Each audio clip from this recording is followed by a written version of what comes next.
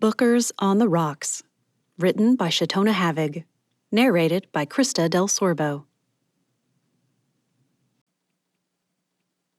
Chapter 1. January 8th. The line at Comfort Cuisine finally thinned enough that Benjamin Hornigold could hear the day's special as Beth took an order ahead of him. Barbecue pork bomb. Oh, yeah. He'd take that. Almost his favorite. Yep. And chocolate chip cookies. To die for. Beth didn't say that, of course, but Benjamin knew. Forget that. Everyone on the islands knew. Rumor had it, island bakers had given up bothering to make chocolate chip anymore. It might be an exaggeration, but it wasn't much of one. Cold air whipped around him as the trees waved to passing gulls that didn't have enough sense to stay out of the air. A glance at his phone showed a big 5-4 degrees. Not going to make it to 60 today. Glad I don't have to be on the water.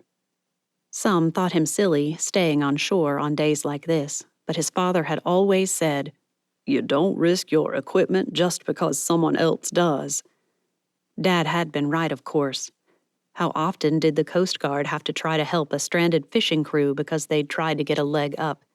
With his little operation, he couldn't afford that. "Benjamin! Earth to Benjamin!" His head snapped up. "Oh, Beth, thanks. 2 specials." The girl's eyes could see right through him. He knew it. "Taking one to Mallory?" "Just extra hungry," he said because she expected it, but they both knew it was code for, "Yeah, duh." The torment, that is, waiting, began. Scents of pulled pork, barbecue sauce, and who knew what else she put in those bombs. Slaw. There was slaw wrapped up in those tortillas, wasn't there? It all sent curls and swirls of mouth-watering aromas designed to hook passerby and reel them in. "Don't have to reel me in. I'm ready and waiting." Beth called his name.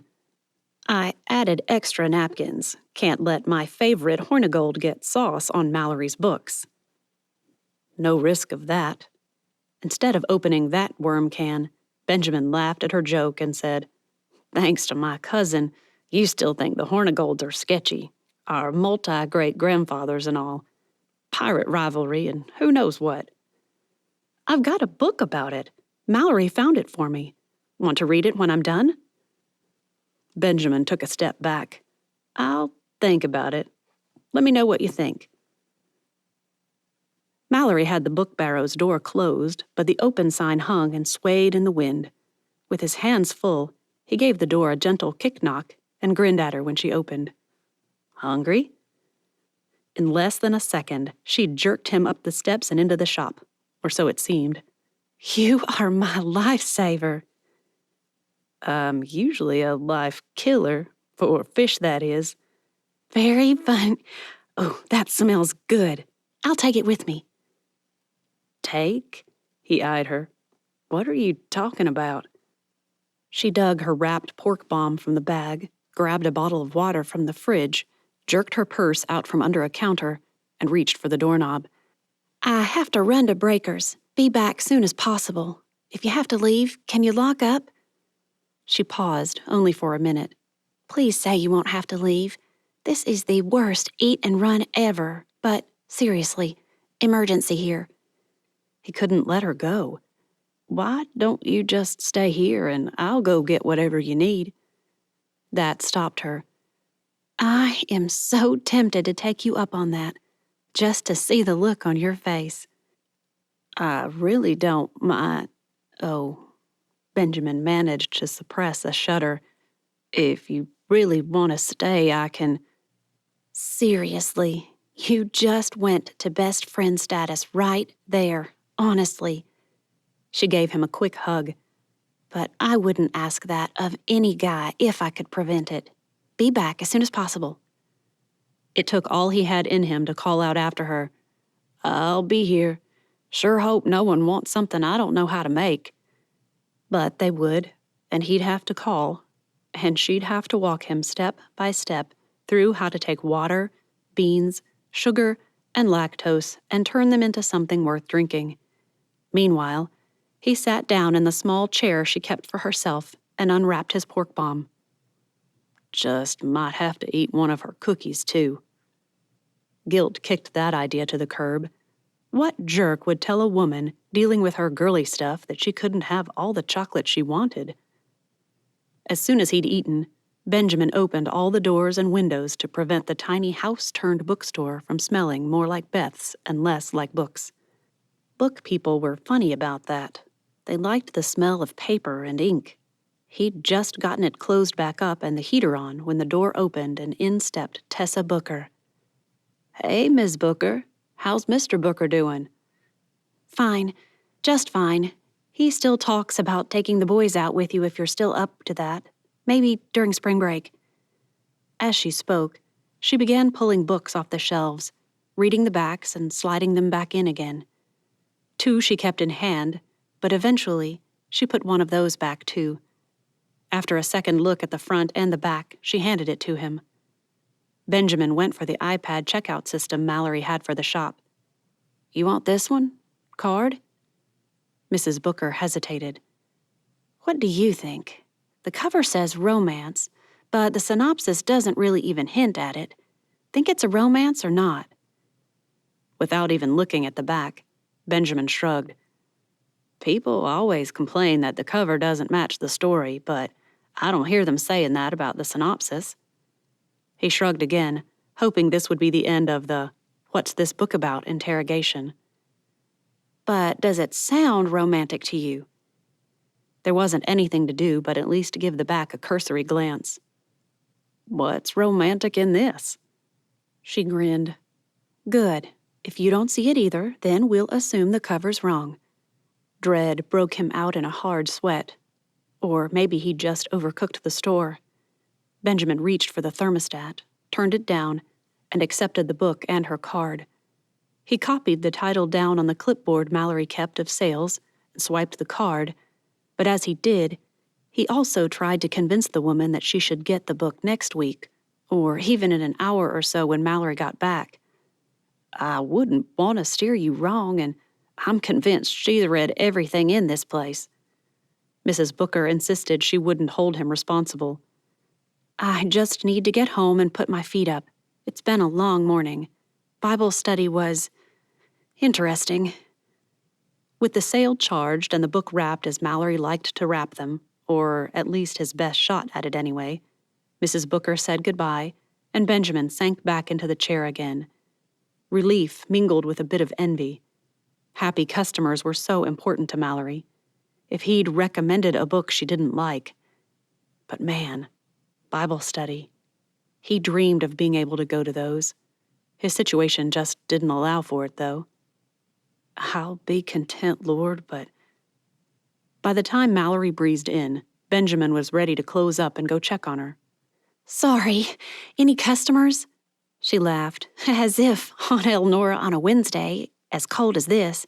"Ignore me." "You had one, Miss Booker. She bought a book." "Which one?"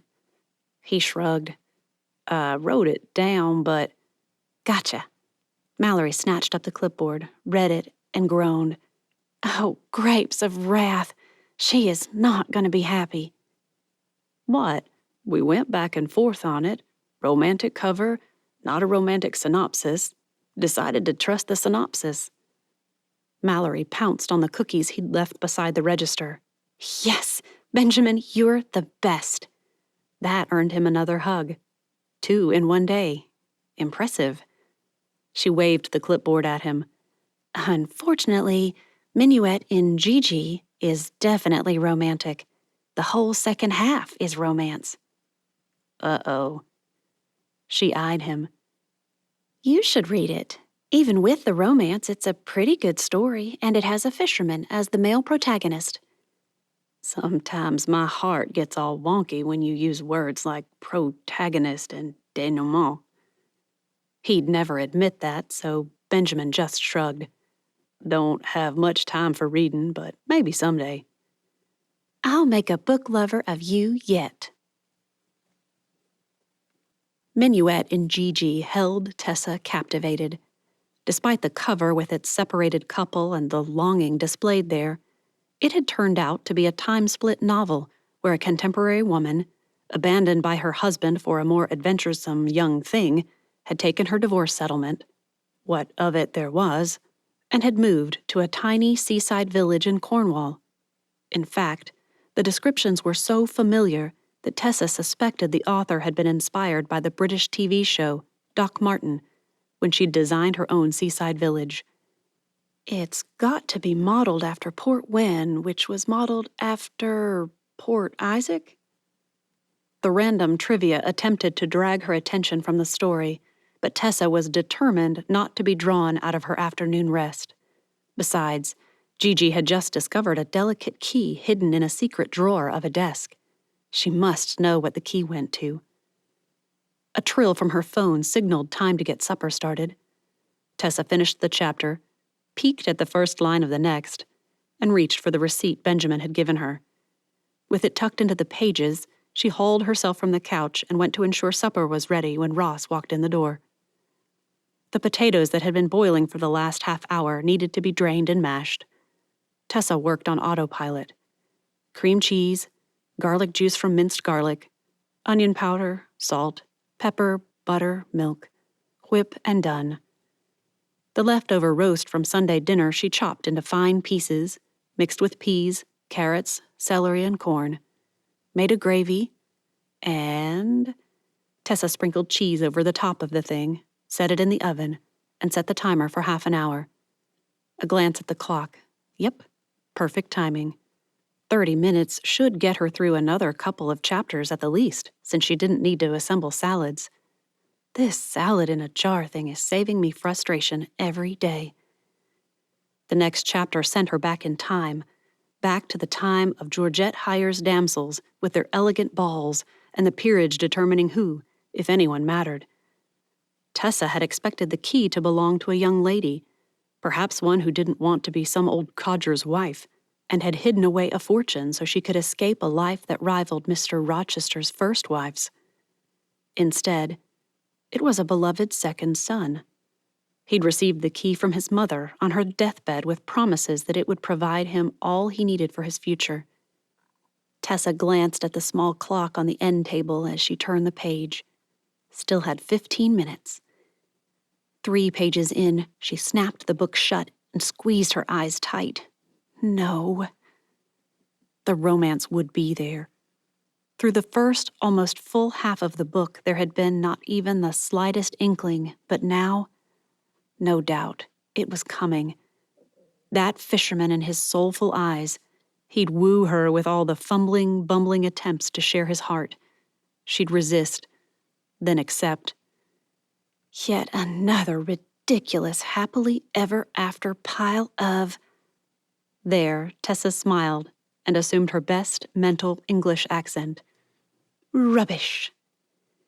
For 10 minutes she brooded, glaring at the book as if somehow it would intimidate the words into rearranging themselves and break off the budding relationship. Twice she opened it again, determined to wade through the nightmare so she could get a water taxi over to Sparrow Island the next day and get rid of the thing. Her phone trilled again. Time to take out the cottage pie.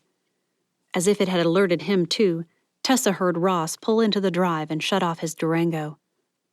With each step to the kitchen, the book still in hand, Tessa's ire increased. She slammed it down on the counter and jerked open the oven. Only the blast of heat in her face stopped her from reaching for the handles of the small casserole dish without potholders. Ross stepped in just as she pulled back. Potholders, Tessa. Part of her protested. I know. Like a small toddler, but she turned to accept his kiss and forced a smile. Almost forgot. Good thing I came in when I did, then. You think that if you like. She winced. She hadn't meant the thought to be snarky, but it sure felt it. Thank you. Ross watched her for a moment and nodded. You'd already figured it out. Doesn't mean I'm not thankful for you watching out for me. Dinner's in 15. I'll just go change. Strange how they spent every night saying the exact same things they'd said almost every other night of their 25-year marriage. Once in a while, she considered not stating the obvious, just to see if he'd notice, but even the delay felt off somehow. His arms slid around her waist, and his jaw pressed against her temple the moment she set the pie on the burners to cool. "Are you okay?" "You noticed? Of course you did." And it was one of more reasons than she'd ever be able to count why she loved him. "Yes, or will be. Bad book."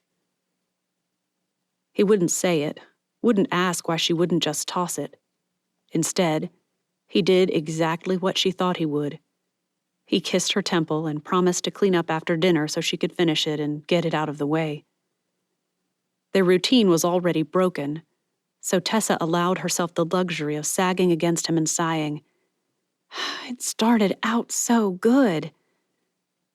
"Sometimes I think you should rewrite all the books that start off well and then go all mushy on you." His teasing usually would have made her laugh at herself, but Tessa wasn't in the mood. "Maybe I should."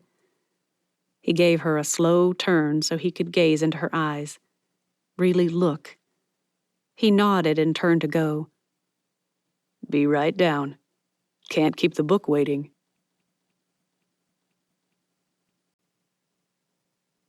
Chapter 2. The book barrow was full to bursting with people, all 3 of them. With the temperatures threatening to avoid 60 again, Mallory and 2 of her friends stood inside, ignoring the shelves of books, journals, and bookish gifts, and hashed out writing plans. "Next up for you, Joni, is your cover. I've done tons of research and..." She pulled out a half sheet of paper and passed it to Joni Gilbert. "I put them in order of recommendation. Try to get that first guy. From what I've learned, his covers are the best for social topics in Christian nonfiction." Lila Danforth peered at the list and reached for her writing journal. "Mind if I copy yours, Joni? I mean, I'm technically doing Christian nonfiction, too. Might as well get it down now so that we don't have to go hunting for it when it's my turn." Mallory flipped through the folder and pulled out another half sheet. "Here's yours. You have a female audience, and it's specifically about marriage. Seriously, you really want that top name on yours as well. The others are only if she's booked out for more than a year." "A year?" Lila eyed the name with a bit of suspicion before sliding the paper into her journal. "You'd put off everything that long just for a cover?" "Yep. For that, designers? Definitely." Lila and Joni handed out the week's chapters, edited for Joni, and rough draft for Lila. Before they could continue with the discussion about the previous week's chapters, the door opened and Tessa Booker stepped in. That prompted the other ladies to leave. "Thanks, Mallory." The words came out in near unison. Tessa stared as they squeezed past, first at them and then at her. "I feel like I should get a look at myself in a mirror. I didn't mean to run them off." We were almost done anyway. They didn't want to continue our discussion. Probably cheering that they avoided the critiques is more like it. "May I help you?" As Tessa dug into her bag, Mallory sighed. "Oh, right. Minuet and Gigi. I'm really sorry about that. If I'd been here, I wouldn't have let you buy it, and Benjamin couldn't know. He's usually right. Synopsis trumps cover, but not this time. Too much in that dual timeline thing to fit it all in, maybe. I don't know. My research on writing synopses says this one is pretty much the worst of the worst. Can't believe it's a bestseller." About then, Mallory realized she'd begun babbling and ordered herself to stop. She opened the cash box, pulled out an envelope, and passed it over. "Refund." Tessa refused to take it. "I'm one of the few people who still believes in caveat emptor. I took the chance. I read the book. It could have been so good, too. Anyway, I just wanted to add to my credit list." Mallory would have sagged in relief if it wouldn't have been too obvious that she needed the money. She was still riding the tail of Christmas sales, but in exactly 6 weeks, her cushion would dry up if an uptick didn't come. And the market analysis she'd done said sales didn't pick up until March at the earliest, usually closer to tax day. Anything else that isn't riddled with ridiculous romance? Usually, Mallory ignored Tessa's derision of anything that even smacked of hearts and flowers. But she'd read Minuet and Gigi and had found the romance authentic, sweet, and just the sort of thing she'd want if she ever had someone interested in her. At that thought, another thought knocked and made a suggestion, but Mallory informed it that she wasn't receiving callers that day and sent it on its way. And perhaps that unwanted caller is what prompted her to challenge Tessa. I usually am with you on the whole fake romance things. Extravagant dates that end at marriage, flowers that will be relegated to obligatory birthday and Valentine's Day tokens. I get it. But the fisherman was so real about his love for her. I don't know how to explain it, Mallory, but I feel like so many marriages get into trouble from the sort of expectations that books like this, she tapped the cover, portray. Then there's disappointment when real men don't live up to the ideal. Again, Mallory agreed. Mostly. Like I said, I get it. I just didn't see that at all in Gigi. I saw a man who would do the same thing, or sorts of things, once they'd been married for 20 years as he did when he tried to share his feelings the first time. Feelings. Tessa's gray eyes turned almost steely. Mallory, men don't share feelings. They have them, I assume anyway, but they don't sit around and try to figure out how to tell you what's inside. They don't even try to figure it out for themselves. They just act. She tapped the cover. That man was a brooding poet in a cable-knit sweater that reeked of fish. He's not real. Real men don't do the things he did. And like every other book out there like it, all it does is leave people dissatisfied with what they already have or will have someday. The unjust assessment of a character Mallory had cherished because of the similarities she'd seen to her beloved Uncle Bud probably could be blamed for her retort. Maybe you should write a real romance then. Show people what real love is like. Give them hope that whatever it isn't, what is can be just as beautiful and wonderful. Ha! For a moment, Mallory almost thought Tessa would change her mind. That look she'd seen in other people when the idea to write transformed into a desire flickered in the woman's eyes. Then it died. No one would want to read the unromantic romance. I think you'd be surprised. I know I would, and there's several people on the islands alone who complain about unrealistic romances with their perfect men and model-like women. Write one about a couple, one who's been married for a few years. Show how beautiful that familiar togetherness is. Give us single gals hope that there is hope. Again, Tessa just laughed. She bought the latest historical fiction bestseller, about Jeanne d'Arc, no less, and left, confident that a teenager burned at the stake would have no romance whatsoever. Mallory didn't bother to remind her that the book was historical fiction, and she might want to read the synopsis first. No, her mind was back on Minuet and Gigi, the romance, and the endearing fisherman that reminded her so much of the guy in that Guernsey book, and insisting it did not remind her of any fisherman she knew, not at all. Tessa reached for the candlesticks, froze, and almost slammed them back on the shelf. Ross watched, wondering how, a week later, Tessa could still be so bothered about a little romance in a book.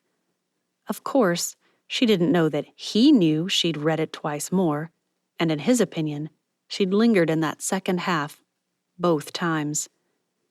But his wife had an obsession with romance-free fiction, even when, or perhaps especially when, the couple was married. It's unrealistic and sets young women up for disappointment. I'm so glad I didn't read that stuff when I was a teen, or we'd have had unnecessary trouble when we got married, and you weren't like some fake guy in a book. What did you do today? She froze mid-step and turned to look at him. What? To be fair, it was an odd question. It was Tuesday. He could tell her what she did almost to the moment, but something had made her start to add candles to the table, And it wasn't because Tuesdays were their nights. Tuesdays, Thursdays, the occasional Friday and Saturdays. Clockwork. Steady. Dependable. Boring? Tessa stood there, shaking her head, smiling. I should have known you'd guess I deviated from the usual Tuesday stuff. I drove over to Merriweather and traded in that book. Got one on Joan d'Arc. Nice and safe. She gave him an odd look. Funny thing, Mallory Barrows said something you said last week. Let's sit down before you start telling a story. After filling his glass with iced tea and making her usual face at it, Tessa seated herself and pulled her napkin into her lap. She waited for him to pray, but when he finished, she didn't pick up her fork to spear the perfectly broiled steak. Instead, she stared at him. Do you know what she said? Can't imagine. There. Her lips thinned a bit, but when her cheeks pinked, he relaxed. Tessa didn't get irritated often, but when she did, he didn't like to be the cause. She shook her head just a bit. Silly. A smile filled out her lips again, and he had the crazy impulse to kiss her. Instead, he followed the new script of their evening. They should be heading into subtext by now, but clearly her interaction with Mallory had really unsettled his wife. What'd she say? You know how you suggested I should rewrite books to leave out the stupid romantic bits? There, she sawed into her steak, and at his mumble of agreement, she speared a piece and said, Mallory said something similar, that I should write a non-romantic romance. Before Ross could suggest that maybe she should, Tess added, Oh, and she hinted I should just not finish books that bother me. That's as crazy as writing ones that wouldn't. Usually, Ross would agree. He'd learned money management at the feet of her father, and getting your money's worth out of everything you bought was at the core. Don't be afraid to spend, but when you do spend, use it. However, he pondered, if you bought rancid meat, does that mean you should eat it? A second look at her suggested perhaps now wasn't the time to discuss it with her. Instead, he decided to go for a little subtext. Well, if anyone knows what it takes to have unromantic romance that keeps a husband happy. Her lips had begun to thin, but when he got to happy, she smiled again. You prove my point well. The dance began. He pointed out a non-existent speck of food on her lower lip. She dabbed, frowned when he shook his head, and dabbed again. Her suspicions sent her scrubbing at those lips with a fervor that would have removed ink. He still shook his head, gave a feather-light brush across one corner, and winked. Gotcha. Tessa just laughed. But instead of it sparking another tease as it usually would, Ross began to think. Why wasn't that romantic? It felt romantic to him, but then he'd heard enough over the years that romance was just a bunch of arbitrary rules created to ensure that certain businesses stayed afloat. Primarily restaurants, card companies, florists, and chocolatiers. A strained, Ross, is something wrong? Told him he'd missed a cue. It wasn't a lie per se, but Ross chose to share only one side of the truth coin. Just distracted by the anticipation of. He waited for her to really look at him. Dessert. Insomnia. It didn't strike often, but when it did, fighting it was futile. Doing her best not to disturb Ross's occasional snores, Tessa slid out from beneath the covers and snatched up her robe. Once she'd pulled the door shut behind her, she slipped it on and went downstairs. A storm raged outside, the one Atlanta forecasters had made such a big deal about. Another Hurricane Alice in the making? A rare January tropical storm? Islanders knew better. Just a normal storm. But normal storms didn't do much to keep eyeballs glued to phones and TVs. When had people stopped calling them TV sets? Questions like that, much more interesting than some man droning on about the potential for a storm to develop into this year's disaster, all with teeth so bleached they held a bluish cast in certain lights. The rain hadn't started yet, but it would soon. Tessa slipped her feet into her Crocs and stepped out onto the deck to listen to the waves, to feel the cold air blasting against her. It would help make her more alert while she waited out whatever caused tonight's insomnia. I'll just read a bit of the Joan d'Arc book, and that should do it. Determined to convince her body to become sleepy, Tessa grabbed a butane lighter and lit candles along the mantel. The trio of candles in the window behind her glowed just a minute later. With the lamp on beside her and her favorite quilt thrown over her legs, Tessa snuggled into the couch and opened the book to the first page. Whoever had written the book had done phenomenal research. She'd read several books on the teenaged warrior, who never actually fought in battle, and, while no expert, would know if the author deviated from the historical record. By the third chapter, she'd learned several things she knew must be true but weren't part of the favorite rendering of the historical record. Thrilling. Then, Jean met Claude, a soldier who'd been wounded in battle, trying to protect her if Tessa read the subtext correctly. The book dissolved into utter mush. Tessa sat straighter and straighter with each step into the romantic story. By the time the soldier began to become jealous of that swine, René d'Anjou, Tessa lost all patience. She flipped the book over and read the synopsis. There, almost the last line, she read it. A thrilling, accurate recounting of the known history of Jeanne d'Arc with a twist of what could have been and never made it into the annals of history. Well, isn't that just... For the first time in Tessa's life, she closed a book with no intention of ever opening it again.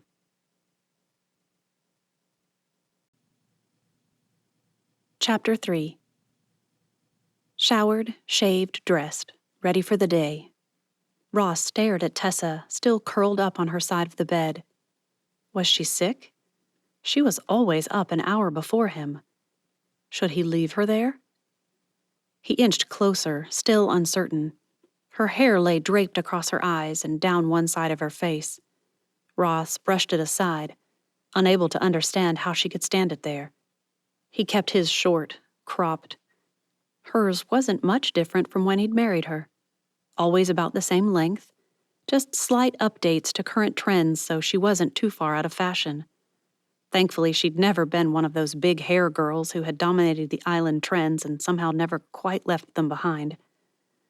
Couldn't make it work, so I didn't even try. My hair likes to frizz, not curl, and we couldn't afford enough Aquanet to keep it in place. She said it every time someone pointed at her lack of volume in her high school yearbook.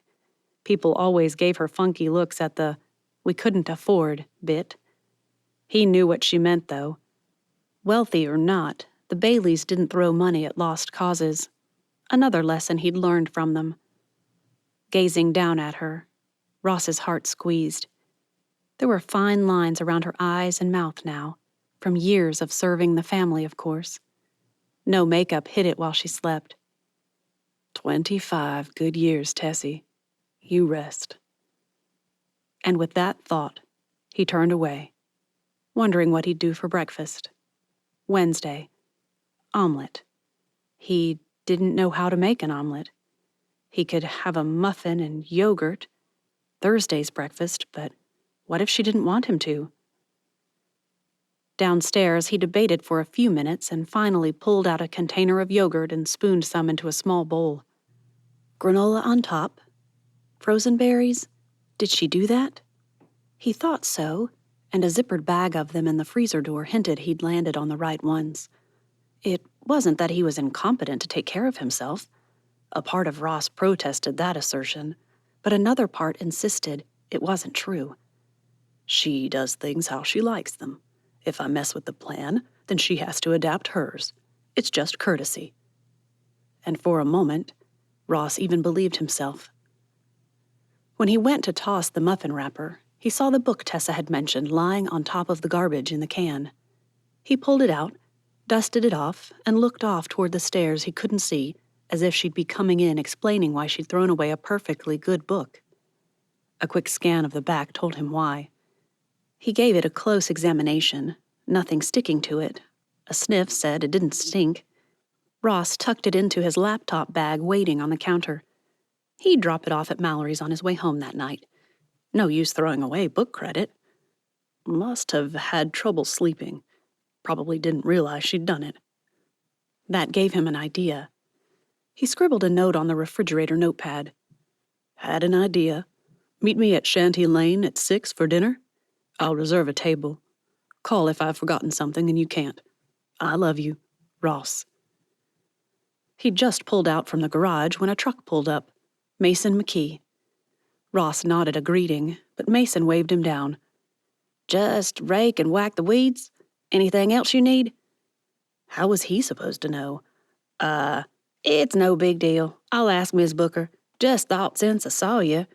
No, he lowered his voice. Don't knock. She's sleeping. His mind raced. Yard? Deck? Pool? Pool or no pool? At the sight of that weed whacker hanging from a rack above Mason's truck bed, Ross decided, yeah, do the pool. Full cleanup. Take your time. We want it done right. Although the young man gave him an odd look, he added, Always do, Mr. Booker. He couldn't help himself. I'm serious. I want it pristine. Scrub every inch of it and... He shrugged. Whatever else you do. Make sure those chemicals are exact before you start whacking. Always do the pool last, sir. To clean up any flying debris, but I'll get it. No. Ross stared at the young man. Had to be almost 20 now and making a name for himself as a yard and pool guy. I want the pool done first. Do it again if you have to, but don't turn that weed thing on for another hour at least. He waited for the young man's nod before pulling out his phone and sending Tessa a text about what he'd done. Just so you know what we owe him. Pleased with himself, Ross headed off for the ferry at a slightly quicker clip than usual. Wouldn't want to miss it. Muddle-headed. That's what Tessa's mother had always called the feeling of waking up with black-eyed peas for brains. And it fit. She stumbled into the bathroom and the sight of whiskers in the sink kicked on autopilot. Wash, wipe, pick up, scoop up the laundry, make the bed, get dressed, scoop up laundry again. Downstairs, dump the laundry into the laundry room. Deviation from usual trajectory and straight for the bathroom. The sink held a small plate, a bowl that had held yogurt. Crumbs. I've lost a whole day. That sent her racing back upstairs to pull the sheets from her bed as well. The clock read just past 9. The first load should have been in the dryer by now. She dashed back down to the laundry room and began sorting as fast as possible. Time to catch up. Only when she'd finished cutting the fajita meat into strips and went to throw away the fat did Tessa stop in her tracks. The book. It should be there. She'd thrown it away and gone to bed. That stopped her cold. She'd thrown away a book that she... Well, no, she couldn't have. It wasn't in there. Chuckling at her silliness, Tessa relaxed. Just a dream. Bet I didn't even buy the thing. Maybe. She pulled out her phone and looked at the day. Wednesday, 10:04. Gazing out the kitchen window at the waves crashing against the rocks, Tessa tried to remember the dream. She'd gone to Mallory's on a Tuesday. That would never have happened. Comforted by the knowledge that things weren't so out of whack, she tapped the screen and saw her husband's text message at just the moment the weed whacker kicked in. The grace of God and years of saving her son's electronics from toilet or pool destruction kept her from sending the phone down into the garbage disposal. The pool? In January? What? Tessa started to type out a message and stopped herself. Mason. She'd ask him first. Maybe he hadn't started on the pool yet. Snatching up her sloppy, cabled duster and sliding her feet into Crocs. Strange how familiar that felt. Tessa hurried outside for a chat with their yard pool boy. He kicked off the whacker and pulled a bandana down from his mouth when she appeared in his peripheral vision. Hey, Miss Booker. Feeling better? Better? Mr. Booker said you were sleeping, to do the pool first. He gave her what could only be called a curious look. Why clean the pool in January anyway? I thought you said April. Yeah, let's wait until then. I don't know why he said that. The kid didn't have to answer. Tessa saw it in his face. You already did the pool. He nodded. Mr. Booker said. Was that a hard swallow? And you know how it is. When Mr. Booker says to do something, you do it. Don't I know it? A look around the yard showed that the boy was likely almost done. He'd just finished up trimming, but the yard didn't need mowing right now. Well, sorry to double your work, but you'll need to skim the weeds from the pool now. Yeah? He looked at her and fumbled with that bandana. You think Mr. Booker's okay? Yes, I think he was just trying to let me sleep and wasn't thinking. Next time, just nod, smile, and ignore. I'll take care of it. As she turned to go, she asked, I'll Venmo you in a few. Hope this didn't mess up your schedule. What Mason said, Tessa didn't hear. He'd already pulled the bandana over his mouth again. Once inside, she calculated what she'd owe the boy, scowled at what it did to their budgeting app, and shot payment to Mason and a text to Ross. What is Mason doing cleaning the pool in January? While she waited for a reply, two things happened.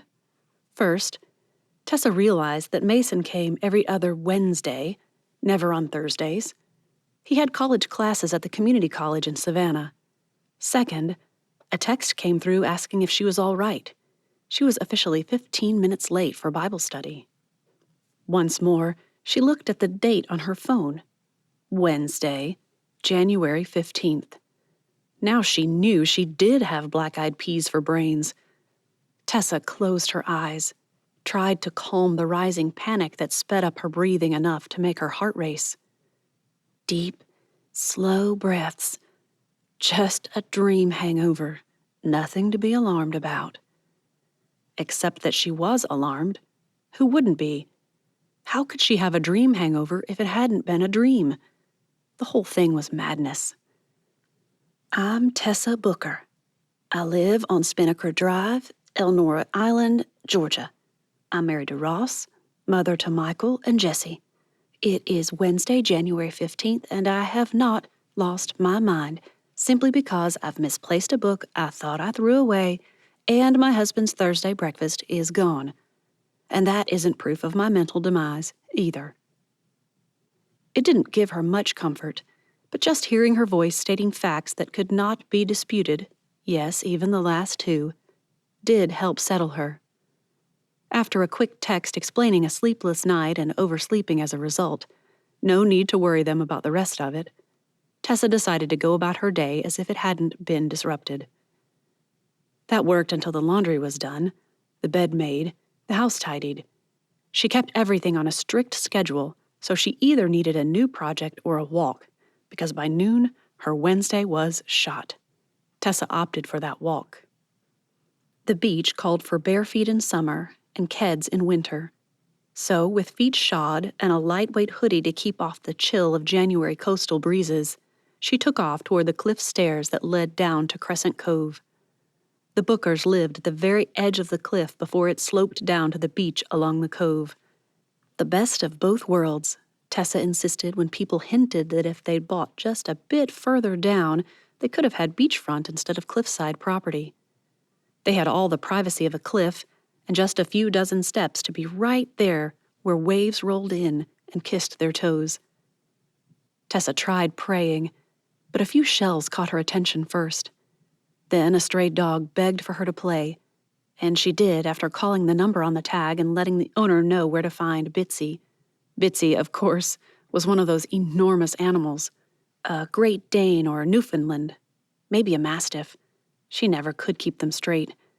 He liked fetching driftwood, however, and only knocked her over once when he bounded back with his prize. By the time she'd returned home, prayer had been all but forgotten, as had her ennui. Her phone jingled just as she settled in with Harriet Vane and Lord Peter Wimsey. Sure, there was a hint of romance in that, but Harriet's attitude was so real and refreshing that Tessa could stand it, especially in the first one where they weren't together much. Tessa paused the movie and answered Ross's call. "Hi." "Are you taking your car or a water taxi? I just realized you might need a ride." Ride?" "To Shanty Lane. Reservations are at 6:30.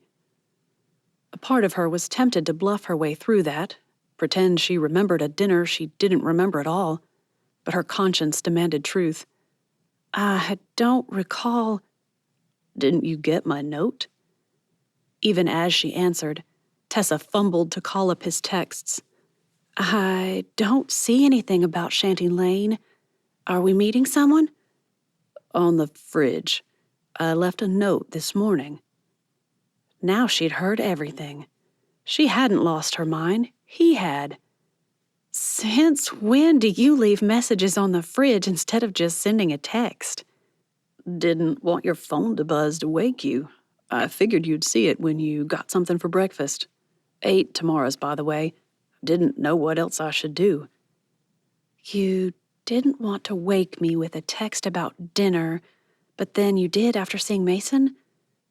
The man really had lost what marbles he'd collected over the years. "Waking me might be your best shot next time." As much as she wanted to sigh and huff and inform him she'd already put the meat in to marinate. Needed to get that out, too. Tessa repressed such inclinations. "Sorry, Tess, really. I didn't know what to do. You weren't awake and—" "I'll take the water taxi. Don't know if I have time to get ready and get to the ferry on time. Meet me at the slip at 6? "See you then. I love you, Tess." That brought a smile. "Love you too. See you there."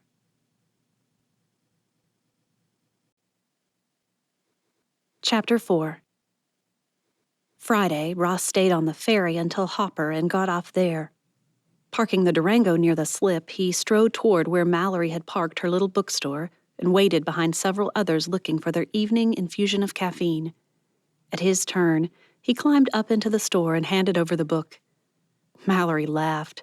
"I would have told her, but—" "Tessa gets things in her head sometimes."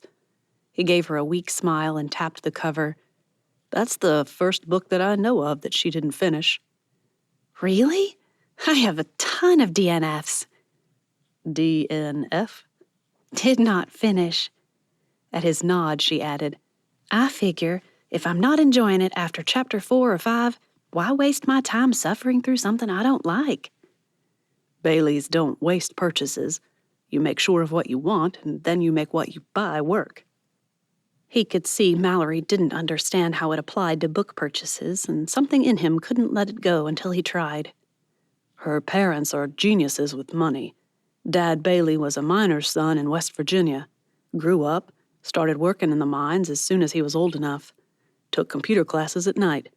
Got good, really good. Founded Meridian Systems, Inc." "That Bailey? Wow," Mallory called out behind him. "What can I get you, Emily?" And once Mallory translated a string of almost incomprehensible words, she turned back to him. "I've heard his story. I got to work on the Meridian account once, in Atlanta." "Nice." That was it. He had to say it. "Well, I'd say 50% of their wealth is from how they spend their money, both at home and in the business. They've taught me a lot." "I could learn a thing or two. Everyone says you have to spend money to make money, and I know there's truth in that. But you can also spend yourself into bankruptcy. Choosing where to spend it—" Ross dug for his business card. "Anytime you have questions, you come talk to us. Tessa might not be part of running that company, but half of our financial success is how she manages ours." Mallory paused as she fitted a lid over the coffee cup and stared at him. "You mean that? Okay, I will." "And in return, maybe you can suggest a good book for her?"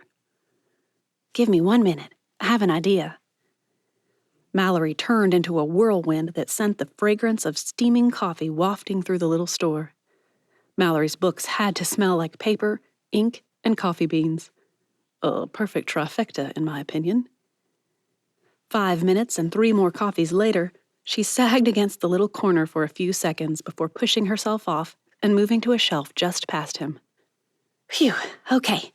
I bought this because I thought maybe Lila would want to read it, but Richard ordered one for her himself, thought since it was indie published he couldn't get it from me. She winked back at him before pulling a book off the shelf. He knows better. As do I. Mallory passed over a book with an understated background and stunning typography. Good.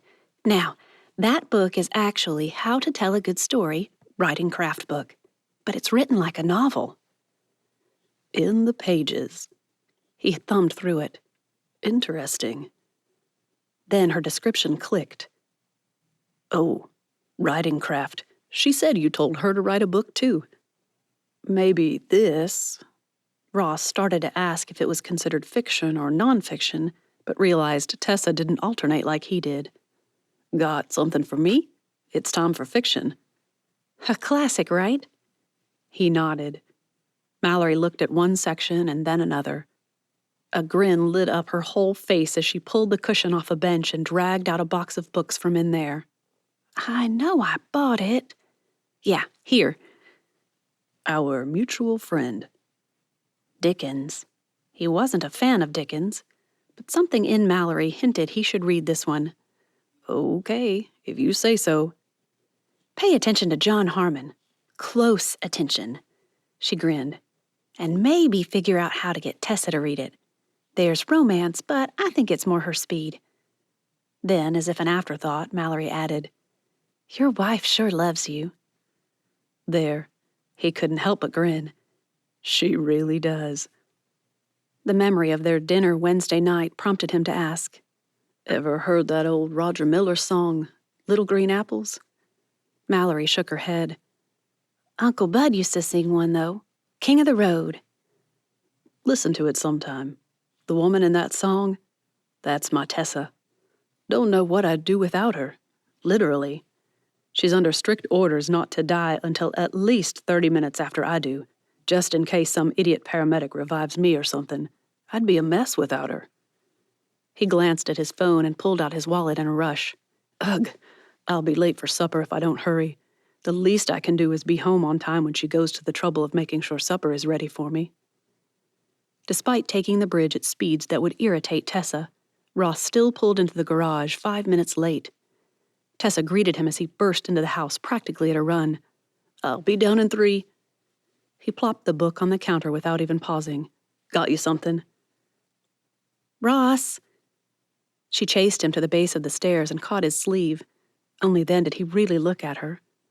A smile formed, that special one that managed to reach her eyes even when her lips hardly turned upward. Thank you. Late for dinner or not, how could a man not kiss his wife at a moment like that? While Ross took his run, Tessa cleaned up the kitchen and took her book into the living room. Once again, with a glass of water beside her, candles lit, and her favorite lamp shining on the page, she settled in for a nice read. If Mallory had suggested the book, it would be a good one. She'd just turned the page to chapter 2 when Ross came stomping up the deck, loosening the sand off his shoes. The back door opened. 5, 4, 3. It came on 2. Tessa, where's my towel? Hanging on the hook by the back door. Where it is every time you ask that question. Oh, it's blue. Does blue instead of red mean it isn't a towel? Tessa kept her sarcasm to herself. Had to use the red one to wipe down a spill earlier. It's being washed. Blue towels wipe off sweat just as much as red ones. He paused in the entry to the living room, grinning at her. Not so sure about that. Maybe I should come hug you and... You'll get a kick that you do not want if you try it, mister. With hair plastered to his head, his hoodie unzipped and his jogging pants damp around the hem, he should have looked done in, but Ross glowed with that after-workout health that she never managed.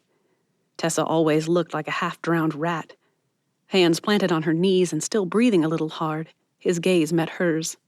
You'll suffer, too. Tessa tried to hide her amusement, but she failed. Her repressed laughter burst out just as Ross began chuckling. Touché. I've got a book, too. Be down after my shower. I'll make popcorn in a bit. Inside 10 minutes, Ross jogged downstairs. Have you seen what I did with my book? Try your laptop case. Right. 5, 4. Any idea where? On your desk chair. Of course. Tessa took a sip of her water and shook her head. He asked every time. She gave the same answer. Every time. For every single thing. Ross appeared with a book in one hand and a glass of unsweetened iced tea in the other. Before he could even ask where the coasters were, she passed him one of hers. That one he'd set down on the table beside him, 6 inches from the coaster stack over there. Thanks. The book was good, interesting. An elderly gentleman, discovering that his neighbor had lived during the same social upheaval as he had, uncovered a side of that issue he'd never imagined.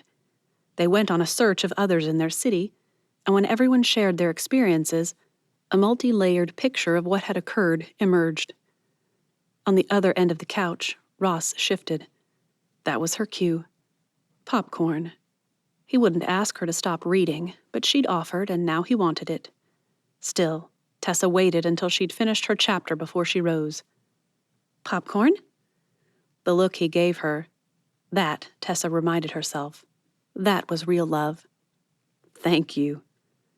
Some husbands said thanks, like it was a yes instead of true appreciation. Ross might be incapable of seeing the thing he needed even if it was in his hand, but he always appreciated what she did for him. It made having to explain that the spoons were still in the drawer where they'd been for the last 20 years bearable, even on bad days. When she brought his bowl and a towel, Ross set his book aside and pulled her into his lap. How's the book? Good so far. I can't help but think if romance authors would do what this old guy is doing, we'd have fewer stupid books out there. Maybe we would if you'd just write good ones yourself. You took that class in college. I remember. You liked it. The idea had been growing on her, but Ross would want to read it, to make helpful suggestions. They did everything together. But if she wrote something like that, she'd want it to be hers, to be private. Almost like a journal, just for my own amusement. Well, I have a book to read for now anyway. She tapped his Dickens novel. Poor guy. He really needed to branch away from the classics and he might enjoy fiction more. How's yours? Started off strong. 2 characters joined by a third, easy to follow. Then, in typical Dickens fashion, 50 others appear vying for center stage. I'm starting to sort them out now. Tessa kissed him once, twice, and reluctantly removed herself from his lap and went back to her own corner of the couch, her own book, and her own bowl of popcorn. I think I'll go back to my little world of 6 characters and 1 plot. He set down his book, set aside the popcorn, and eyed her. Tessa knew what was coming before he said a word. I'm plotting something over here, you know. I know, Tessa grinned. Heat your popcorn first. I didn't make it for nothing. You'll owe me. Without looking away from the page, Tessa reached for a handful of popcorn. I always pay up, too. Now, read. The clock numbers burned into Tessa's eyes. Ross snored. Probably time to get his sinuses roto-rootered again. Moonlight splayed across the floor at the foot of their bed, beckoning her. Knowing she'd never get to sleep without getting up, moving around, getting active, and then starting a bedtime routine all over again, Tessa inched out of bed. This time, however, she stepped into their closet, closed the door, and slipped out of her silky nightie and into her fleece-lined yoga pants. Long-sleeve t-shirt, a fleece jacket, fleece hat. She'd take a walk along the shore for a bit. By the back door, she grabbed a flashlight and checked the thermometer. 48. Not too bad at all. As she stepped from the wooden stairs and onto the beach, Tessa felt stress she didn't know she carried slip from her shoulders. Moonlight glistened on the water of Crescent Cove as if insisting she embrace all things sappy. Lord, if this were a movie, Ross would be beside me, He'd tell me how beautiful I am and believe it. Well, that argument didn't hold up well. If Ross were with her, and if somehow he happened to notice her, he would say that. He did think she was beautiful. Silly man. We'd pause over by the pier. He'd trace some contour of my face or cup it in his hands or some silly thing. We'd have a toe-curling, butterfly-swarming, spine-tingling kiss that turned the world upside down. Odd. Tessa couldn't manage to make herself feel the derision she tried to inject into each word. Truth was, much of that might actually happen. Ross loved her. Cherished her, even. They might be the mighty Bookers, ready to charge together to conquer their world. But while he wasn't a guy for hearts and flowers, what guy was, anyway, he never failed to let her know that he'd chosen her, and he'd do it again. And that was fine, nice even, but no young thing with a heart desperate for romance would ever be satisfied with the reality of marriage, especially one like hers. Too old-fashioned, with her being just a housewife and all. It's more than that, argued the side of her head that refused to be relegated to pearls, heels, and a vacuum cleaner. I'm that Greek word, the oikos whatever thing, house despot. That's my domain. I'm in charge of making everything in our home run smoothly and be profitable. Even her boys joked with friends that Dad might have the final say about almost everything, but when it came to the house, if she said it had to be done, he did it. My domain, and it's a good thing. Girls today, the girls who would become her daughters-in-law someday, they wouldn't get her. Maybe her friend Kate was right. Maybe she should send the boys off to a monastery. Better that than be dismissed as a relic. Books about modern house despots, homemakers. It irked her that she avoided a word that had a history of honor and value behind it. Housewives, thank you very much. Maybe that's what the world needed. Show girls that women like her lived rich lives and were loved by good men. Maybe. With that thought in mind, Tessa turned on her heel. She'd do it. She'd write a real romance, one where a man respected his wife, even if she didn't look like a model and hold a six-figure job. It took a few minutes to plod her way back across the beach to the steps and make her way up the stairs. She took off her shoes near the top, pounded the sand out of them, and left them just inside the back door. Fleece jacket off, hat off, too. Her laptop sat on the bottom shelf of the end table in the living room. Eager, Tessa almost sat down before grabbing a drink. She started for water and switched to chamomile tea. No reason not to try to convince her body to sleep, but in the meantime... As an afterthought, she grabbed a couple of cookies, too. With everything sitting, ready, Tessa opened up a document and stared. How did one write a novel? Should she research? No. Her voice startled her. A quick glance around the living room showed nothing. Of course, no one had heard her. The candles sat unlit. Rare. Tessa liked her candles, but really, probably a waste of time now. She turned back to the laptop. Just right, Tessa Booker. Just right.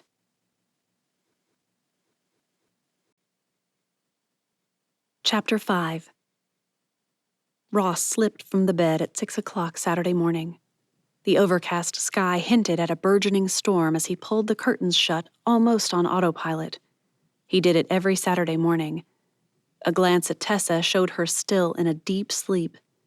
On Saturdays, she'd roll over around 6, take a look at the clock, and allow herself to go back to sleep for another hour.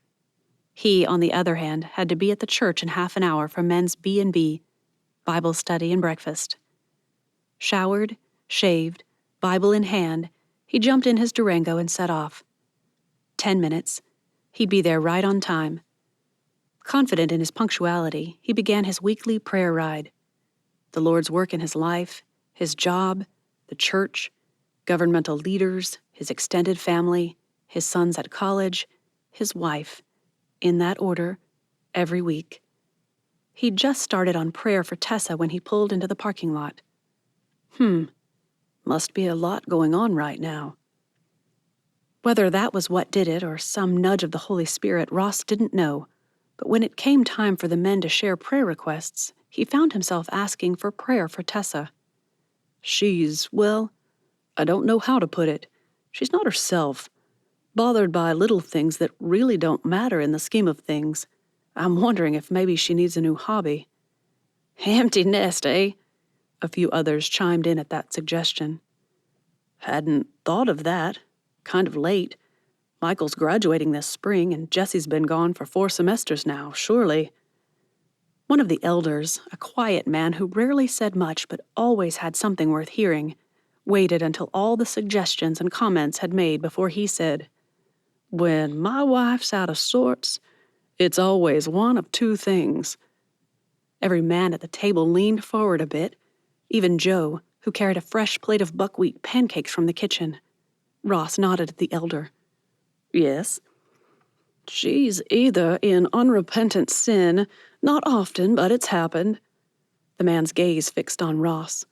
Or I'm neglecting something she needs. After that, Ross only went through the motions of participation. He ate tasteless pancakes, ones that he usually loved. He answered questions, offered his carefully penned insights, and prayed with the rest before he left. It looked like the elder wanted a word, but he needed space, quiet, to think. The 10-minute drive home took 20 when he took the east road up the other side of the island, around Crescent Cove, and up Spinnaker to his house. By the time he pulled into the garage, he'd decided they'd go into Savannah, walk around in some old bookstores, buy a few things, go to Price and Bradbury booksellers and see what was available out there. They could take pictures of titles and have Mallory order them. Sure, Amazon would do as well. It's what they usually did. But Tessa needed out of the house. That decision drove him indoors. He dropped his Bible and notebook on the counter and stopped short. Something was off. But what? He went back to the door, walked over to the laundry room, into the kitchen, over to the living room, the dining. Tessa. Where was Tessa? Tessa, where are you? I have an idea. Then it hit him. The bathroom, of course.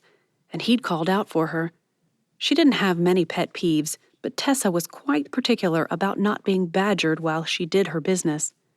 He'd just started for his office when another thought hit him.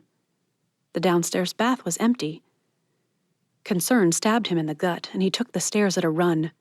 The clock rolled over to 8 when he entered their room.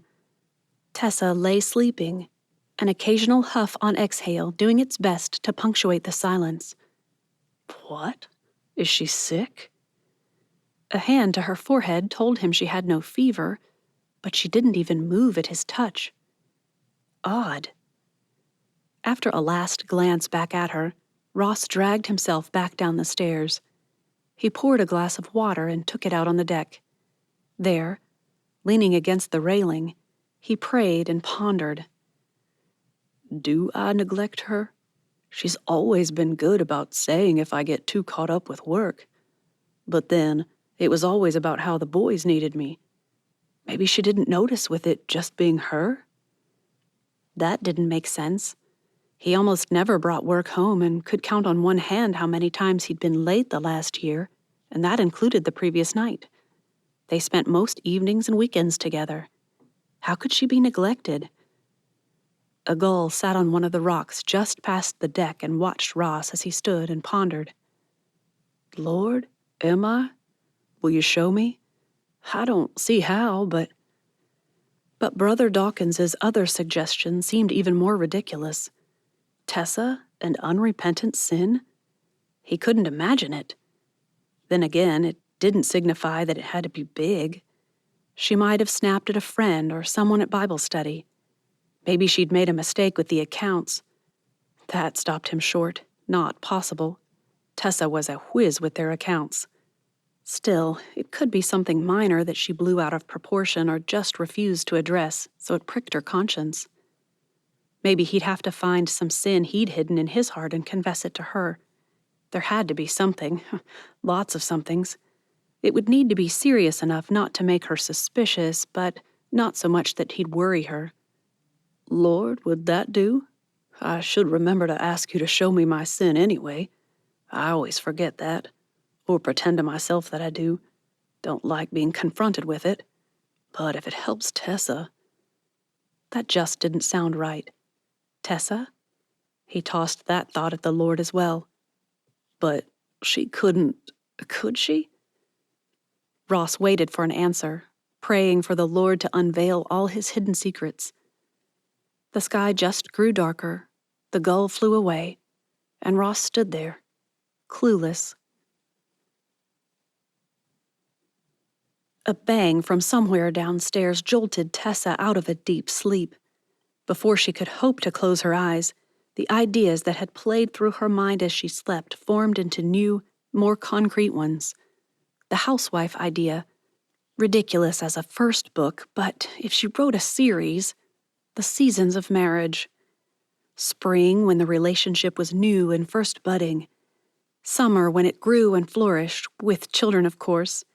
And then fall, when they reaped the harvest of good work sown in their family. And winter, those last days before the years of their marriage died with them. Another bang jerked her out of bed. She'd gone to sleep in her yoga pants and t-shirt, so she shot downstairs as fast as she could. "Ross, you okay?" Can't find the grill brush. She found him digging in the bottom, hardly ever used utensils drawer. "Why are you in there?" Grill brush. He sounded irked. "It's in the cabinet beneath the grill." This time she said it. "Where it always is, where it always will be." Ross stood, kicked the drawer shut, and eyed her. It's after 10. The words probably meant something, if the shortness of his tone could be trusted. But Tessa needed coffee before trying to figure it out. Her head pounded now. "Okay. How was Bible study?" How was... He shrugged and took off for the deck. To scrub a grill that wasn't dirty? By the time her coffee had brewed and she'd had her first couple of cups while standing at the sink and watching him attack the grill with gusto she could only envy, Tessa had begun to feel just a bit put out. Ross was angry. About what, she didn't know. Why should he care if she slept in? Once? When was the last time she'd slept past 7:30 on one of his days off? Probably not since the boys were toddlers. Even back then, sleep or no sleep, rain or shine, sick or well, if the boys were up, so was she. They'd have to talk about it. As much as she dreaded that idea, not talking would only make things worse. She'd learned that back during those toddler days, too.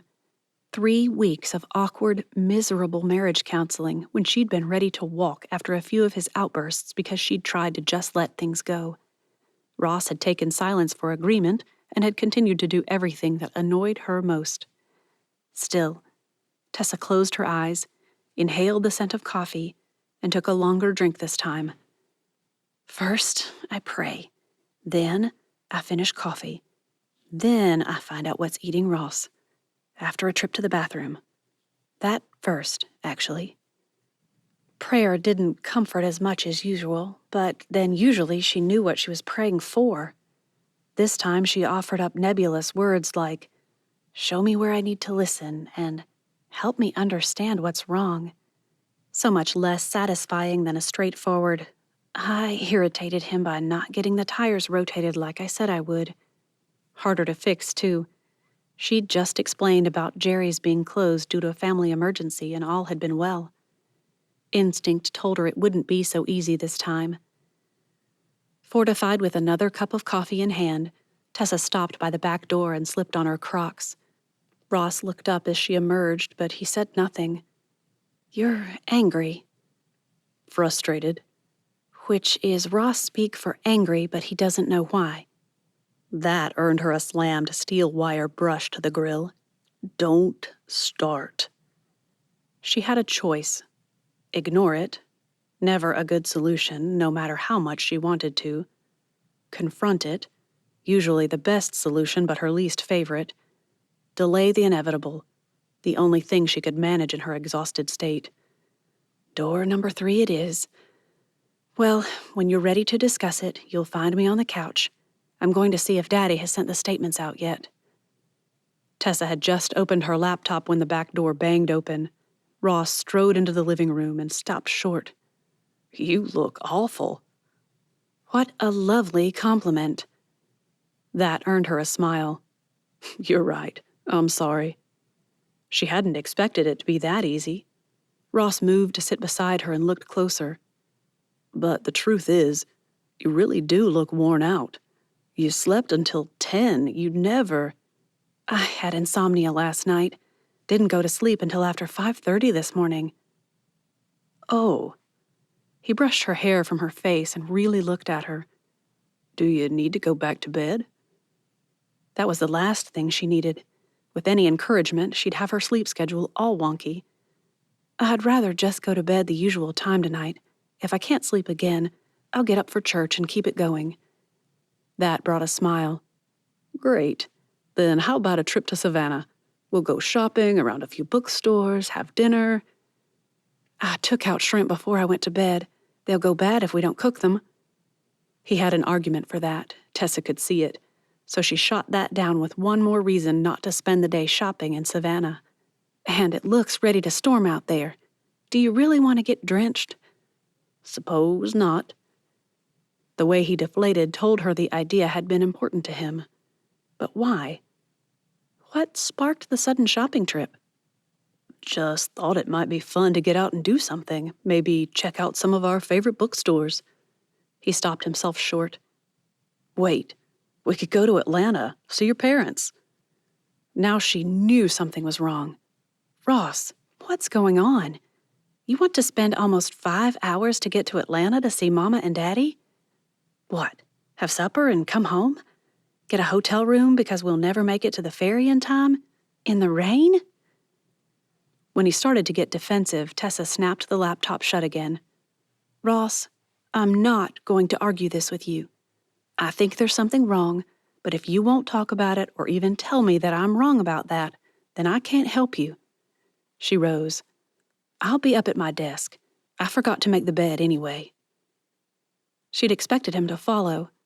In fact, if she'd been betting on it, she'd have insisted that he'd be up there to talk before she put the last pillow on the bed and smoothed the corner. But he wasn't. Noon came, and she went down to heat up chili.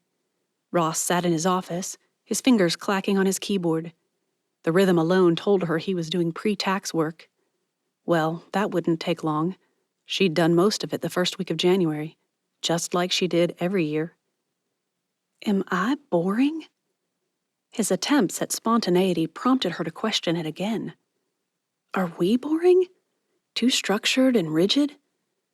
A lot of people thought so, but they'd both go crazy if things weren't done on time and without stress.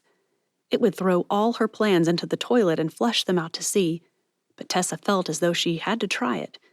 Before she could change her mind, she strolled over to Ross, slipped her arms around him and said, I could defrost some more shrimp. Make a dessert. We could invite the Maddoxes over for dinner and cards. He perked up a bit at that. Maybe the Taylors, too. Can we get everything together in time? She grinned, kissed his cheek, and found herself pulled into his lap as she said, You call. I'll get started. I love you. Ross searched her face, probably counting the new lines that had likely appeared with 2 sleepless nights in a week. Are you sure it's not too much? It will be if I don't get that shrimp defrosted. Call them and then come get your chili. I'll start heating it in the cornbread right now. A burst of laughter drifted in as she pulled the chili out from the fridge, and Tessa could hear Ross saying, Good, good. We were thinking cards. Sure? Sure. Everyone loves Melissa's brownies. That'd be great. See you at 6? Guess I'd better get a move on if we're eating early, too. At least dessert is covered.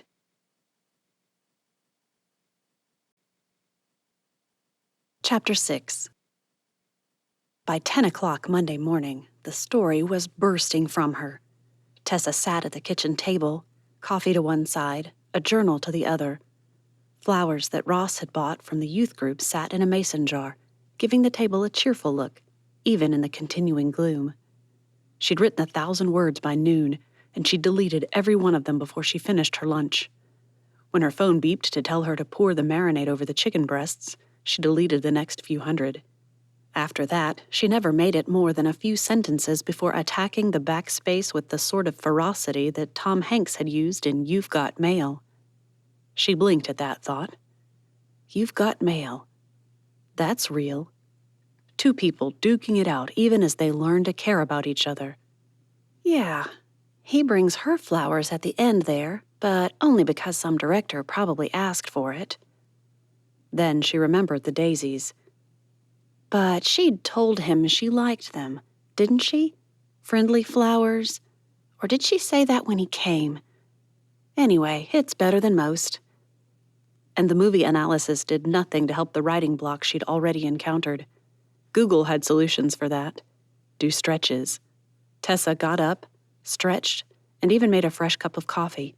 She grabbed an orange, looked at the coffee, and put it back. Coffee and oranges do not mix. A banana wouldn't be too bad. The next thing on Google's list turned out to be something called stream of consciousness, writing. She was supposed to just start typing anything that came to mind rather than trying to construct a sentence around a specific thought. I can do that. Easy. With eyes closed, the cursor blinking, she hoped, and no goal in mind, Tessa typed. If writing nothing manages to produce something, I'll be thrilled.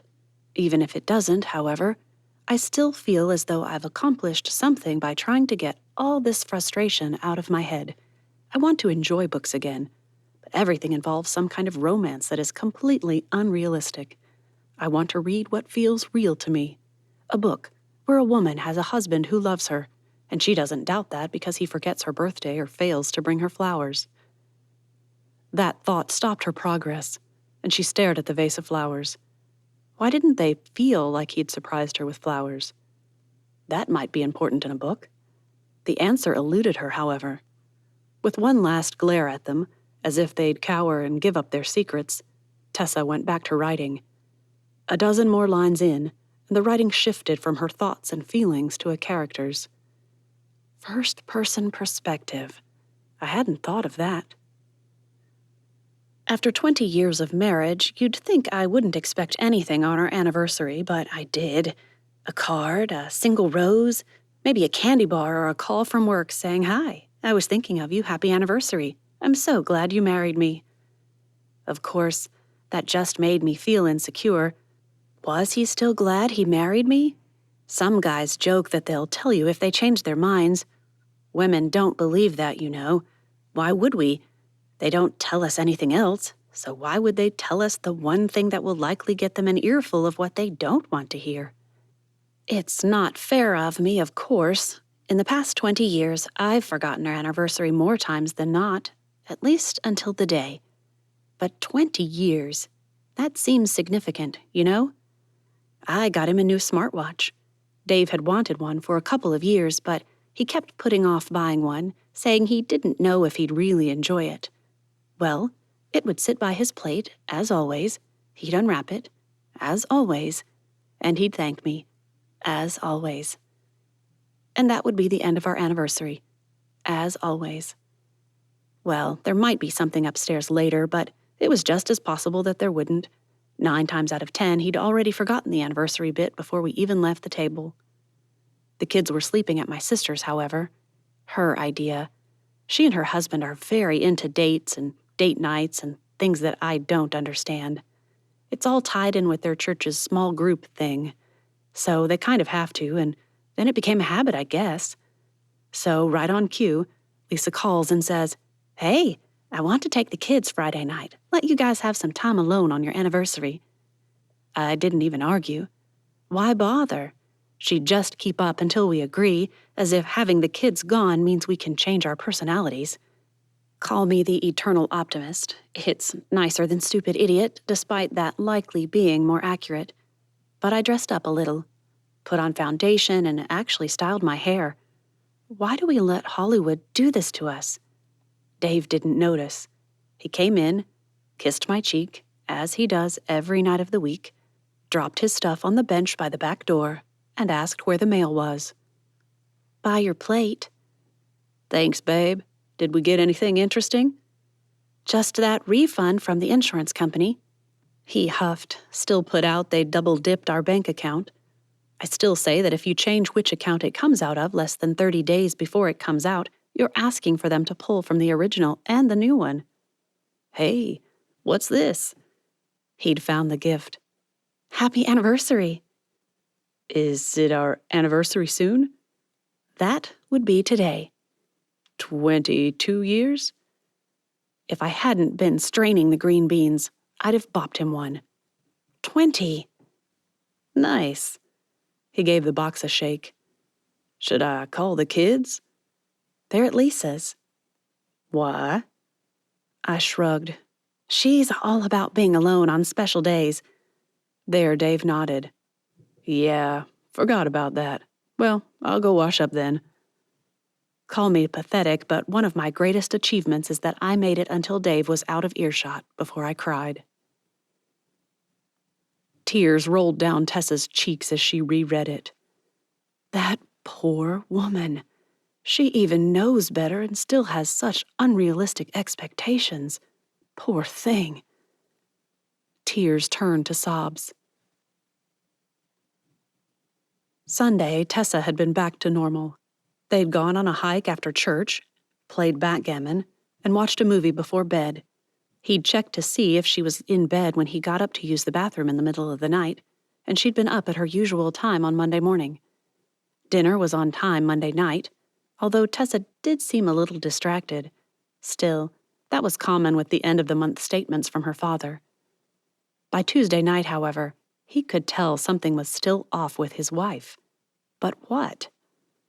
Only when she'd settled in with her laptop instead of a book did he realize she probably hadn't had anything new to read. And, since Bible study had been canceled that week, the leader having some outpatient procedure, he suspected she wouldn't get a book until the next week. That wouldn't do. So Wednesday, he pulled off the ferry on breakers and shot across breakers and hopper bridges in record time. The book barrow stood empty when he arrived, but inside he could smell the coffee brewing and saw Mallory relaxing in her chair. "Evening, Mallory." "Is the ferry close? I drove over. Probably a little faster than legal, but..." "Phew, I'm trying to rest up. Feeling draggy today." She smiled up at him, those expressive eyes telling more than she probably meant to share. "Exhausted is more like it." "Can't complain, though," she added. "It's been a good day. Best I've had except during the weeks before Christmas. 3 people came in and said, 'Just realized I could have you find what I'm looking for, and you could get it here almost as fast as Amazon without having me do the searching.'" She'd closed her eyes for a moment. "Now, if they'll just keep telling others that, I might stay afloat." "Should have made your mobile business a boat. It could have been the book Boat, and then you'd have to stay afloat." Dad jokes. His sons would tease him about that, but Mallory just laughed. "Sounds like something Uncle Bud would have said." Bud Barrows was one of a kind. Loved that man. Everyone did. She closed her eyes again, but this time Ross suspected it was to hide tears. "Miss him." "So sorry, Mallory. Always feel guilty for saying it. I mean, who would wish a man back here when he's with Jesus, but..." He didn't have to finish. Ross knew she understood what he meant. After a few more seconds, a quick brush to her eye, Mallory stood. "So, did you finish Our Mutual Friend already?" "Nope, but Tessa needs another book. She really liked the last one you suggested." After thinking for a moment, she pulled out a book and handed it to him. "Frogging It.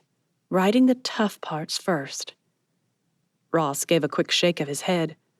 "No, I don't think she's ready for more writing stuff.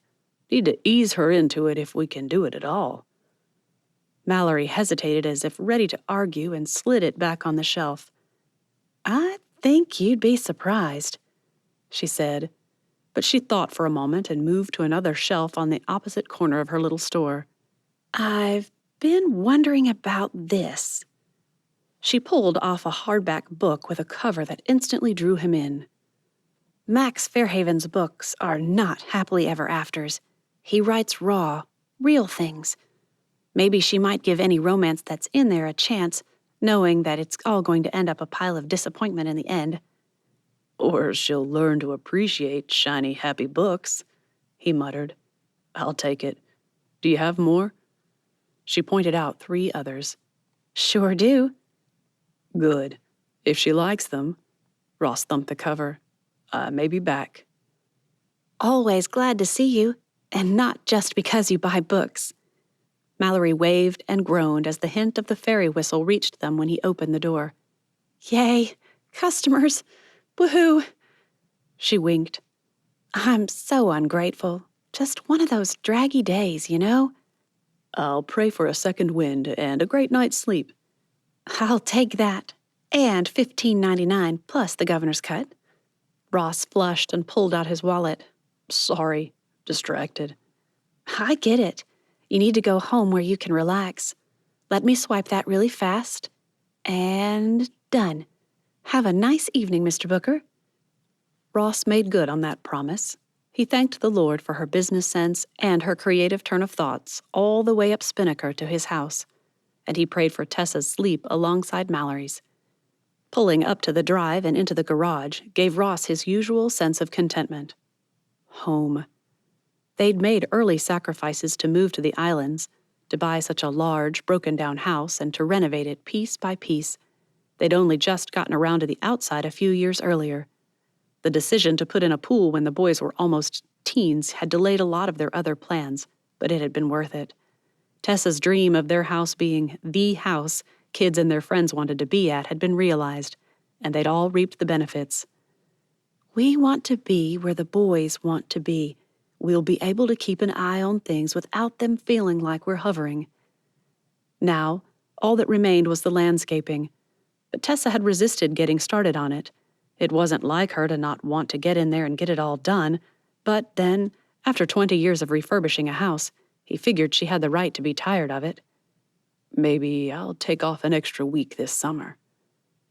Tessa wasn't in the kitchen when he arrived. Unusual, but not unheard of. He dumped his laptop case on the counter with the book he'd bought on top and realized Mallory hadn't wrapped it. I didn't give her a chance to. Tessie? That's when he noticed the second oddity. No dinner scents filling the kitchen. A glance into the living room showed her laptop sitting on the couch, but no Tessa. A glance into his office? Nothing. He hiked up the stairs, but she wasn't anywhere. Her Minnie had been sitting in the garage as expected. Tess? The name would have echoed had the walls and floors been bare. Instead, it echoed in his heart. Tessa? It whispered. Now on a mission, Ross bolted out the back door. Deck empty. He scanned the beach as he took the steps as fast as his leather-soled shoes would go without sending him sliding off onto the rocks. Nothing. She'd be over on the rocks, just out of sight. She liked to sit out there, to pray there. And if not? Ross wouldn't think about that. Couldn't think about that.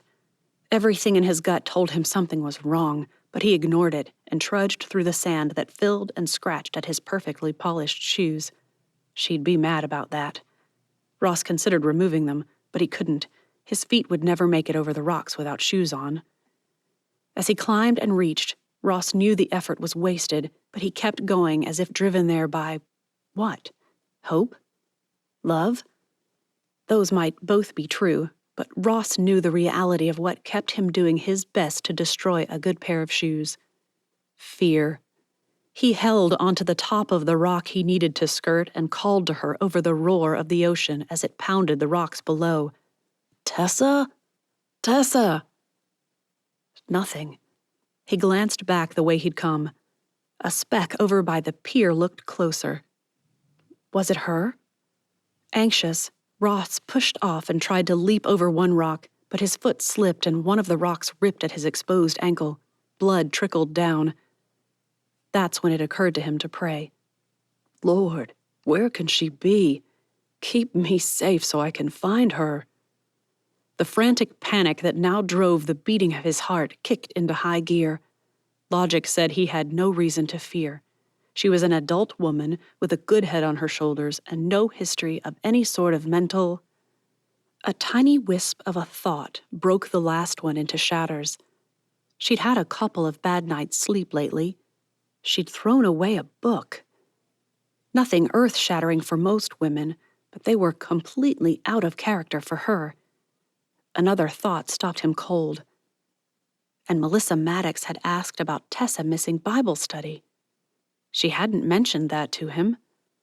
All care to protect his shoes and limbs vanished as he scrambled over the rocks with abandon.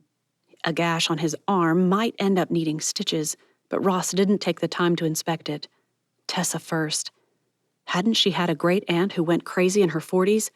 The family all thought maybe an undiagnosed brain tumor. Could Tessa be suffering something similar? That one he tossed aside. No. Just an insomniatic, was that even a word?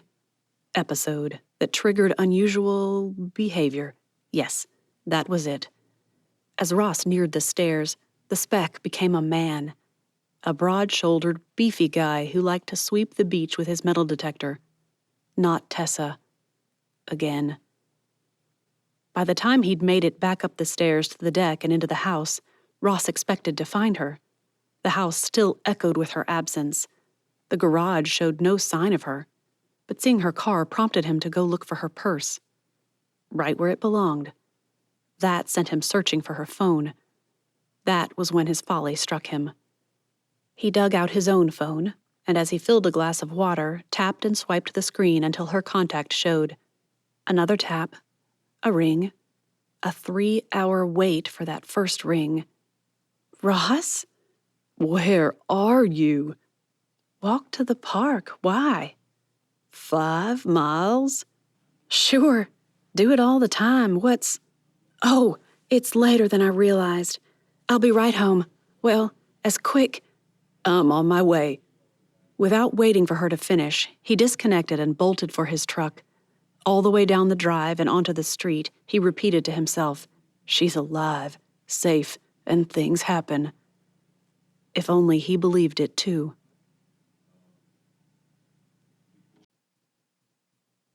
Chapter 7.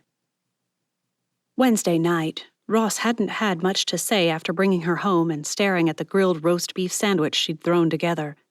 They'd finally talked on Thursday night, and she'd sufficiently apologized for the heinous crime of daring to take a walk and losing track of time. Part of her insisted that the assessment wasn't fair or just, but she revised that opinion after he'd gotten into an old-fashioned snit when he found out she hadn't yet started the book he'd bought her. Because not reading it inside 24 hours was now a crime or something, right? Well, their night had ended in him going to bed early, rolling over, and turning out the light. Tessa had stood at the foot of the bed, his favorite nightie in hand, staring. In 25 years of marriage, neither of them had ever skipped their nights. Her cycle, childbirth, illness, sure. Otherwise, never. Until now. A punishment, she'd thought. A kinder part of herself also insisted that he probably didn't mean for it to be. Ross wasn't a vindictive sort of man, usually. However, his immaturity had given her time to go back downstairs and work on her burgeoning book. It also meant that when she got up on Friday, she didn't bother doing all the little things she always did on Fridays. She did daily tasks, called for grocery delivery, and went straight to work on her story. After all, Ross had given her great material to work with. Dave and Willa could have an argument, and he could surprise her. Really show remorse in a way that would wrap the woman's heart in a loving embrace like she'd never felt. Willa deserved that. Craved that. So, with everything settled in the house, she sat back at the kitchen table, this time without the beauty of fresh flowers, and stared where the jar had been. For reasons she couldn't articulate, even in her heart, she missed that beauty there. Of course, if she'd bothered to address their landscaping problem as Ross had asked a dozen times each year, there might be flowers on the deck or around the base of the house. A quick internet search showed low tide. The rack line. Ross would object, of course. He'd say it was as out of character as her whole life seemed to be these days. To him, anyway. The pouring out of something deep within her on paper. Okay, on screen. That seemed to be her real character. As if something she'd hidden for decades had finally emerged and demanded a place in her life. Then again, to be fair, Ross didn't know about the writing thing. She couldn't bring herself to tell him. He'd think she'd really lost her mind after fighting the idea for so long. It hadn't been long at all, but he'd think so because she didn't jump at the idea the moment he'd suggested it. That thought spurred her to action. She jumped up, retrieved another mason jar from the cupboard, and stepped out the back door. The weather wasn't any warmer, but with the sun shining, she'd be fine without a jacket. Grabbing her Crocs from just inside the door, she slid her feet into them and hurried down to the beach. It took a while to find just the right grasses, a piece of driftwood small enough, and then one big enough, of course, and finally enough shells to fill the bottom. On the way back, she found a feather, a huge one. What sort of bird could it belong to? It didn't matter. When she tucked it into the mess, suddenly, the whole thing had an air of elegance, despite its near monochromatic look. At the top of the stairs, she saw the cypress she'd meant to remove and never had. But now... Tessa broke off a couple of evergreen twigs and tucked them into the jar, moving, shifting. Beautiful. With the greenery, it looked almost designed rather than assembled from rack on the beach. Inspiration. With her workspace reset into something lovely, she sat back down and began writing the argument. People are inherently selfish. It started in the garden. Eve wanted what she wanted and didn't care a thing about the fact that, millennia later, we'd be paying the price for her selfishness. Throughout history, wars and plagues and everything else have been caused by selfish stupidity. So why would anyone be surprised when my husband decided what he thinks would be most fun for the family is more important than what the rest of the family thinks would be enjoyable? The thought has plagued me for 4 days now. Because Dave decided we needed a vacation as a family. Everyone would have been thrilled if he'd taken our lives into account, but he didn't. He chose an arbitrary date, non-refundable, of course, and informed us that we're all going to spend a week in the mountains. There's hiking, swimming, fishing, ziplining, you know, all the stuff we love. During the week, my parents are going to be here. Now that everyone has voiced their disappointment and displeasure, guess who is pouting? Seriously, I tried to be pleasant, and I've given up. He's being childish over his own mistake. I get it. He wanted to surprise and bless us. And that's really sweet, but the dates are on the stupid calendar. If he'd just looked, he could have chosen any other week all summer. But he didn't. Because he never does. That's my job, to be his calendar. Well, I can't do the job if he's not going to check with me. And I'm not going to make the kids be all thrilled that their semi-annual visit with the grandparents is now gone. They know he had access to the information. He chose not to bother to look, just like always, and now we are all paying for it. I've got a good mind not to go. Rereading the words, Tessa winced. Willa was a bit acerbic. Sure, the husband had made a mistake and he was being immature. But how would she feel if she tried to do something nice for him and all he could do was think about how, if she just looked at the calendar... I'll tone it down later. Maybe going on we'll show how and where. Maybe not something as drastic as parents visiting, church picnic. That might be more reasonable. Of course, the point was to get to the makeup scene, show how real men apologized and made up. She'd do that and change out the thing for the picnic later. Then Willa could teach her children how to show love and forbearance when someone tries to do something kind and makes a mistake in the process. Right. Dave came into the kitchen after dinner. He leaned against the fridge and watched me wash dishes for a minute or two before he said, I should have checked the calendar. I know I acted mad at you, but I was really just mad at myself." Willa turned around, sponge in hand, and looked at him. "It's just a picnic. I didn't care about that as much as you shutting me out when I verified it was that same weekend. I became a villain for clarifying something." "I know." Why she thought he'd say it, she didn't know. "I'm sorry" wasn't really part of Dave's vocabulary. His body language, however, screamed it. And wasn't the heart what mattered? "Kiss me and tell me it's going to be okay." That wouldn't happen. Not here. Not now. Not yet. "Okay? Hold me." Again, it would never happen. Her sister would have had a full-on make-out session in the kitchen regardless of who came in and why. That would be a bit awkward, but something. Anything? He waited for her to approach, and for once, Willa just didn't want to have to make the overture when she hadn't done anything wrong. Instead, she'd covered his offense with love and showed the kids how to do it too. Couldn't he just touch her or something? Smile? Still, Dave waited. Willa decided to meet him halfway with that smile. When he still watched her, she turned to finish the dishes. "Do you have anything special you want me to make for when we're up there?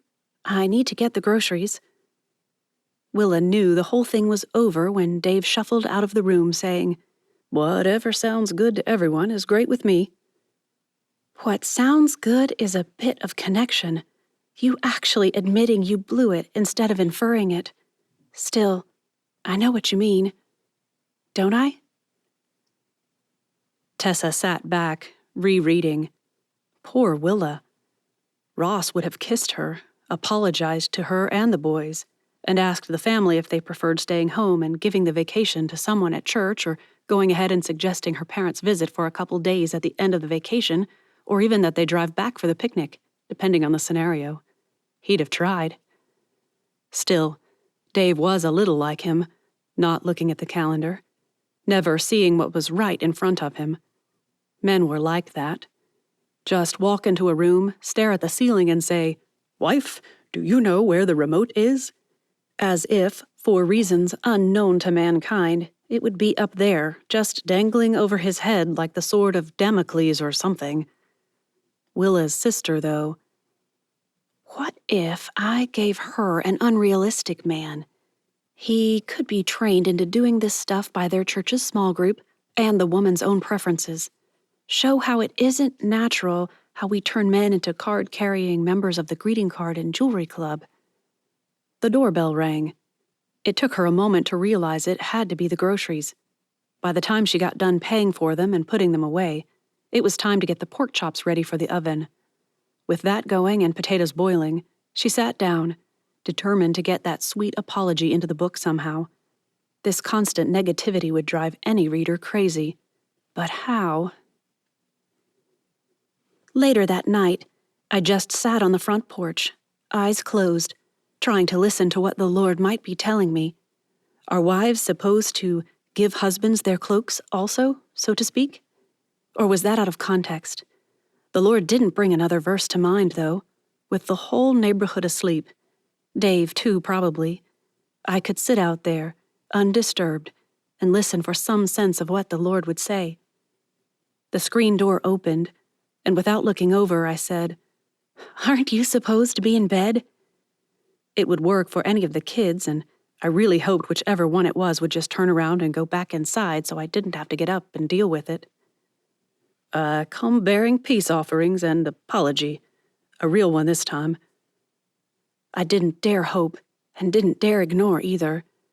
When I finally opened my eyes, Dave was there, kneeling, as if ready to propose. He took my hand, held it, kissed it. "I was wrong.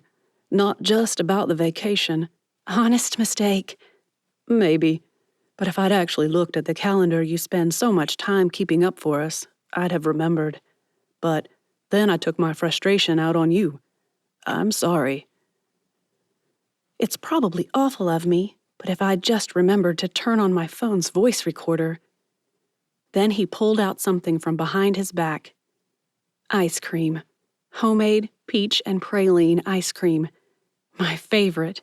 And since I knew we didn't have any whipping cream, it meant he'd walked all the way to the mini-mart and paid a fortune for their tiny containers of it.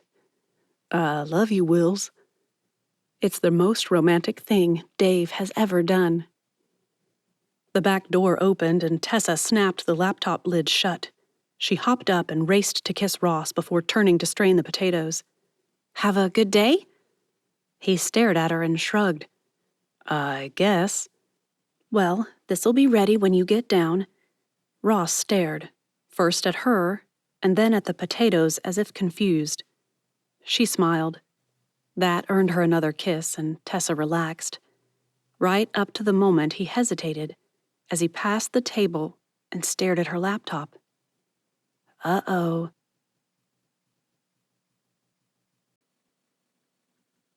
Chapter 8. Tessa's voice reached him from the kitchen as she spoke to a friend on the phone. No one is immune to temptation, Jackie. Anyone who says otherwise is either deluding herself or lying to hide the truth. In his office, Ross shuffled numbers around on a spreadsheet and further jumbled the mess of the end-of-the-month statements. No one is immune to temptation? I mean, it's true, but if anyone is, it's Tessa, isn't she? I'm serious. If you think things look suspicious, the temptation at least is probably there. You should talk to her. I know if I did something to make someone concerned, I'd want to know. A few seconds passed before she continued. Mm-hmm. It might not go over well at first. I mean, who wants to hear that someone thinks they're in sin? But once I'd gotten past initial defensiveness, I'd be grateful that someone cared enough to say something. She meant that, too. He'd seen it in action. And you got petty with her the other night because she hadn't read the book you bought her. No wonder she hates romance when the attempts come with strings. That decided it for him. As soon as he finished up with the accounts, Ross would go apologize. He'd just risen to close the door to spare him the distraction when the conversation shifted to what might tempt someone. Think we need to remember that it's easy to sit in judgment of someone from a place of contentment. But when you feel neglected or unappreciated, it would be hard to ignore when someone else showed that kind of appreciation and care that you crave. The words were concepts he'd heard before. What he'd never heard was that tone in his wife's voice. As certain as he'd been that Tessa had not and would never cheat on him, that tone chiseled a crack in Ross's confidence. Well, like Brother Dawkins said, if it's not unrepentant sin, it's neglect. And if this is the unrepentant sin, well, even then it is probably still due to neglect. I'll try to do something to remind her how much I love her. But what? To set the idea out of his mind so he could concentrate on finishing the accounts, Ross pulled a sticky note toward him and wrote, "How can I make Tessa feel loved and cherished?" It worked. With that set aside, he was able to clean up the mess he'd made of their spreadsheet, albeit twice as slowly as he'd hoped, and could finally focus on the new problem: how to apologize and show his wife how much he loved her. I bet this is where that love language stuff comes in. All she'd have to do was drag me upstairs and I'd know what she wanted me to feel. But what was her? Quality time? Affirmation? Service? I can't remember. Maybe gifts. The one thing he could remember was that it wasn't physical, because they'd joked about that. The answer came in a flash. I'll do all of them. It can't hurt, and one will tick the right box. People need it all anyway, even if it's not their primary thing. That he'd benefit as well didn't hurt. With that decision made, he crumpled the note up and tossed it in the wastepaper basket. Desk cleared, he strolled out to find Tessa doing yoga-like stretches in the living room. Nice. I do love how you take care of yourself. So many women let themselves go when they get older, but you've always been conscious of staying fit and healthy without getting all obsessed about it. He stood there, waiting. Okay, also feeling a little smug about his perfect compliment and affirming words all blended together, and admiring the fine view of her backside as she bent over to place her palms flat on the floor. A husband's prerogative, that. She didn't respond. Not at all.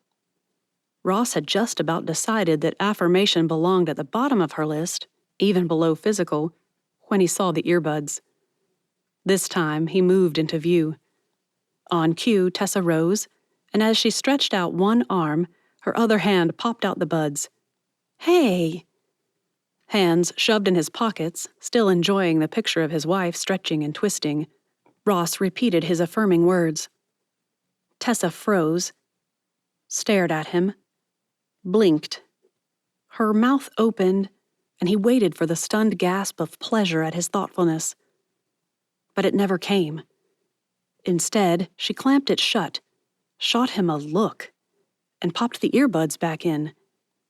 There may have been a mutter in there somewhere, but he had the feeling, not being completely obtuse, that he really didn't want to know what she'd said. Strike one on affirmation. Next up, better go with service. I can do that while she stretches. He watched for another few seconds. Or I could just enjoy the view. She shot him a look as if she'd read his thoughts and was not amused. Definitely service before physical. Ross just gave a weak wave and strolled outside, thinking. What had she been trying to get him to do lately? That, of course, was the problem. Nothing. If Tessa wanted it done, she either did it herself or asked. And if she asked, he always did it. My little house despot. The empty planters on the deck gave him an idea. He'd go over and see if Greener Gardens had anything in the nursery that he could buy to fill those. Just something to show he cared and didn't expect her to do everything. Yeah. Might even serve as a gift, too. Instead of interrupting her stretches, and a sacrifice that was, too, he skipped asking where she'd put the old blankets and hoped that the nursery would have yard bags he could have or buy to protect his SUV, and zipped across the bridge to Hopper, up the center of the island, and over the bridge to Merriweather. Operation Wife Blessing commenced. Talking them into parting with their stock, not as easy as he'd expected, but it seemed that the Lord was smiling on this idea. He returned to the house just as she should be finishing up lunch. No making her wait. In fact, he'd even hold off on the service gift idea until after they ate. As he stepped into the kitchen, the tantalizing aroma of nothing greeted him. Tessa wasn't even in there. No pans on the stove, nothing in the oven. He glanced at the oven clock. Almost noon on the dot. Tessa? A muffled response from the bathroom sent him scrambling. Oh, sorry. Didn't see the door closed. This time, he could almost make out the reply, but it sounded like she said, You'd have to look to do that. That couldn't be right. Maybe she'd said she took a book in there. Probably the Max Fairhaven one. His drive for service almost made him ask if she'd like him to start something for lunch. Make it a double whammy.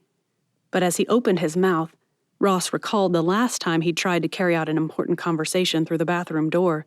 She'd nearly taken off his head. Well, close enough anyway, and informed him that there wasn't anything that couldn't wait for her to finish first. By the time he'd unloaded the 2 potted bottle palms and hidden them on the side of the house and returned to the kitchen, Tessa had exited the bathroom. But she wasn't in the kitchen. She hadn't started lunch. Ross found her on the couch, laptop at the ready, fingers flying. Tess? Did I forget something I was supposed to do? Like what? She didn't even look up. I don't know. It's noon, and all he could hear was the slight rat-a-tat-tat of her fingers over the keyboard. Then she paused and looked up at him. Oh, lunch, right. Sorry. Where is Comfort Cuisine today?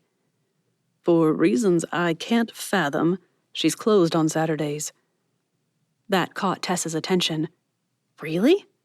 Odd. Okay, She made no show of moving. "How about you run over to Max and get something?" "What about you?" "I'll make me a sandwich in a bit." Well, if she needed service, he'd give her service. "No worries. I'll just make us both one. Do you want some fruit salad with that?" Sure, thanks." Tessa said the words, but with her eyes glued to the screen and her fingers still moving, Ross didn't believe she even knew she'd spoken.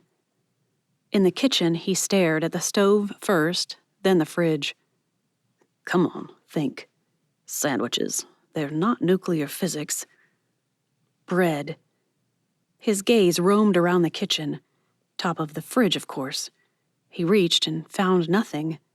"Hey, Tessa, where's the bread? It's not on the fridge." Her reply took a couple of seconds. "Oh, right. We're out. I forgot to put it on the shopping list. Just use tortillas. They're just as good." "Got it." That earned him a more genuine sounding. "And thanks, Ross. I appreciate it." "No problem." He dug out the mayo, the mustard, lunch meat, romaine lettuce, and a tomato. Perfect. Except for tortillas. "Hey, Tessie." This time he stuck his head around the doorway and smiled at her. Where are the tortillas?" Without looking up, she rolled her eyes. He couldn't even see them, but he knew her body language. "Deli drawer, to the left, under the lunch meat." A glance in the drawer proved her right. How'd he missed it? After cutting up an apple, a banana, and an orange, and tossing blueberries into the mix, he called the fruit salad good. "If we only had—" A glance in the cupboard turned into a deep search. "We've got to have some chips or something." But Ross found nothing. He set the table with their plates and went to call her in. As he moved to her side, ready to see what kept her so riveted, Tessa snapped the laptop shut and looked up at him. "Lunch ready?" She hopped up. "Guilty? She actually acts guilty."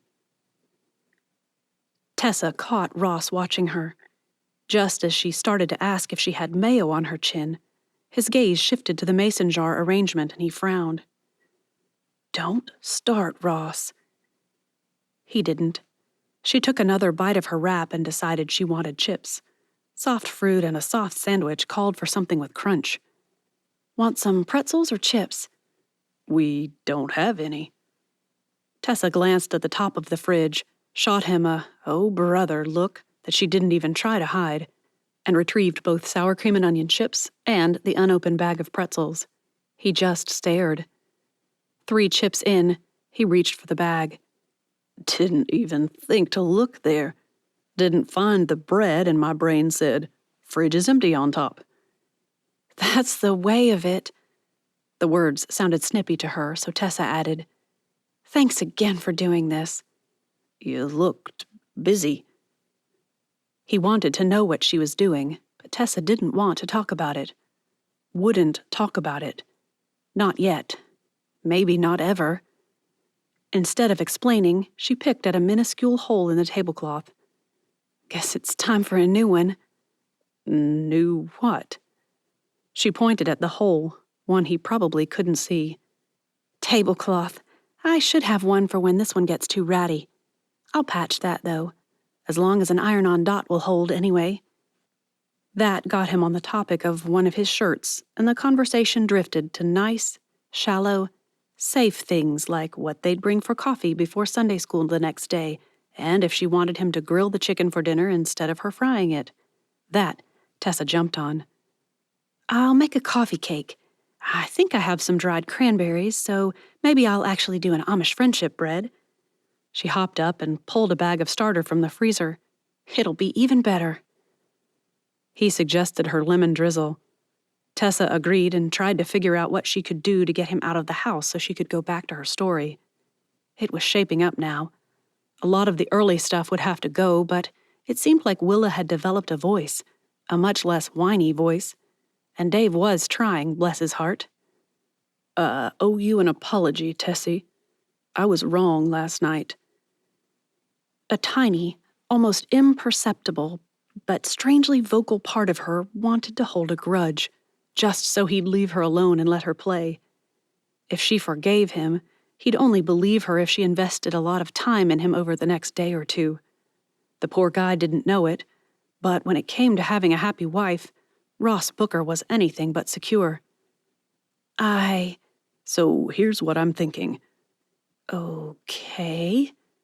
I have a project to do today, sort of a surprise.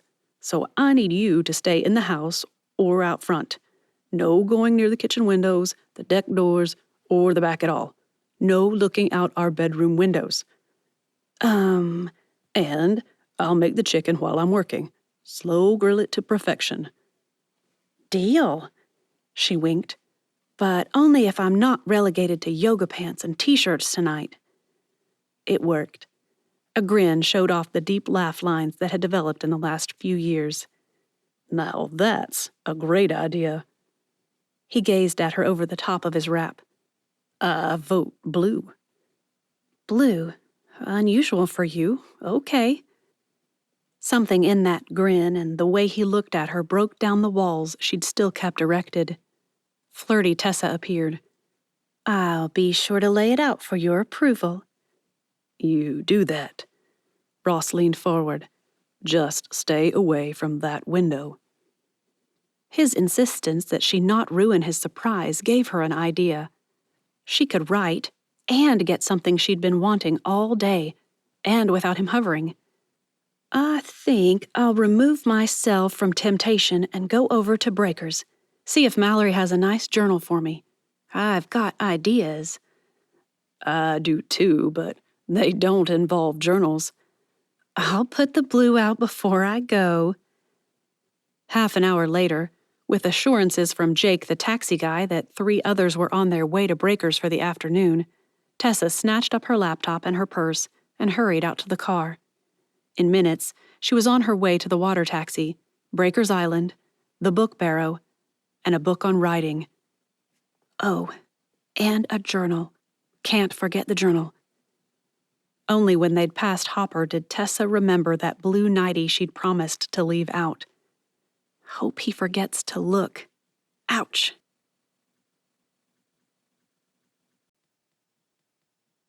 Chapter 9. Not for the first time since Saturday evening, Tessa rose and meandered out to the deck and stared at the twin planters on each corner. Bottle palms. Whatever had possessed him to buy those? And put them in planters? They would have looked nice out by the end of the drive in about 5 years. But there? The pool lounges caught her eye. Perhaps behind them. Eventually they'd be large enough to give a little afternoon shade, if they could survive those planters that long. Planters. Really? With a little shake, Tessa moved back inside. The clock said it was time to turn on the beans, and she'd avoided the problem with her story long enough. Plot. There isn't one. The book assured her that she could write all the scenes she wanted and later string them into a plot that emerged from the theme of those scenes. Her naturally orderly mind resisted that. Plan before you build. That was even scriptural. This doesn't have to be a real story, though. It's just catharsis anyway, right? I'm just writing what should be out there and isn't.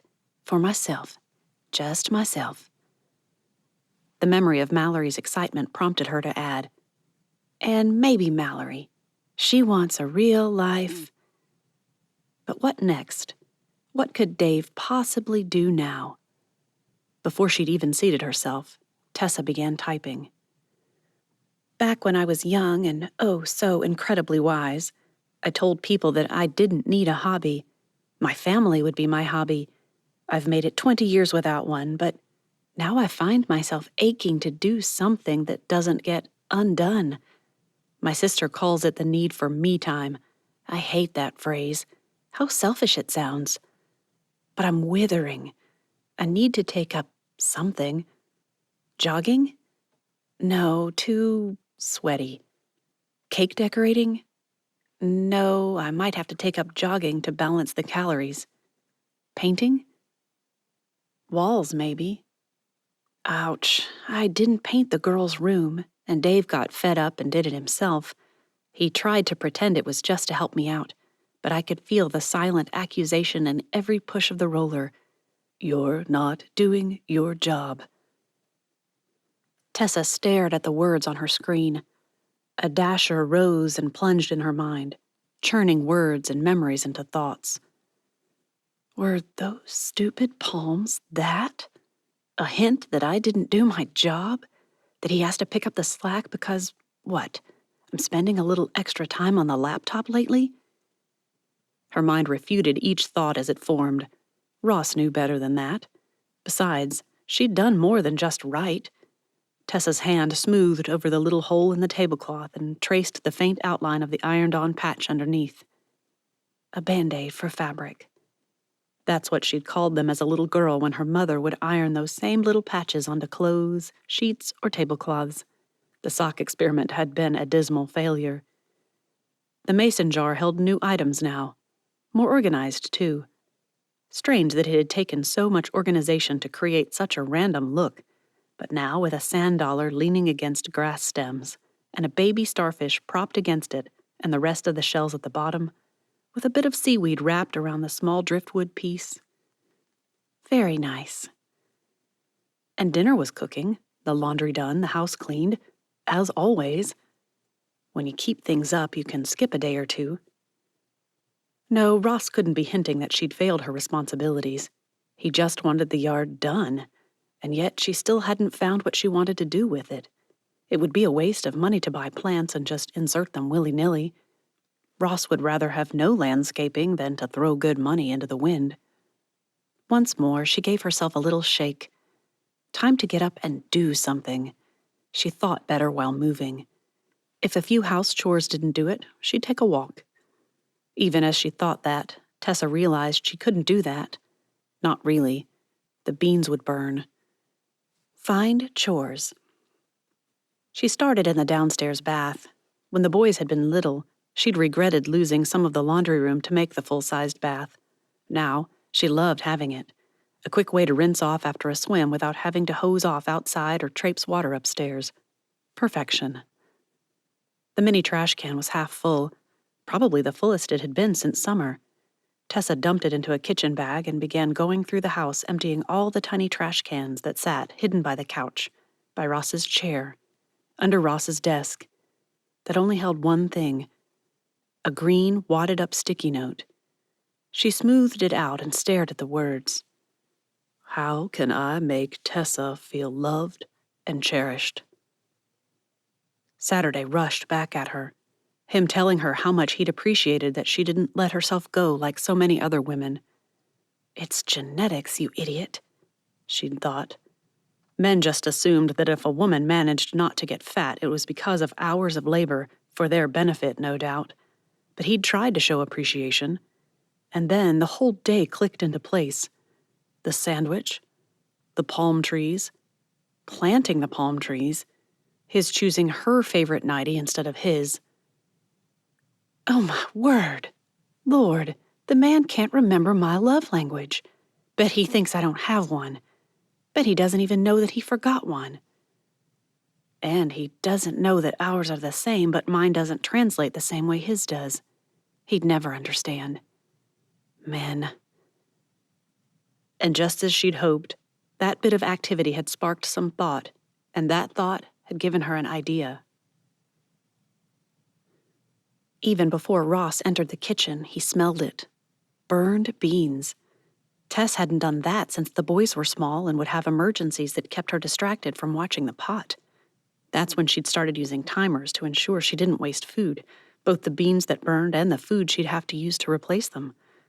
And full circle, here he was, walking into a house that reeked.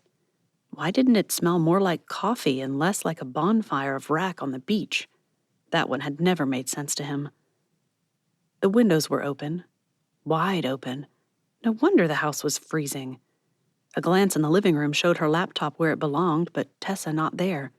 When he went upstairs to change, still no Tessa. He'd learned his lesson, though. As he pulled off his shirt, he ordered his phone to call her. The phone, being much more obliging than his wife these days, did just as he asked. When she answered, Ross barked out a demand for where she was that startled even himself. I went for a walk to get away from the burned beans smell and lost track of time again. Meanwhile, what are we... Actually, she broke in, I should have been home an hour ago, but a little boy was all alone on the beach. Ross, this little guy is only about 2. I don't know where he came from. He can only say his name is Buddy, and, oh, Sam is here, finally.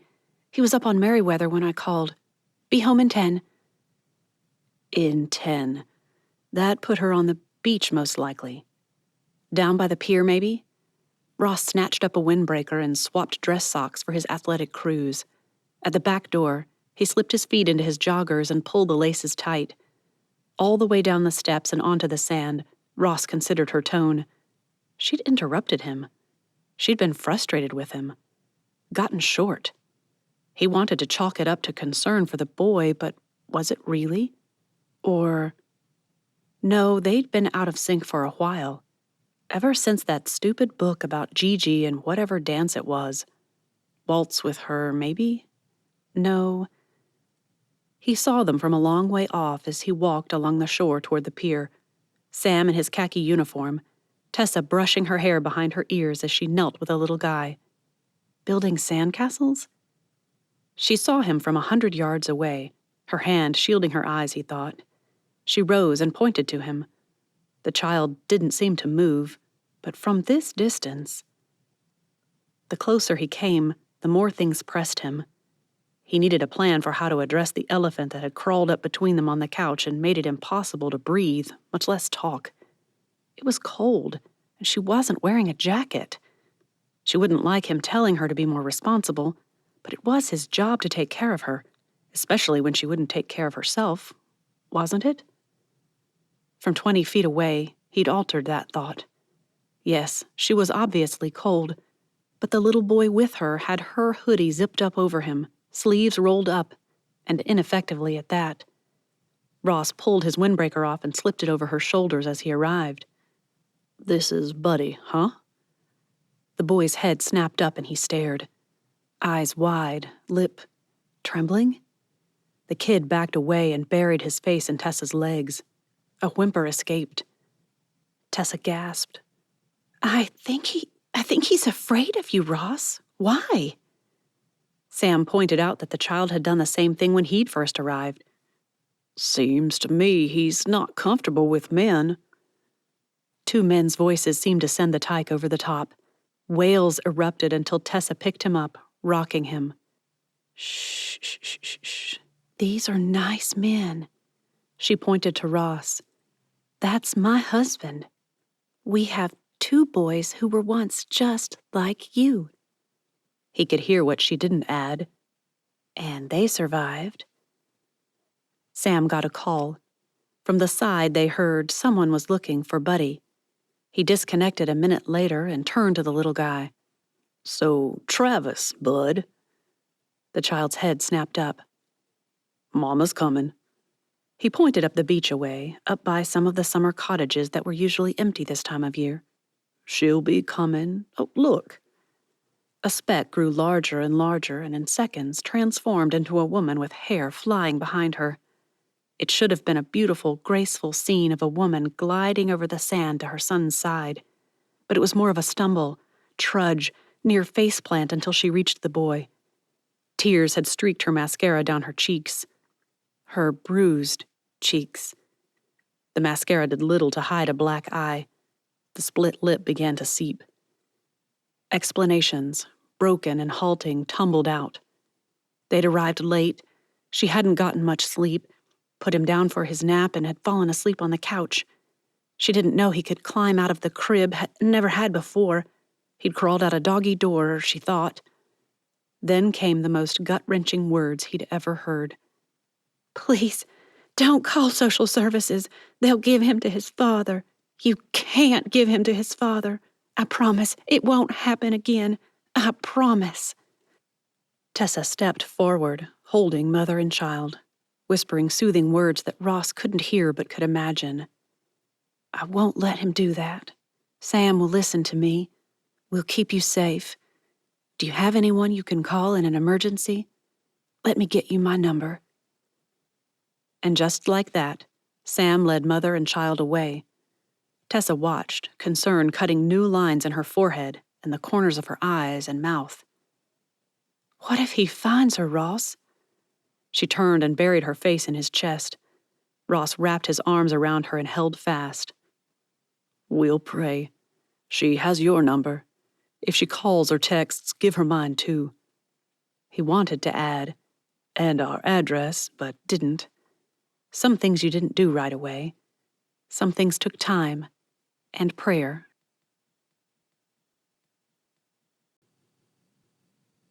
Chapter 10. Elnora might be Mallory's second favorite island. While Breakers would always have a special place in her heart, Elnora held all the allure of an island getaway without any of the pretense that came with such things. That the folks of Elnora were her best customers only added to its charms. She knew who would come and when, almost like clockwork. The ladies' Bible study broke at 11 o'clock, and the women all traipsed down to the book barrow afterward for a coffee in winter and flavored sweet tea or lemonade in summer. Several of them placed orders each week for pickup the following. Tessa Booker usually came last. This week, she arrived first in a rush. "I need my order, quick. Are they wrapped?" Mallory nodded and pulled out a craft paper shopping bag. "There you go. It's a big bill this week, $65.43. Isn't that a cool total?" "Great." Tessa passed her card and stuck her head out the door as she watched for the ladies. "Oh, man, I wanted a coffee." "Set it on the back porch and pick it up on your way out," Mallory suggested. "Great idea." Tessa snatched up the bag and dashed for the back of the tiny shop. "I think I want your new cookie butter coffee." It was a good choice if she did say so herself.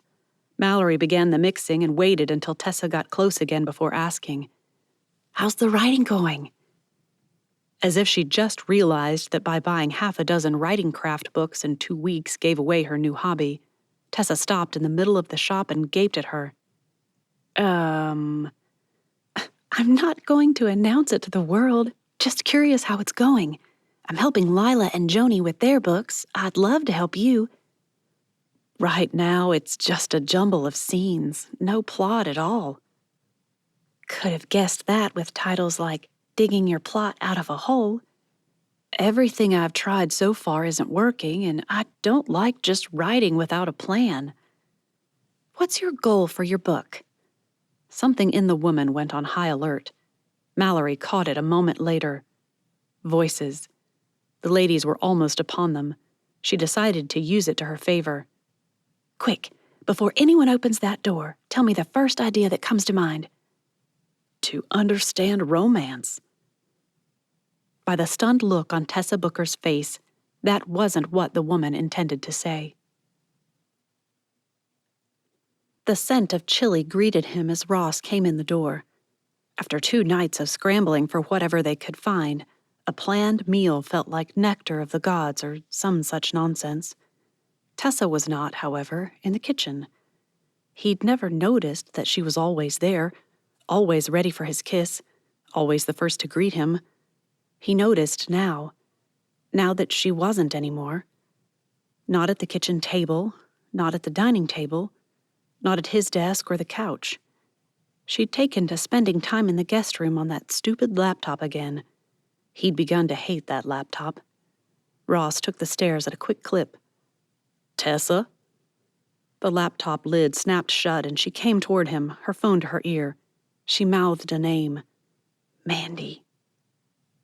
Mandy, the mother of the little boy, Travis. "Sure, I'll be right out there. Give me 5 minutes. You're sure you're safe?" If he hadn't seen her visibly relax, he'd have insisted on going with her. Tessa kissed his cheek as she passed and promised to be home as soon as possible. "Go ahead and eat without me if I take too long." As he stood in the upper hall alone, watching his wife disappear down the stairs, he'd just unbuttoned his first button when Tessa's voice called to him. "Ross?" He took the stairs at a run. "What?" She stood there in the kitchen, holding a recipe card. I hadn't gotten to the cornbread. Can you mix it?" Before he could answer, she grabbed her hoodie from over her arm and began pulling it on as she bolted out the back door. Sure. So happy to do that. I'm such a great baker. I really should just do all the cooking around here. We like our food charred and unseasoned, after all.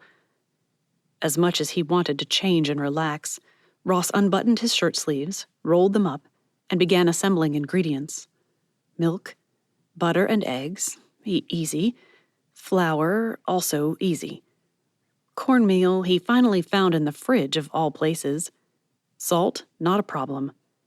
However, baking powder and soda, Ross figured the one in the fridge was a no-go, but he'd use it in a pinch, eluded him. A call to Tessa earned him a huff and precise directions to the spice cupboard where, above the rows of spices, were things like Crisco, cornstarch, and baking soda. The baking powder turned out to be behind that. With all ingredients at hand, Ross turned on the oven and prepared to mix. Half an hour later, he'd finally found the measuring cups and spoons, hanging on the wall next to the stove of all places, and had the batter in the cast iron skillet and the whole thing in the oven. With the timer set for 20 minutes, Ross sent a quick text telling her he thought he'd gotten it done right and hurried up to change. The side of the open guest room door stopped him. Her laptop lay on the narrow desk as if beckoning him. Ross found himself almost propelled toward it. At the door to the room, he stopped, catching the door jambs in his hands.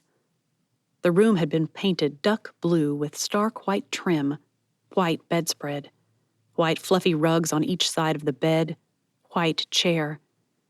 "I want one place in this house where something always looks clean." He'd indulged her silliness despite the illogical idea of a mostly white room in a house with 2 boys. "They're not supposed to be in here anyway. This is for my parents, your mother, our friends, not the kids' friends." He hadn't stepped into the room since the day he'd hung the enormous whitewashed boards on the wall above the desk, their small brown script on the bottom right corner. Peace. Be still. It seemed as though this was her new hideaway. Ross took a step in, then another. His hand slid over the lid of the laptop, and temptation nearly won out. Every bit of him stiffened. After a long, slow inhale, he huffed out the air again, turned and strode out. Time to change.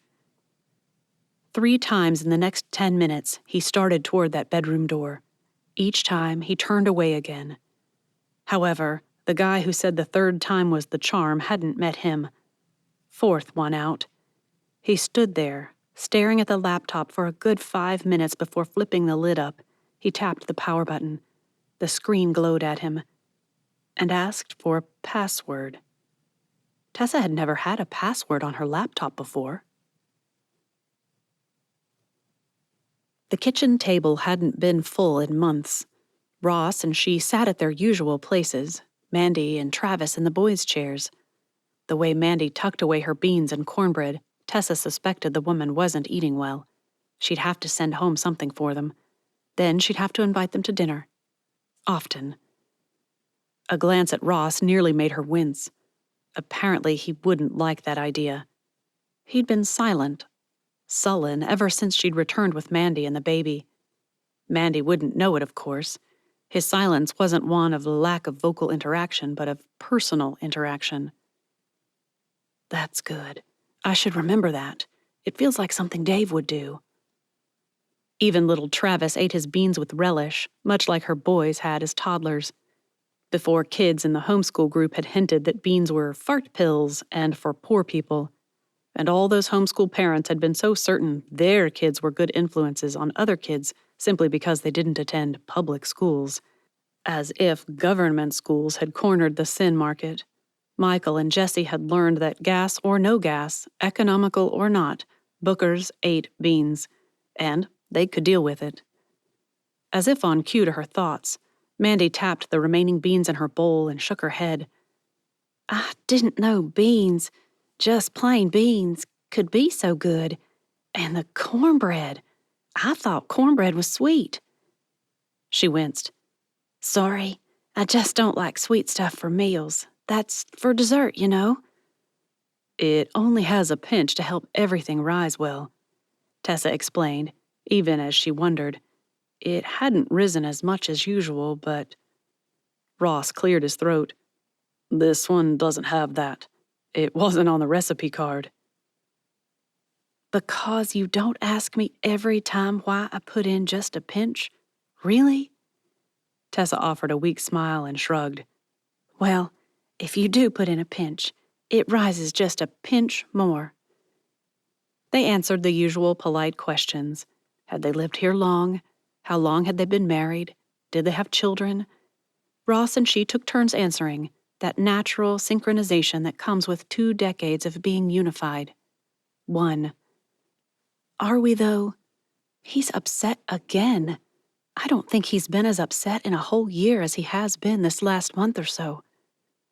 Answering her question seemed to open up Mandy. She told about Travis's father, about the abuse. With tears streaming down her face, she admitted she should have left long ago. "He got me good once when I was pregnant. Kicked my belly. I was in so much pain that I was afraid to move. When it finally subsided, several hours had passed. He woke up while I was trying to go and—" More tears fell. Chokes. Sobs. Travis put out his hand to touch her face, and she let him. "He does this every time I cry. Isn't it sweet?" It was, horribly, beautifully, achingly sweet. Tessa just whispered. "It is." "Well, James caught me going and asked me what was going on. When I said why and started to call 911, he begged me not to. Swore he didn't remember. It was just alcohol. He wouldn't drink again till the baby was old enough to walk." Why that should have mattered, Tessa couldn't understand. "It was a lie, and I believed it. When he got mad this last time, he screamed at me. When I fought back, he threatened to go after Travis again. I just stared at him, and he laughed. He said, 'What? You really believed I didn't know what I was doing? I wanted to kill that kid. Failed at that. Probably just too drunk.' Then he leaned close and screamed right into my face, 'I'm not too drunk now.'" She'd held her emotions in check until then, as much as humanly possible anyway. But at that, Tessa broke down, weeping for this poor mother who really thought this was almost normal. She'd said it several times in the past hour. "It's life, isn't it?" Ross held her but spoke comforting, life-affirming words to Mandy. "This isn't right, Mandy. Good men don't hurt the women in their lives, even the ones they don't like, much less the ones they claim to love. Good men don't use their son's safety as bargaining chips to control others." "Well, I'd rather have no guy than someone who would hurt Travis." Would he say it? The thing that needed most to be said? Tessa prayed for it. It would mean so much more coming from a man. Ross, his hand still making lazy, comforting circles on Tessa's back, leaned forward a bit. Tessa bent at an awkward angle but kept still. "Mandy," he said, "you should avoid any guy who would hurt you.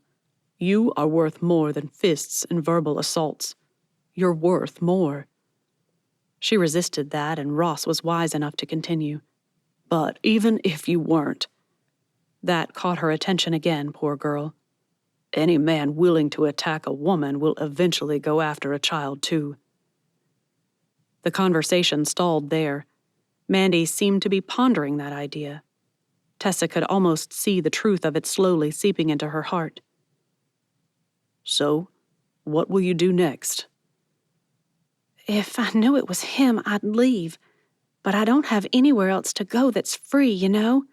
I never told James that my cousin had that little beach house, and my cousin says I can stay there till Memorial Day. That's enough time for James to give up. But if he found me—" And that was the problem. There was no way to know if he had or not. Tessa didn't quite know what to do. Ross would never agree to letting them stay there, especially not in their white guest room, with a baby sure to stain something. And then he surprised her. "I think I know what we need to do. You stay here for the next week or so. If you aren't seen anywhere around here at all, if it was him, He'll think you spooked and ran.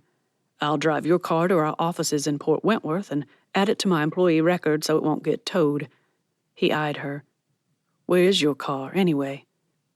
"I left it on Hooper. The guy there said I could park it at the community center. Said the sheriff didn't have time to be worrying about cars, so it would be fine." Hooper instead of Hopper. Clearly not a local. That probably reassures Ross. "Great. Then it's settled. We have a guest room you can use. Top of the stairs to the right, into the hall. I'll bring home a gate to keep Travis safe, but until then, you need to keep your door locked when you're up there." He cleared his throat and Tessa braced herself for what she knew would come next. "There's only one thing." Ross plowed on before an obviously overwhelmed Mandy could respond, could refuse the offer. "If Tessa's home, one of us needs to be on the same floor with her. If I'm upstairs and you need to come up, either Tessa comes too or I come down, to protect both of us." At first, Mandy had started to protest, but then she nodded. "That way, I know I'm not going to get hit on and you can't be accused. Got it." She cocked her head. "Kinda smart, actually." "Necessary." "But there's a problem." Tessa and Ross both leaned back in their respective chairs. As if bracing ourselves. It's weird. "My stuff at the beach house. If James gets in, and he will get in when he sees nothing going on there, he'll know I was here and didn't really leave." In a move clearly designed to put her at ease, Ross opened his cornbread and drizzled honey over it before rising to pop it in the microwave. "No worries. I'll go over after dark, back in, load everything into it, and drive around before coming home again. Since we park in our garage, he shouldn't see my license plate in that carport or here." "No." Mandy and Ross looked at her. Even Travis, his face now covered in bean juice and cornbread crumbs, stared at her. Tessa repeated herself. "No, Ross. You don't see what you don't expect to see. I need to do it. I'll know what to look for that would be out of place." She reached over and squeezed his hand. "I won't crash into the carport support, and I won't pull out if I even see a car anywhere on the street. I'll even cover the license plate if you want. Just tape a black trash bag over it." Mandy freaked at that. "You'll get pulled over. James did that once and—" But Tessa just retrieved her phone and called Sam over at the sheriff's office. "Hey, Sam, I've got you on speakerphone. Look, I'm going to cover Ross's license plate and go over to the beach house tonight. The plate will be covered from now until maybe midnight. So if you see me with a black trash bag, it's just to protect Mandy. I'll get it off when I get home." "Sure thing, Tessa. Need me to come?" That was tempting. Very tempting. She considered for a moment and decided it was probably not a good idea, but then an alternative came to mind. No, not to the beach house. But can you bring your personal car over to ours? Just be here in case I need help while I'm over there. That way, Mandy's protected and Ross can come help me." Everyone at the table, even little Travis, relaxed. Forgot that it broke Ross's first rule of not being alone together. Good move. "Sure thing. Be there in 30. As soon as she disconnected, Tessa grinned. "There. That solves everything. You and Sam can work out a plan in case an emergency comes up when I'm not here. Ross can go to bed on time, and everything will be just fine."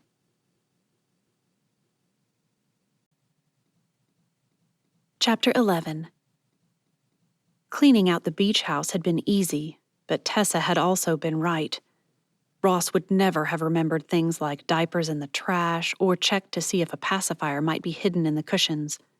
She'd found a pail and shovel, cheap dollar store toys, on the back step. He'd never have looked, but it all gave away proof of a small child's presence. No one had been anywhere near the place while she was there, but she'd left a line of boric acid along the grout into the kitchen. If anyone walked over it, some of it would track through, the perfect line demolished. About 4 days later, they'd gotten their proof. James had been there, as far as Tessa was concerned. Had looked around, it seemed.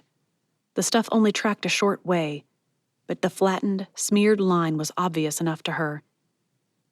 When Sam heard about it, he'd come up with his own plan. He'd pulled in, made a show of inspecting the place, and carried in suitcases. Every minute he wasn't working, he sat out there on the beach, walked it, read books. Typical beach rental stuff. Anyone who didn't know the islands wouldn't know that those beach houses weren't on the rental house websites. A knock at the back door prompted her to close out her document before she jumped up. It would be Sam. The guy was smitten with Mandy, or at least he thought he was. Tessa did wonder if maybe he might be a bit more smitten with the idea of being the hero, saving the damsel and her baby. "Today's the day?" he asked when she opened the door. "If you think—" "There's been nothing, Tessa. I've neglected the other islands just so I could concentrate on this, and not a single unfamiliar vehicle has driven off that ferry. I don't see signs of anyone camping out anywhere. Nothing. If he's the one who got in there, and I think you're right about that," Sam hastened to add, "he probably thinks she's moved on. I think she's safe." A streak of red crept up his neck and had to have burned his ears. "I'll keep a close watch still, I promise." "And her car?" "We'll still keep that at Ross's work, if that's okay, for now. If she needs to go somewhere, she can take my truck." He grinned. "It'll keep her close, too." It was cruel to say it, but Tessa had to. She beckoned him to follow her outside and stood at the corner of the deck. "Just remember, Sam, she's vulnerable, and that means she can easily attach to someone else's strength." "We talked about that." Uh-oh, even more serious than I thought. So fast? "We're just going to focus on being friends for a while." He gave her the sheepiest of sheepish grins. "Not going to be easy. There's something crazy appealing about a girl who needs all the romance you can give her but doesn't know what to do with it." The words struck a sour note in her heartstrings. "Romance? Really?" "Sure, I can see it. Every time I want to do something that shows her how amazing I think she is, she closes off in a near panic, but—" Confusion clouded his previously animated features. "That James didn't do stuff like that, so I don't know why she's so resistant to those little things that help a guy out." "Help a guy out? What?" Tessa had to ask. "What are you talking about?" "I'm sure you've noticed, haven't Ross and Sons? Guys aren't always good with words." At her smile, he added, "My dad always said that's why God invented romance. Little senseless gifts, bigger ones, a smile, a touch. All the things that we hope will tell the ladies how we feel because our vocal cords are all jumbled up like electrical cables in a pile." As if he'd flipped a switch, her mind lit up and understanding filled it. "And then you marry the girl, and since you made it plain you thought she was pretty special before that, you just quit. After all, if you change your mind, you'll tell her." "Well," he shrugged, "some guys probably do, but I can't figure out why. It's a good feeling, seeing someone light up because you made an effort." His words echoed over and over as she helped Mandy and Sam empty the spare bedroom, the one without a single spot on the bedspread or the rugs. "Thank you very much, Ross." Were they true? Or was it just the training of one romantic man in his son's life? Could Dave be encouraged to show Willa how he felt about her, to make her feel his love rather than just subsist on that knowing? Could romance be something more than Hollywood and Hallmark? A tiny crack formed in the wall she'd erected around her heart. It had been a long time coming. A very long time. For every time Tessa Booker smiled at her husband's blindness to where something might be, there were a dozen more when she could have conked him over the head with said item. Blame her late nights and distracted days, having the house back to themselves, or the cumulative effect of a life of frustration. But all patience and humor flew out the window the morning after Mandy and Travis moved back to the beach house. Ross came into the kitchen, still tying his tie, and asked, "Hey, Tessa, where's a glass?" She paused in her scrambling of his eggs and stared. "Your glasses?" "A glass, for drinking." He stripped off the tie, smoothed it, and started tying again. Still she stared at him. A glass. He apparently didn't hear her. Her eyes rolled with enough attitude to impress any unimpressed teenager while she reached into the cupboard where glasses had been kept since the day they'd unpacked their meager kitchenware. That it didn't break when she slammed it onto the counter proved that God was still in control of some little part of her. She'd obviously wrestled the rest back from him somehow. She hadn't been seated for more than half a minute when he asked, Where's a fork?" "Oh, sorry." She jumped up to grab him one, saw his lying on the wrong side of the plate, and plopped back down. "Beside your plate?" "What?" Tessa managed to get to a count of 3 before biting out.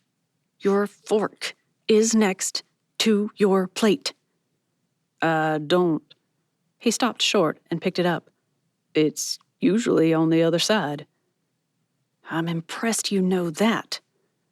Normal Tessa would have ignored the comment. Frustrated Tessa didn't.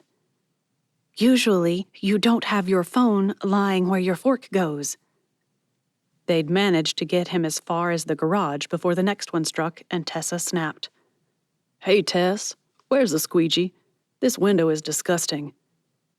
"Hanging on the wall, to your left, next to the bottle of Windex and the rags for drying.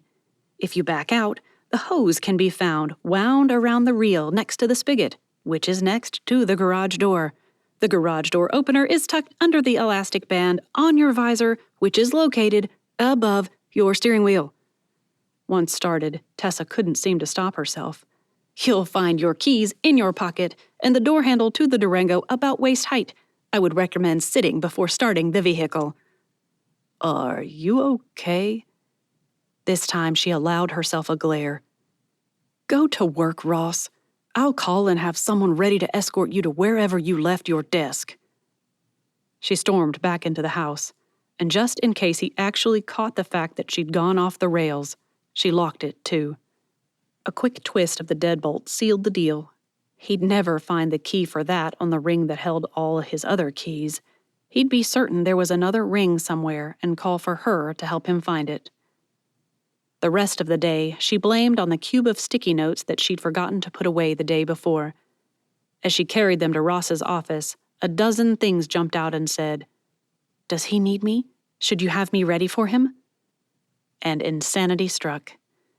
With pen in one hand and the large cube of sticky notes in the other, Tessa began scribbling. From doorknob, which she slapped onto the back of the door just above the knob, to towel, which she slapped on the wall above the hook that held his after-jogging wipe-down towel, washer, dryer, hamper, laundry soap, dryer sheets. Once in the kitchen, she slapped a sticky note on everything. Cupboard doors, glasses, plates, bowls, tea bags, coffee canister, filters, oven door, refrigerator. It had a dozen things he'd asked for over the years. On the outside, and then again on the item inside. The utensil drawer, knives, forks, spoons, teaspoons. Bathroom, toilet paper, towel, soap, mirror. By the time she'd finished the first floor, including notices of couch, light switch, and remote, she'd gone through most of the cube of sticky notes, and the house looked like a giant had sprinkled confetti everywhere. Feeling a bit woozy, Tessa took a short time out to make a cheese sandwich, grabbed another cube from the desk in Ross's office, the one with the stapler, pen cup, scissors, and dictionary all well labeled, and carried it upstairs. She also marked the photos on the way. Son number 1, Michael, and son number 2, Jesse. After that, Tessa added an arrow to the note, telling him that the last photo was their wedding portrait, saying, "Your harried wife." Overkill? Probably. Tessa didn't care. By the time the upstairs had been perfectly cataloged to ensure that Ross never had to wonder where his belt, brush, toothbrush, or alarm clock was again, Tessa realized he'd be home any minute. And that's when the enormity of what she'd done hit her. Overkill? No, probably about it. She'd just slapped her husband, and he didn't even know it yet. She raced downstairs, ready to start pulling off the notes, and heard him pull into the garage. At least I didn't go outside and slap a garage sticky note out there. The car turned off and her brain kicked into gear. He's going to kill me. My epitaph will read, "Here lies Tessa Booker, death by sticky notes." With that thought driving her, she bolted up the stairs, the ones with a sticky note slapped onto the newel that said, "Stairs," and into their room. Best choice? Closet or bed? She dove under the covers marked bed and pulled the blanket, marked blanket, of course, up over her head and waited. The theme from Jeopardy played on endless loop in her mind. Dee dee dee dee dee dee dee. A sound from downstairs. She couldn't quite tell what it was. It repeated, and still she had no clue. Was that a crackle of paper? Was he wadding them up? Probably. Could she blame him? Something deep within tried to protest that he'd asked for it, but kind Tessa argued that Jesus said not to return evil for evil. The moment he stepped into their room, Tessa knew. He made no noise, but she knew. A strangled sound sent her stomach sinking deep, deep, deep into an abyss somewhere. Another one. The third sounded more like a choke. The fourth, like a chuckle. She relaxed just a little. Laughter filled the room just half a second before she felt the bed, still marked bed, she assumed, jostle and Ross, not marked husband, unfortunately, tackle her. The tickling commenced. Gasping for air, Tessa shoved down the blanket, no longer marked blanket, she imagined, and grinned at him. The look he gave her. And it's not even one of our nights.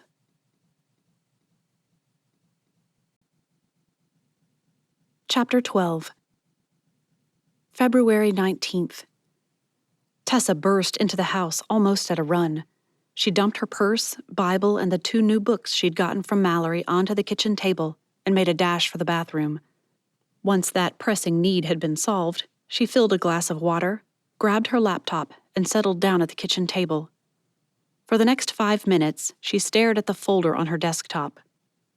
Writing. The image of seeing Sam pick a rare, early beach morning glory and tuck it behind Mandy's ear, his hand lingering as long as friendship allowed, had sent her into a tailspin. Years of confidence in romance being something companies cooked up to sell things fizzled at the sight of it. Tessa couldn't even explain why. What she did know is that having seen it, felt it by osmosis of sorts. That's it. I'm doing it. Right-click, delete. Tessa waited for panic to set in. It didn't come. Buoyed by relief.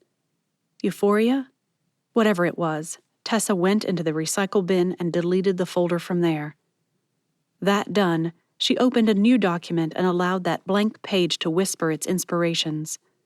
The suggestions came slowly. Tessa hopped up and made a sandwich. More ideas flowed. She peeled an orange. New, more refined ideas offered themselves as tributes. And then it came to her. Willa and Dave were back. Willa and Dave 2.0, but the same characters, the same problem, a whole new solution. She began to type. After 20 years of marriage, I am done. No, I'm not divorcing my husband, but I'm done pretending that knowing he loves me is enough. I'm done pretending that I don't like the moments when he looks at me and I can feel what he's feeling for me, that I don't crave more of those. I'm done. I'm done pretending that it doesn't hurt that he expects me to find, buy, sign, and send his mother a card for her birthday, but he never acknowledges mine. I'm done pretending that I'm not dying inside when he kisses me, knowing it's a silent message. Later. Maybe I'll even be able to acknowledge that I'm partly to blame for it all. Someday. Maybe. I can't change him. Won't even try. But I'm not hardening my heart anymore either. We're teaching our kids that treating special people as if they are just names on a roster somewhere is okay. And I'm done. All done. Tessa's hands shook. Her eyes smarted, heart clenching, gut twisting. Every bit of her reacted as she reread the words. A bit close to home, Lord. I'm not ready to deal with that yet. But Willa could be. She could. A new thought overrode all others. Through Willa, Tessa could work out her own thoughts and feelings. Willa could do the things Tessa never could. Willa. Years ago, there was this scene in a book where a guy was going to finally tell his best friend that he loved her. It was one of the last romances I ever read. Guys don't pour out their feelings like that. Or so I thought. Now I'm not so sure. Do they not because women don't give them time? Don't encourage them? Do we take over and make it too easy so that they won't run? I don't know, but the way that guy nearly vomited at the sight of his friend arriving at the romantic picnic he'd set up, the way he couldn't spit out the words until he'd made a total fool of himself and had her ready to run. It's a thing. And I never knew it until Dave came downstairs tonight, and I tried to ask him to go for a walk with me. I was almost in tears when I finally managed to blurt out, "We need to walk," instead of, "We need to talk." I think he thought I was going to tell him I was divorcing him, poor guy. We made it to the corner and crossed the street. That's how we do it when we need to talk where kids can't overhear. We wait until everyone is in bed and walk loops up and down our street so we're in sight at all times. At that corner, Dave laced our fingers together. I don't know what I did, but I'm sorry. This is the man I love. This man. And yet I crave more from him. Still couldn't speak. Kept trying. Kept failing. When frustration produced tears, I thought I'd lose it. He just held me under the street lamp and promised to do whatever he could to fix whatever was wrong. What kind of selfish beast am I? That's when the sobs began. Fireflies flirted while I sobbed. Just how weird is that? Dave asked if we needed to go see a counselor or go to one of those weekend marriage retreats. When I couldn't stop crying, he asked if there was someone else. That worked. I laughed until I snorted. To my utter disgust, a guffaw followed. And somehow, in the middle of that humiliation, I managed to blurt out, "I need romance." Dave laughing at me did nothing to assure that my romantic dreams would be all fulfilled. Looking back, yeah, it is kind of funny. There he is thinking we're over, and I'm essentially telling him I want more of us, more of him. But I started making promises. Promises to flirt more, to be more emotionally available, to let him into those places that, until I actually said it, I hadn't been conscious of barring from him. And I nearly divorced him on the spot when he made a suggestive comment as his first attempt to be romantic. This is what is wrong with the idea of romance. Some guys get it, and the rest of male humanity just doesn't. That wasn't bad. It would take polishing, of course, but getting that out on the table for them was step one to change, right? Emotions welled up in her until Tessa feared she'd sob herself when the back door banged open. "Tessa!" Mandy appeared in the kitchen, Travis half asleep on her shoulder, eyes wide, purse sliding off her other shoulder. She jumped up. "What is it?" "James, I saw him outside the house. He was just leaning against the trash can, by the beach there, arms folded, watching. He knew I was in there. I know it." "How'd you get out?" While Mandy told about sneaking down the beach and climbing all the stairs to the Booker's house, Tessa began gathering things. "We're leaving. Get in my car. Keys." She dug her keys from her purse. "Get in the driver's seat and put Travis in the passenger. If James shows up, take off. Just go. Don't worry about the car." Mandy's eyes nearly popped out of her head. "The car!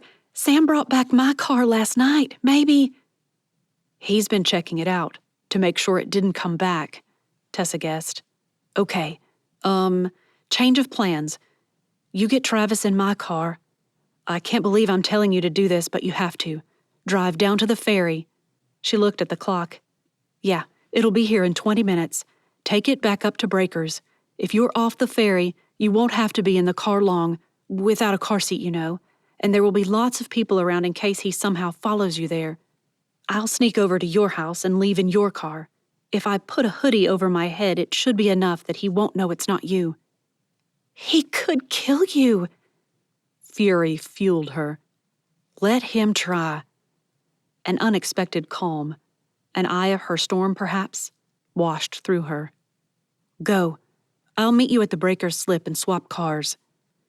Mandy hesitated and then held out Travis. "Take him. James would never believe it was you without the baby, and you'll have the car seat." Tessa shook her head. No, can't. I'm trying to be bait. We don't want Travis on the hook with me." Something about that analogy failed, but Tessa didn't have time to analyze it. "Go!"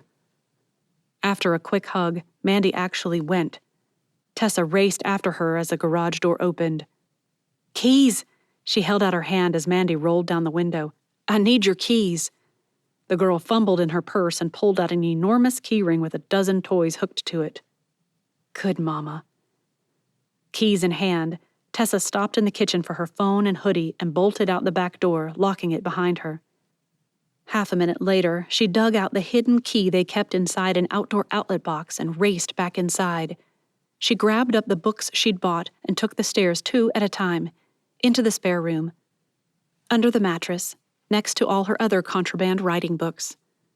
The moment she made it back outside, Tessa made the first call to Sam. After telling the plan, she said, "If you can get on that ferry—" "I'm actually at the slip now. I'll wait with her." "She doesn't have Travis a car seat. I'll pay the ticket." "I'd say this is an emergency. He's probably safer without a car seat in that car than he would be in that house. Don't worry about it. I've got this." She thanked him and tried to disconnect, but Sam stopped her. "Tessa, stay safe. Don't do anything crazy. This just escalated to one of Mallory's literary swear words." Tessa even managed a smile as she promised. She'd made it halfway to the beach houses before Ross answered. He ordered her to go back home, and Tessa 1.9 would have acquiesced, but this new one couldn't. "Sorry, Ross. I love you, but I am doing this. I'll call when they're both safe again." "Tess?" She disconnected and dropped low as she neared the dunes behind those houses. A peer through the grasses showed nothing. Tessa crawled down a few houses more and crept up the side yards. A look around the corner showed James standing there just as Mandy had described. Her breathing grew shallow, her head light. Tessa closed her eyes and sank to the ground, hoping he wouldn't walk that way. He'd be able to see her once he passed the house, but she couldn't move. Prayer. I need to pray. But she couldn't. Hands trembling, she sent Ross a text. "Scared. Pray." "Praying and on my way. I love you." Ross was coming. She could do this. As she rose and made her way back down the dunes and over to the one behind Mandy's place, Tessa made plans. She dug out that keyring and found what she hoped was the house key. Strange. Why had it? Oh, not that one. The right key hung on a separate jump ring just added to the rings. Mandy had only given her the keys to the house that first night. Smart girl. Slipping inside the house was easy enough. Tessa locked the door behind her and looked around. She'd have to make a Travis. With what? A couple of pillows failed. A box of trash bags, however, gave her an idea. Tessa grabbed one and the diaper bag and started filling. A few of Mandy's clothes became the boy's head. A few essentials went in the diaper bag. A thing that looked more like a backpack than an actual bag like she'd once lugged everywhere. And with a cord from the curtains, she managed to tie off a basic body shape. With Travis's favorite blanket and the stuffed dog he almost always kept nearby, she was ready. The ignition key in hand, Travis flung over one shoulder, the blanket covering him. Mandy crept out the back door, keeping low, and inched the back door to the car open. A glance through the window showed James's attention on his phone. Now or never. He must have heard the click of the door being pushed shut because James's head snapped up. He watched the area, alert. Tessa waited. A minute? 5? 50? It seemed an eternity, but he glanced back at his phone again. Unfortunately, that's all it was. The moment he looked down, Tessa bolted for the driver's door and jumped in. She punched the lock button, started the ignition, and made it out of the carport before he appeared at her door, banging on the window. Tessa kept her head down and shot down the drive. James chased. A sound. Backfire?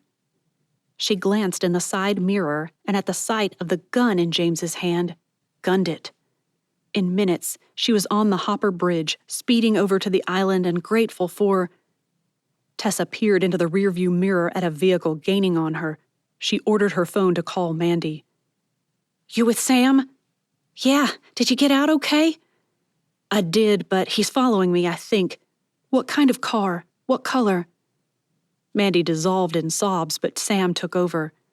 "She told me he drives an old red GT. Mustang, of course." Nausea bubbled in her gut. "Oh, man. Okay, I'm gonna make this little Focus go as fast as it can, but..." "It's him?" It drew closer. Redder. "It's him." Her speedometer went over 75. 80.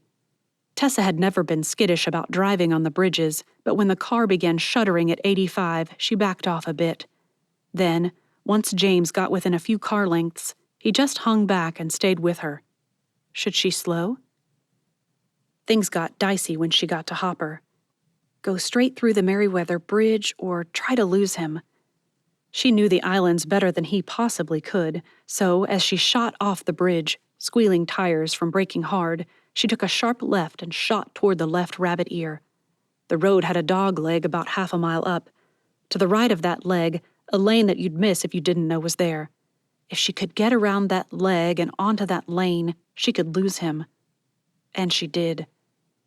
A flash of red in her rearview mirror told her it had worked. She shot back down the road, around the dogleg, and up the center of the island. Only when she shot onto the bridge and a red car followed did Tessa realize her mistake. Should have gone back to Elnora. Duh. So stupid. Since he seemed to hang with her rather than confront her, Tessa tried a different tack. She called Lou Fenwick. "I need a dozen men with shotguns at the end of the Breakers Bridge as soon as you can get them. I've got a guy after me." "Who is this?" "Tessa Booker." "We'll be waiting, Miss Booker. You all right?" "For now. A man thinks I'm his girlfriend, the one he's trying to kill, so only all right for a bit." With that, she disconnected and concentrated on the island looming ahead. Merriweather. Just that one and the Breakers Bridge to go. Then she'd be behind a line of men who weren't afraid to pull their triggers, all at once. Thanks for that thought, Lord. It had to be him. She'd never have come up with it herself. The winding road up the left coast of Merriweather allowed James to get too close. Her imagination insisted she could see the hatred in his eyes. Her rational mind said she couldn't even see his eyes. Not until a truck backing out in the parking lot near the bridge left him right behind her. Desperate, she drove around the truck, honking and blaring. James followed. As she shot onto the bridge, a sickening sensation followed. Something had shifted. Had he seen her face? A glance at the car seat answered. Travis was in the floorboards, the car seat empty. And when she'd turned to go around that truck, he'd probably seen it. Lord! Glass exploded in the back window. Tessa slid down, her head behind the seat and praying no bullet could get between that headrest and the main seat. Something hit the back of the car. A bullet, of course. Stupid. Something, right? A deafening boom erupted just before the car jerked right. Tessa jerked the steering wheel left even as her mind screamed, "No, go straight!" Too late. That eerie feeling of suspended time in an action movie washed through her half a second before Tessa heard the first crunch and felt her body slam into the steering wheel.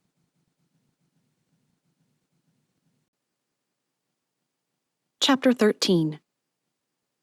Beeping machines, the regular hum of the blood pressure cuff going off, the shushing of shoe covers of nurses and assistants as they adjusted medications and read vitals. Tessa lay on the bed sleeping, deeply. Ross watched, helplessly.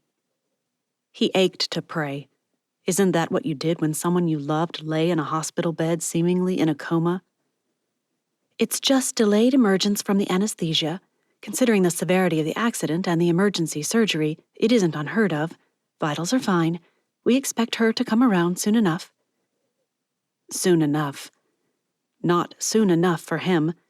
Meanwhile, he sat there helpless, not praying. Tessa's parents had driven down from Atlanta and sat with him while she was in surgery. Emergency hysterectomy. That's what they'd called it, caused by uterine prolapse and bleeding with a bonus broken pelvis. Tessa would joke about the hysterectomy. She'd say, "If you wanted me to stop being hysterical, you could have just told me. You didn't have to rip out half my insides." Why do they still call them hysterectomies? Isn't that a bit antiquated? Sexist? He eyed the blanket covering her middle. Would she blame him for some reason? Would she care? Bed rest and crutches, combined with the hysterectomy, meant for a long recovery. He'd already gotten authorization for 4 days of remote working a week, just Wednesday meetings on the mainland now.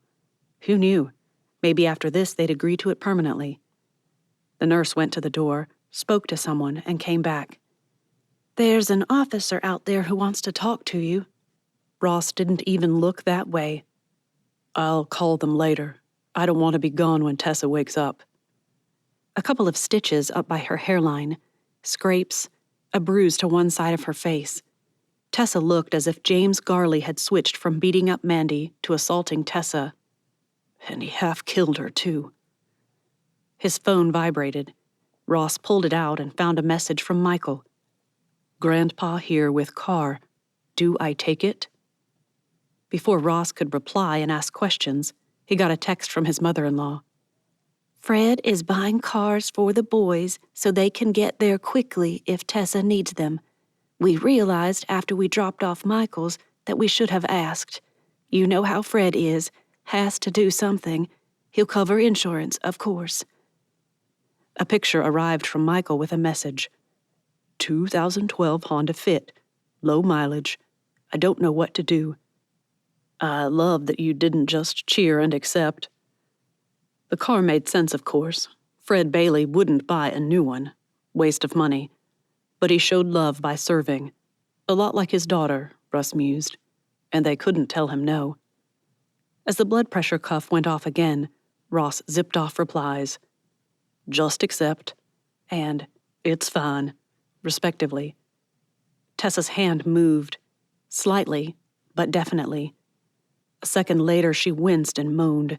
She tried moving her hand again. "Shh, Tess, just lie still." Though she hadn't opened her eyes, he saw her trying to form some word. "Ross?" "Yeah, I'm here. Need anything?" "Sledgehammer." The nurse moved closer. "Did she say sledgehammer?" "I think that's her way of saying she's in pain. Wants me to knock her out." He squeezed her hand. "Sorry, you've been out for too long as it is. How about drugs instead?" "Will they let my dealer in?" He shot the nurse a look. "I think she's going to be fine." With all the excitement surrounding her move from the ICU to a regular room, Tessa would have imagined she'd been moved to luxury quarters, but it really wasn't much different from her other space, except she actually had a bit of privacy from the nurse for a few minutes at a time. The least she had expected was a nice view out the window of Memorial Health University Medical Center. The street, the sky, even a parking lot would do. Instead, she got a view of another part of the building, and it hurt to turn and try to get a good look. So she lay in bed, eyes closed, alone. Ross was conferring with an occupational therapist about what she'd need at home. No climbing stairs with a broken pelvis. After which, he'd bring her something to eat. And that's what she'd kept at the forefront of her mind Thursday afternoon. Yesterday was Thursday, wasn't it? When the physical therapist had shown up with a walker and expected her to get out of bed and walk. Just a few hours after she'd awakened. The pain, even on painkillers, almost unbearable. But the woman kept her going, around one side of the bed to the other. Then they practiced getting back in bed. It's like I'll have to learn to walk all over again. Ross appeared with a bag in hand. Pho. The doctor had agreed to the broth only, for now. Apparently, her body wasn't going to like the introduction of food after the doctor had his hands in her innards. Not a surprise. From what she could tell, she'd basically just had another C-section. Just like 19 years ago when Jessie was born. Plus a broken pelvis to keep things interesting.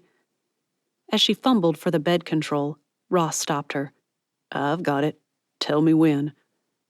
Sitting up. Painful. Still, not as bad as she'd have expected. But then again, she'd used her PCA after settling in from the move. It was probably still working. Thanks, Ross. There is no way the broth here can possibly be edible. Think the doctor will know if I sneak a noodle? He just looked at her. No noodles for me. Got that right. But Ross did smile, and Tessa noted something. A tenderness in him she hadn't seen in a long time. If you'd told her he wasn't tender of late, she'd have argued. But seeing the difference, feeling the difference, proved it. She managed to feed herself half a dozen spoonfuls of the broth before exhaustion won out over hunger. It was more a mental state of, it's time to eat, than an actual need for food, and the effort just wasn't worth it. However, the memory of Ross driving out just to get her something that sounded appealing prompted her to try for one more. She nearly knocked the plastic container off the tray and all over herself. Ross hopped up to help, abandoning his own food. Ross Booker, risking his soup getting cold? Feeding his wife? Wonders really don't ever cease. She managed another dozen or so slurps before she laid back, eyes closed. Eat, Ross. Give me a minute to see how this goes with my stomach before I try to eat any more. It'll get cold. I'm used to eating cold food. I'm fine. Tessa didn't need to open her eyes to know that, instead of eating, he watched her. Why do you say that? Perhaps if she hadn't been so exhausted, she could have found a way to blame her muddled brain and ignored the question. Instead, she just sighed and said, Mom life, Ross. It's just part of mom life. We rarely get to eat when our food is hot. Even as teens, the boys needed this or did we have that? Someone asks, where's the salt? And I forget to look at the center of the table where it always is before I just jump up to grab it. Sticky notes. It took a moment before that memory came flooding back. Shame and amusement competed for her reaction. Amusement won. Yes, for the boys' wives' sakes, I should have saved all those notes and done that again this summer. There she opened her eyes and really smiled at him. I was so sure you were going to lose it. Rightly so. Started to when I got to the kitchen, but like a day when stuff goes wrong over and over, it became funny. He plunged his chopsticks into the plastic container. After that, I could see it, especially since you'd been so upset that morning. I was? That she didn't remember.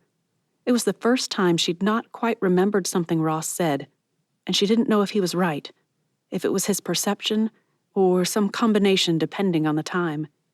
Asking the doctor hadn't helped either. There may be some post-anesthesia fogginess that feels like amnesia, but you didn't sustain any serious head trauma. I don't expect any permanent memory loss. Tessa took that as Dr. E's for, we don't know, but we can't admit that or you'll freak out. Ross pulled out his phone and looked at it. The boys made it. They're on their way up. Instinct sent her hands to her hair, trying to smooth it into place. Ross shook his head. You look amazing. It's fine. I look like a battered wife. When he gave her that look, she added, and since I can't remember everything yet, for all I know, I am. Ignoring the joke, Ross jumped up and began clearing away their pho mess. Twice he paused to ask if she needed anything. Twice he looked out the door, watching for the boys. I think they got lost. Should I go? They're men, Ross. They can ask directions. Not that they will, mind you. They're men now. They can ask, and if they don't, that's on them. He still looked antsy. But then again, Ross always worried about the boys far more than she did. In fact, if you listened to the ladies at Bible study, more than half the husbands represented in that group were more likely to worry over their kids than the wives. Some things never change, even when they all do. She knew the moment the boys had arrived, though. Everything about Ross relaxed as he seated himself and leaned back as if he'd never been uneasy. What nonsense. Michael entered first, carrying a vase of flowers from the hospital gift shop. Right behind him, Jessie brandished a fistful of balloons and made kazoo sounds of "Hail to the Chief." Ross jumped up. Shh, she's still sore and tired. It's fine, Ross. I want to hug my boys. Well, be gentle. She has incisions. One incision, Tessa said. Just one. She held out her arms and tried not to wince as each boy gave her awkward half-pats and half-squeezes before jumping back as if broken pelvises and hysterectomies were catching. A petite woman with enormous glasses and a much too perky personality appeared and introduced herself as that day's physical therapist. I was going to get you out of bed for a few minutes, but that would be cruel with 3 handsome men fawning over you. How about in 20? How about never? Tessa chose not to allow herself to say it, and instead just murmured thanks. Michael pounced before the woman got out the door. Out of bed? Like standing? With a broken pelvis? They give me a walker. Jessie rubbed her back. Ouch, sounds painful. Trust me, it is. And am I glad for the reprieve. The awkwardness that accompanies a hospital visit where no one can help but they all want to commenced. Tessa did her part, asking about classes, answering obligatory questions, and praying that they could settle into normal. It took asking about their new cars to break that uncomfortable barrier. Jessie piped up first. It's so cool. Green, too. Mike's is red. Mike. Interesting. When did Mike happen? Ross must have wondered the same, but he had the strength to ask. Tessa never heard their answer. She slept.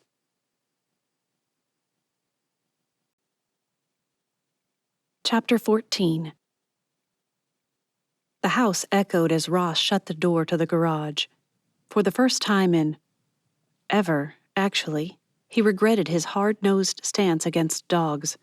He stood at the counter and closed his eyes, listening. Dog nails on wood running to greet me. That would be nice right about now. But then someone would have had to come over to take care of the thing. He'd been right to say no.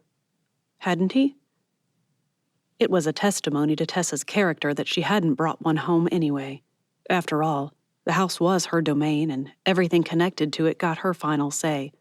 It's how they'd set things up, and it worked. And she wanted a dog.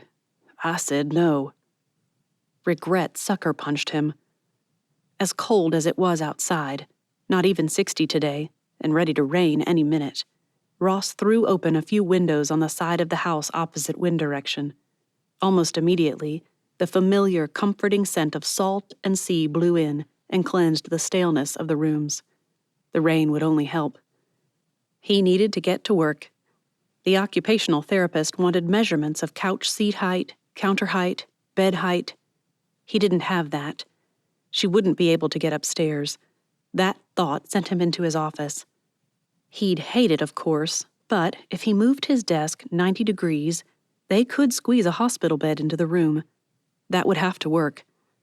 Despite the occupational therapist's insistence that a regular bed would be fine as long as they had the measurements, Ross wanted one that moved up and down for her.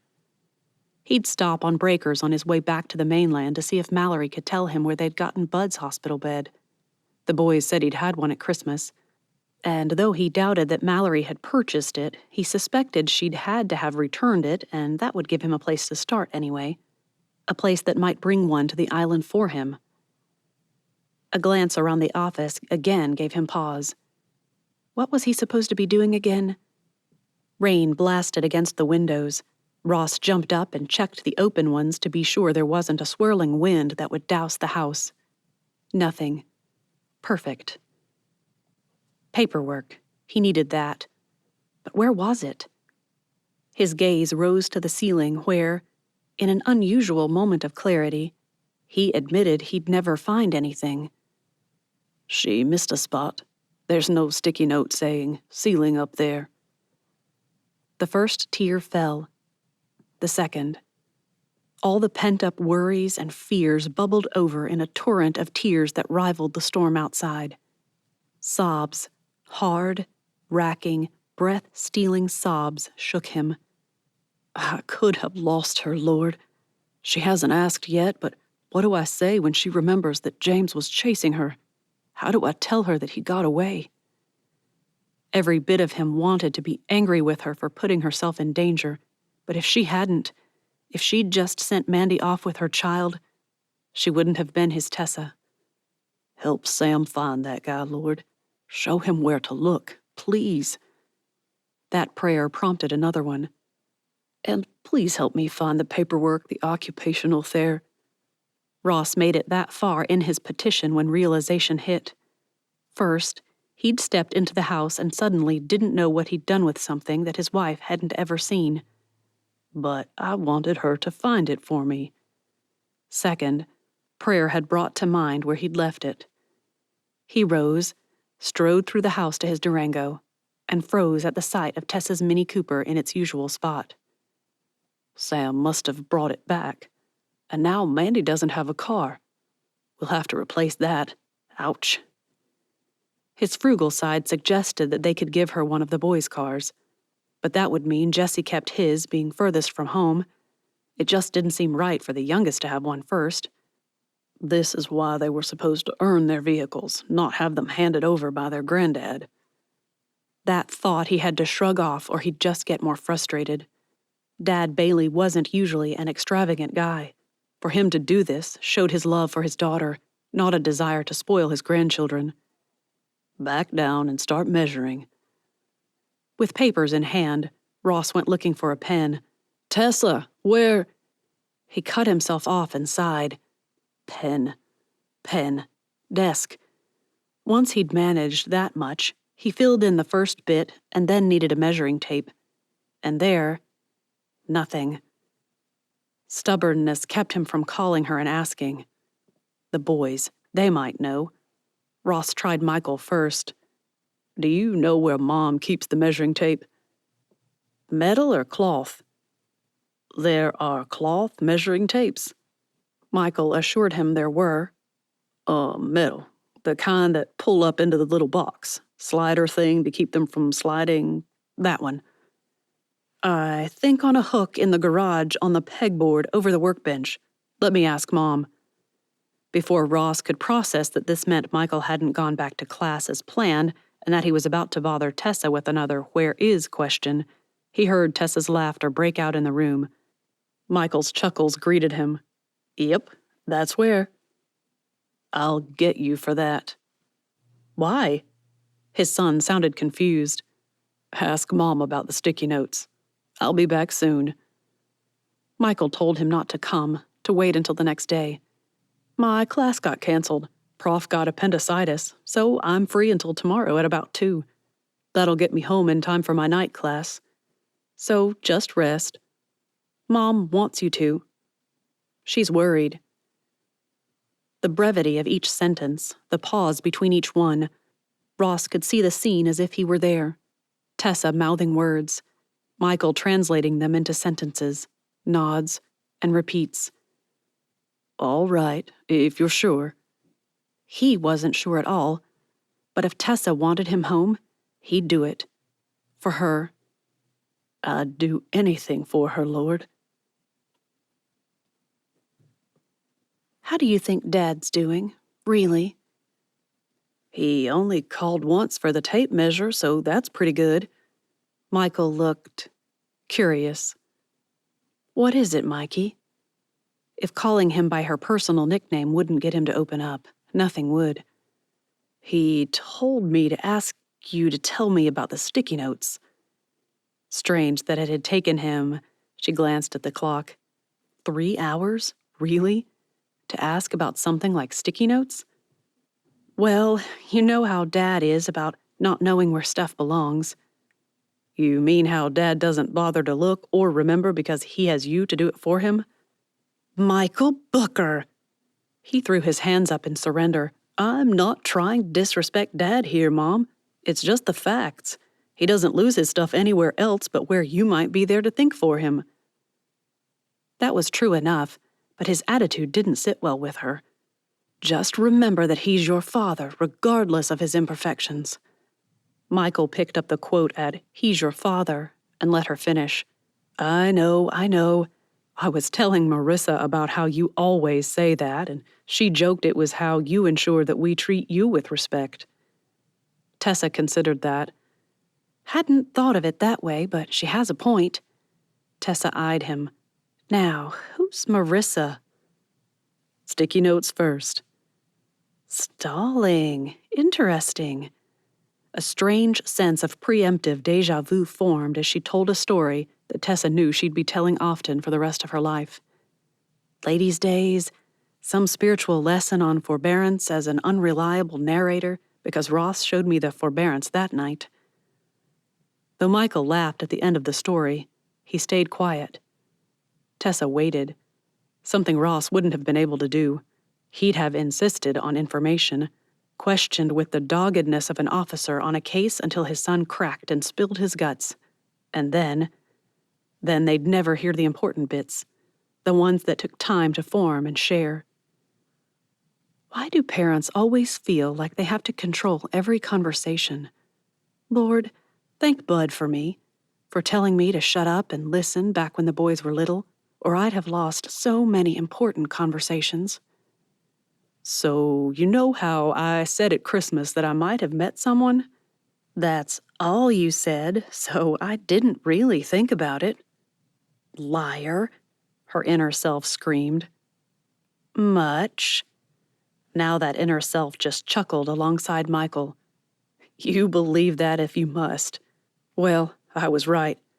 Not going to do anything rash like run off somewhere and get married next week, but I'm pretty sure Marissa's the one. Oh? She added an encouraging smile to that oh and waited. See? No pressure here. Calm. Relaxing. A few seconds passed before that inner self screamed, Will you get on with it, Michael Ross Booker? There's just one problem. Uh-oh. If you tell me she's not a Christian, my heart will break. She's not like you. I mean, she is in a lot of ways, but I don't expect you to marry a clone of me, Michael. She's about as close as she can get in some ways, but she's... He took a deep breath. Well, I think she'd like it if I was more romantic than Dad is. You're fine with just being besties, but I think Marissa needs more. She's not the only one. That thought had a stronger effect than ice water to the face.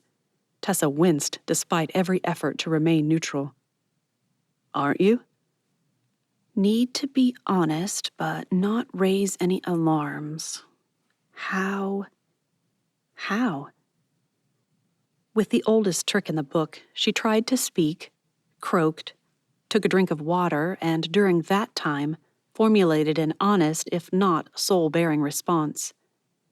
I wouldn't trade my marriage for anything. I know you're not big on romance, but I think she'd flourish. Sounds so silly to say it that way, but it's how I think of it. Flourish, you know, with that kind of attention. But all I know is the fake stuff. Flowers on Valentine's Day or bath bombs at Christmas. I want to learn how to be real about it. I just don't know how. Each word drove tiny darts into her heart, but Tessa started with love languages. Figure out hers. Affirmation. She thrives on hearing what I think of her. I know that much. Well, be sure to show all of them at times, but focus on that one. With her inner self screaming to shut up, Tessa found herself saying, "Just be glad it isn't physical touch. That's a hard one for a lot of guys because for guys, it turns into something sexual, and for a love language, it needs to be more. Much more than something designed to send you upstairs, if you know what I mean." TMI, Mom. There, she disagreed. No, it's not. Because someday you're going to have a wife, Marissa or someone else, and you're going to learn how it makes a woman feel when their body is only a sexual thing for their husband. You can learn it now and prevent doing that to her, or you can learn it later. I'm trying to save you the heartache that most men experience eventually. Michael's expected question took longer than she would have guessed, but it came. Even Dad? Your father has an unfair advantage. She waited for the questioning quirk of his eyebrow before she added, He's married to me, and I'm just not into that romance stuff. Every word she spoke with conviction, but Tessa just didn't feel it anymore. A phone rang in the kitchen. A phone? Ross bolted from his office where he was making room for the bed he'd ordered. All it took was a call to Mallory. What an original idea. Tessa would have suggested it the minute I said something. I'm too used to stopping by for things on the way home, I guess. He grabbed the phone from the windowsill, a phone he recognized as Tessa's old one before she decided to splurge for one with a good camera. Punched the answer button. Hello? Silence. It lasted through 3 more hellos before a man's voice said, I think I have the wrong number. Sorry. The call dropped. A sick, twisting, aching attacked his gut. No, not my Tessa. She wouldn't. A password-protected laptop upstairs hinted that maybe he was wrong about that. Brother Dawkins's suggestion of unrepentant sin added another twist to his gut. But an affair? No, right? The other suggestion, neglect, twisted again, this time as a knife. Ross raised his eyes to the ceiling as if he could see through it to the bedroom where her laptop lay abandoned. Lord, could I have driven her to an affair, somehow? And if so, how do I forgive her? How do I fight for us? His hand squeezed the phone until it hurt. Do I want to fight if she's really... He couldn't finish that sentence. He couldn't stay in the house. Instead, he stormed out the back door, ripped his shoes off as he went, and pounded down the stairs to the beach. What began as a walk turned into a run, and a reminder of why people didn't jog in jeans. In the rain, no less.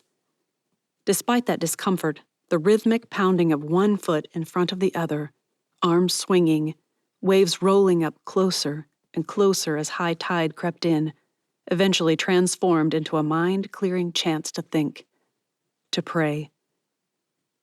Cold set in and drove him home again. After stripping off the wet things in the downstairs bath, Ross hurried upstairs to take a shower and put on warm, comfortable clothing, and to decide about that laptop. Avoiding that decision worked for a few minutes, but by the time he'd toweled his hair mostly dry and pulled on his warmest socks, he had nothing else to focus on anymore. And that would never do. Guess I should eat something. There are probably leftovers in the fridge or a frozen pizza. Tess keeps those, doesn't she? That question hit its mark. Maybe she didn't feel neglected so much as, what? Taken advantage of? Despite his inner protest, this time it was his thought. His stomach rumbled, and Ross decided that avoiding food wasn't going to solve anything. He'd just have to find that pizza or something. Again, Instinct prompted him to start to call out to Tess, but reality proved as effective as God's angel on lions' mouths. He just stood there, silent, waiting for direction. Frozen pizza would be in the freezer, of course. I really am lazy. The kitchen freezer showed nothing, so he went to the laundry room and dug around in the deep freeze until he found a meat lover's extravaganza. Perfect. Now to kill 20 minutes. Without digging into Tessa's laptop.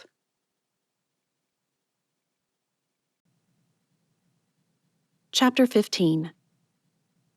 Tuesday found Ross zipping along to Merriweather before heading to the mainland. His genius idea to call and save himself a trip hadn't included being told about an order Tessa might like to have while she recuperated. So, he'd stop there, grab the books, and then head over to the hospital. The occupational therapist said if they got things today, Tessa might be able to come home tomorrow. Meanwhile, he had Mrs. Dawkins coming the next morning to accept delivery of the hospital bed rental, the electric recliner rental, and the lovely bedside commode for nighttime use. The occupational therapist still thought he was nuts, but the price of the bed wasn't much more than buying one for the office. Considering it couldn't arrive for several days, renting was best. He was sure of it. Mallory hadn't finished setting up her shop when he arrived, but with temperatures hovering near 70 and just a light breeze, Ross took off down Captain's Walk toward the marina. Bernie, the island's famous, or is that infamous? He wondered. Pelican swooped down and plopped himself in front of Ross. When Ross didn't hop to providing a mid-morning snack, Bernie nudged Ross's shin with his bill. Sorry, buddy. Don't have anything for you today. Bernie just stared. At the lack of response, he squawked. Seriously, I've got nothing. One blink. Ross twitched and looked over his shoulder. Mallory? Don't sound panicked, you idiot. The girl stuck her head out the door. What is it? Got anything for Bernie? He's looking half-starved. There, you've done it. She'll know you've lost it. Not hardly, but yeah, I've got sardines in here. His one step back meant 3 of Bernie's forward. What it looked like he couldn't tell, but it felt like one of those weird cartoons where the chased character fumbled and stumbled and almost fell over himself trying to get away from the ravenous Pelican. As he neared, he talked crazy to Bernie, trying to hide the fear he'd never admit to. Come on, Bernie. Just a few more steps and Mallory will have a treat for you. A few more. Come on. You can... He bumped into something, or rather someone. A turn, and Mallory stood there, eyebrows raised, holding out the tin of sardines. See? She's got 'em. The bird and Mallory exchanged looks that clearly said, "Can you believe this guy?" And in spite of himself, Ross took another step away from the deranged bird. Right," Mallory said as she dumped the contents of the can down on the curb that ran up Captain's Walk. "I'll have to wash that off now, thanks to you, Bernie." To Ross, she just said, "Books," and hoisted herself up the steps to her shop. "How's Tessa doing today?" Ready to be out of there. "Have they caught the guy yet?" It killed him to admit it, but Ross shook his head. Sam says there's proof he was on the islands again, but no one has seen him. They still don't know how he got around the wreckage without damaging his car, but the fact that he didn't even stop. "Is that girl safe? I mean, I bet the association would let her stay at the lighthouse. I could ask Abel." They have her safe, well protected where James Garley won't find her. That doesn't solve much long term, but it's a start. Though Mallory looked as if she'd say something or ask something else, instead, she nodded as if what she'd said was sufficient and changed the subject. "Are you done with our mutual friend?" Yes. She'd wanted more than that. Ross sorted through several opinions he had of the book and found the one he'd prepared for Mallory. It's a lot better than most of Dickens's books. Still, so many characters. I liked the 2 main plots, the girl being stalked by the teacher, and John Harmon trying to honor last wishes while not just jumping into something. They were both interesting, but as far as I'm concerned, It was really just 2 books smashed into one. Fair enough, Mallory grinned. But still, all John went through to try to win Bella's true affections, it says something, doesn't it? Ross shrugged his acceptance of that idea. Possibly. Hadn't thought of it as anything other than a guy who doesn't want to be stuck with a gold digger. Most people, Mallory mused as she dug into a cupboard, want more than just a comfortable life with an amicable roommate. She withdrew 2 wrapped books tied in string. If the paper had a bit more brown to it, Julie Andrews would approve. Before Ross could say as much, she plopped them in his hands and said, "So, nonfiction now?" I see. Good thinking. I'll be home with lots of time to read, so get me hooked on something now. Smart. What else could he do but nod? Got any suggestions? 1. She'd obviously thought of this beforehand because she pulled out a wrapped book and dared him to take it. I want to issue you a challenge. Oh? The book is $10, just 10. If you buy it, you have to read it. If you don't find it helpful, I'll give you full credit toward any book in the shop. What is it? Her grin told him before she did. That's the catch. You have to buy it to find out. Considering he had no other books researched yet, the decision should have been easy enough, but still, he hesitated. Why don't I trust you? I don't know. Why don't you? That's all it took. He accepted the book and passed over his card. Saves me looking for something. I'll let you know. I'm sure you will. For half a heartbeat, he almost took his card back. As usual, Mallory's smile disarmed him, and he found himself thinking life on the islands had come full circle again. Commerce that served residents instead of tourists, personal service, friendship, food, books, animal groomer and a vet to go with her, maybe even a hairstylist, or so he'd heard. And Greener Gardens is expanding after their success with the Fairhaven thing. A seed nestled in the soil of his mind and rested there. Something to consider for another time. With a wave to Mallory and promises to text with their next order, Ross strolled out to his Durango and climbed in. He set Tessa's books in the passenger seat, her seat that is, and untied the string that held his book wrapped and protected. 101 important ways to romance your wife. He hesitated, uncertain. Go back and ask Mallory just what the deal was, or... Ross started his vehicle and pulled out onto Captain's Walk. The blinker urged him one way. His confused heart tugged another. The heart won. Ignoring the clock that counted down minutes until Michael left for school, Ross shot back onto the Merriweather Bridge and onto the island. The road to the Hopper Bridge took twice as long to travel as usual, and by the time he reached Elnora and Spinnaker Drive, he'd almost convinced himself of his own stupidity. This is just her campaign to convince Tessa to become a romantic. That's all. Just blowing it out of proportion. But all his pep talks did nothing to keep him from climbing the stairs, walking the hall, and standing, hands shoved in his pockets, in front of that laptop. She had never asked him not to look at her laptop. She had asked him not to dig into her notebooks for paper or read her Bible margins. They're like a diary. They're personal. I don't mind sharing, but I like to be asked. But never the laptop. Ross flipped the lid and the screen stayed dark. The power cord told him it wasn't dead. A tap to the power button sprang it to life, and there it sat. Password box waiting. Henpecking, he typed out the password. 2ESSEJLEAHCIM.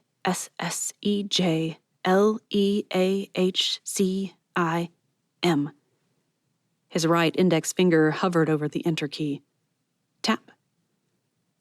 A Word document sat open, and a glance at the end showed it broken off in mid-sentence. He started at the first paragraph on the page, unwilling to scroll or do anything that might prove he'd been on it. He still didn't know if he'd tell her. I decided to do something about the strip along the side of the garage the other day. There I was, mentally pulling out old shrubs and making room for something pretty, maybe peonies even, when a man jogged by. I've seen him before. He always waves, and this time he slowed and stopped. He asked what I was doing and admitted he'd noticed me out there before. He didn't say it, but I felt it. He noticed me. I couldn't help but wonder, when was the last time Ross noticed me? Really noticed me? We talked landscaping, and instead of it feeling like a chore, I got excited. Guilt crept in when I realized I was enjoying a conversation with another man, so I said, "It's nice to have an outside opinion. My husband just expects me to do this stuff and hope it's what he likes." Do what makes you happy. You're the one who sees it all day. What do you like? All the ideas I'd stored up in my heart for the past few years bubbled over. I made sweeping gestures of what I'd do if I didn't have to consider anyone else's opinions and stood back for his verdict. He just smiled. At me. Said, Beautiful. even as obtuse as I can be, I knew he wasn't talking about my plans. It was all over in a moment, and when he jogged away, I felt foolish, as if I'd made the whole thing out to be way more than it was. But there was something in how he spoke to me, how he looked at me. I could see him showing up the next day with a peony and offering to plant it with me, bringing me a cold drink, smiling at me, setting up a snack and a drink on the back porch when we were done and telling me to go take a bit of time and read and relax. He'd get dinner. Dave would never do that. Dave? Who is Dave?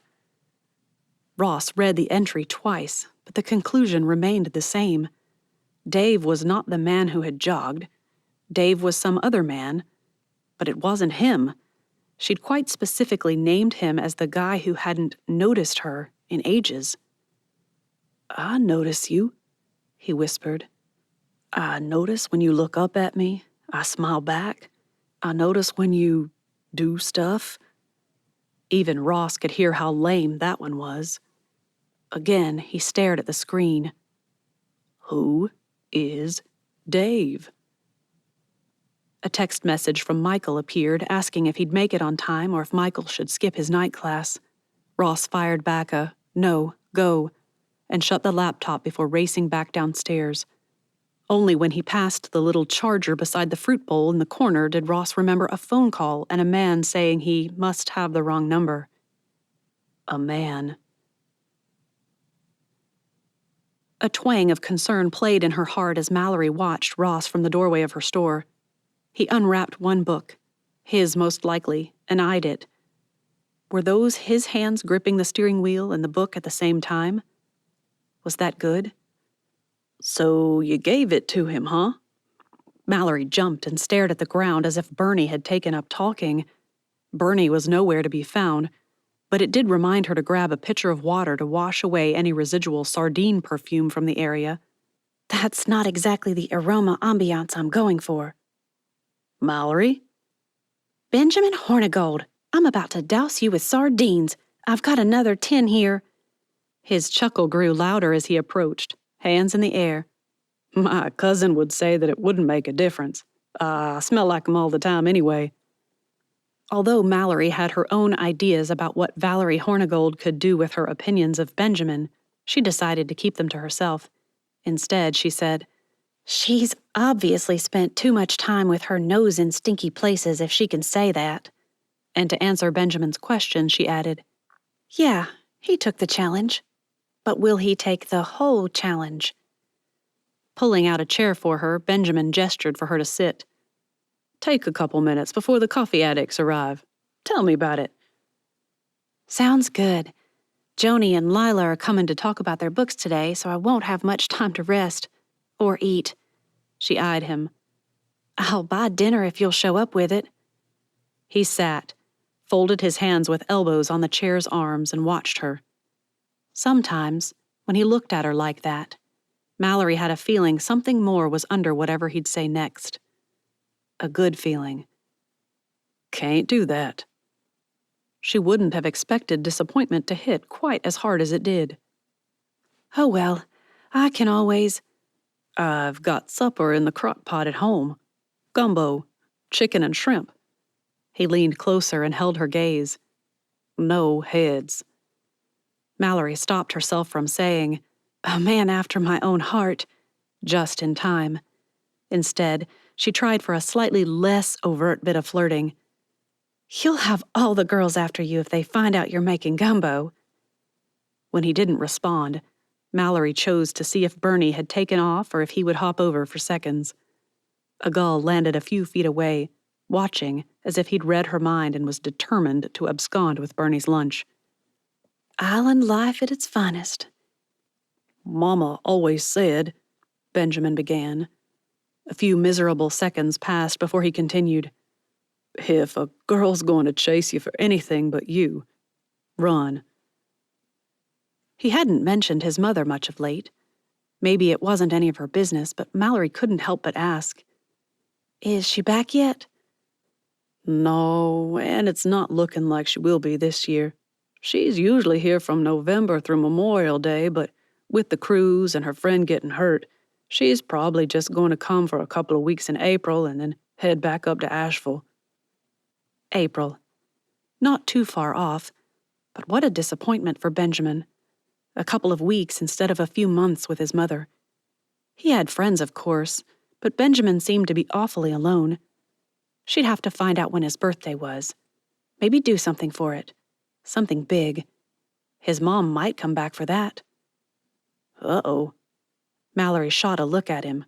What? "Gale blowing starboard." To their right, a girl in yoga pants, zipped-up jogging jacket, and running shoes strode toward them as if on a mission. She looked familiar, but Mallory couldn't quite place the girl. Who? "Josie Parker." Oh dear, the island's self-appointed Miss Marple Nancy Drew. What mystery had she uncovered this time? Josie was a good 20 feet off when she called out, "I saw him!" As if resigning himself to his fate, Benjamin leaned back again and slung his head in his hands. "Who?" "That James Garvey guy!" "Garley." The correction popped out before Mallory could stop herself. "Sorry. Well, I saw him. Who do I call?" Still as laid back and nonchalant as he could possibly be, Benjamin asked, "So, where'd you see him?" "Mimosa, but he was boarding the ferry, so I got on too. He didn't get off here, so I did. I figured someone could be waiting at Hopper to nab him." "Nab? Really, Josie? Are you going to tell us you've got the goods on him too?" Benjamin pulled out his phone. "I'll call Abel Crawforth, see who's on Hopper today." "Ooh, that's smart thinking right there. You could be a detective." Turning away a bit, Benjamin ordered his phone to call Abel, and a moment later he relayed the information. "Thought you should know." Only a few "Mm-hms" followed before Benjamin added, "Well, call and let us know if they get 'em. I can zip over if you think another body would." "Okay, see you in a few." Josie squealed, "We're gonna do a takedown! Yeah, let's go!" She took off toward the marina, and Benjamin just shook his head. "Be right with you." He turned to Mallory. "Might want to pray." After a second glance at Josie, he added, "Pray she doesn't spook." He held up air quotes on that one. "Garley." "I'll pray you stay safe too." Mallory rose with him. "See you about 7?" "Sure thing, bookworm. Maybe I can nab some of Beth's cookies before I head back." "Reserve them or she'll sell out." For the briefest of moments, his hand rested on her shoulder. "Will do. See you later." A glance at her watch told her she had maybe 5 more minutes before folks started wandering up from the slip. 5 minutes to rest, enjoy the sound of waves and the cry of the seagulls. 5 minutes for the rustle of leaves in the gum trees to soothe her nerves and prepare her for a crazy day. If Josie's right, and it is James Garley, we'll never hear the end of her mad detective skills. Her phone pinged. "Lila. Can we meet at 6? Richard's got something up his sleeve and forgot today was my meeting. He said he'd reschedule. but I can tell he's disappointed that his surprise just got ruined. After confirming that it was fine with Joni and letting Lila know, Mallory rose to greet her first customer. "Came to get that Crawdad book." "First customer of the day, and not even for coffee. Now that is a first." "And a spiced mocha, too." "Of course."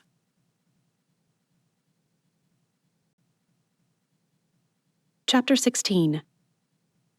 By the time he'd made it to the hospital on Wednesday afternoon, thanks to a ferry malfunction, Ross had decided.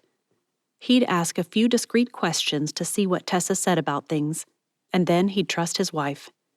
She'd never given him a reason not to, and things always looked so wrong in books or movies, things that later turned out to be no big deal. So, he'd assume the best. It's what he'd want her to do for him. Simple Matthew 7:12 stuff there. Walking down long hallways full of sick people going to visit sick people, and people helping the sick people only reinforced his decision. Being stuck in an elevator with a tiny woman twice his age who struggled not to cry. That cemented it. Tessa looked up the moment he entered the room, worry etched in those fine lines that had sprouted lately. "Oh, thank goodness. I was so worried, and then when I tried to call Sam to ask him to go check on you, my phone wouldn't work." He pulled out his phone and found it barless. With a little wave of it, Ross shoved it back into his pocket. "Signal's out on mine, too. Ferry trouble. I sent texts, but I guess you didn't get them." A nurse came in behind him, and that's when Ross realized he hadn't gone straight to kiss her, to touch her. After reading the bit on the laptop, obviously she needed more from him, not less. "This is the woman you love, the woman you vowed to love and cherish. Prove that you still do. If there's any chance she's being tempted, or worse, she needs to know you'll fight for her." Ignoring the knowing smile that the nurse gave him, Ross moved to Tessa's side and leaned close for a kiss. She'd have offered a peck. Slow one, but a peck nonetheless. But nope. He'd never do that again when he could make a kiss mean something. Never again. When he finally forced himself to break away, Tessa grabbed his arm and twisted hers around to lace their fingers together. "Is everything okay?" "It is now." The nurse giggled. "Are you done yet? I might just like to kiss my wife oh, forget it." And he did. The nurse could just deal with it. "Ross?"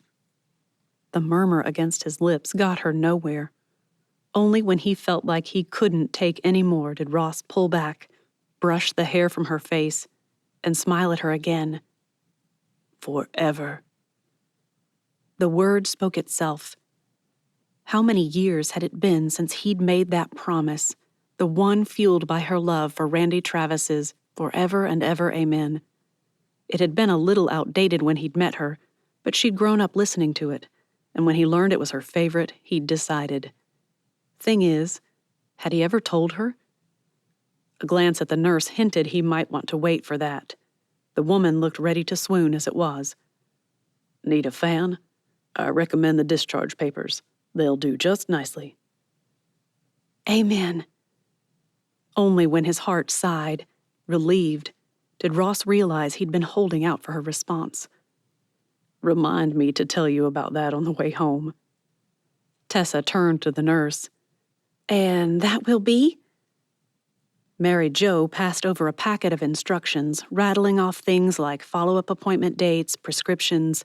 They'd have to get those filled on the way home, and a dozen other things before saying, "And you're good to go. Ready to get dressed?"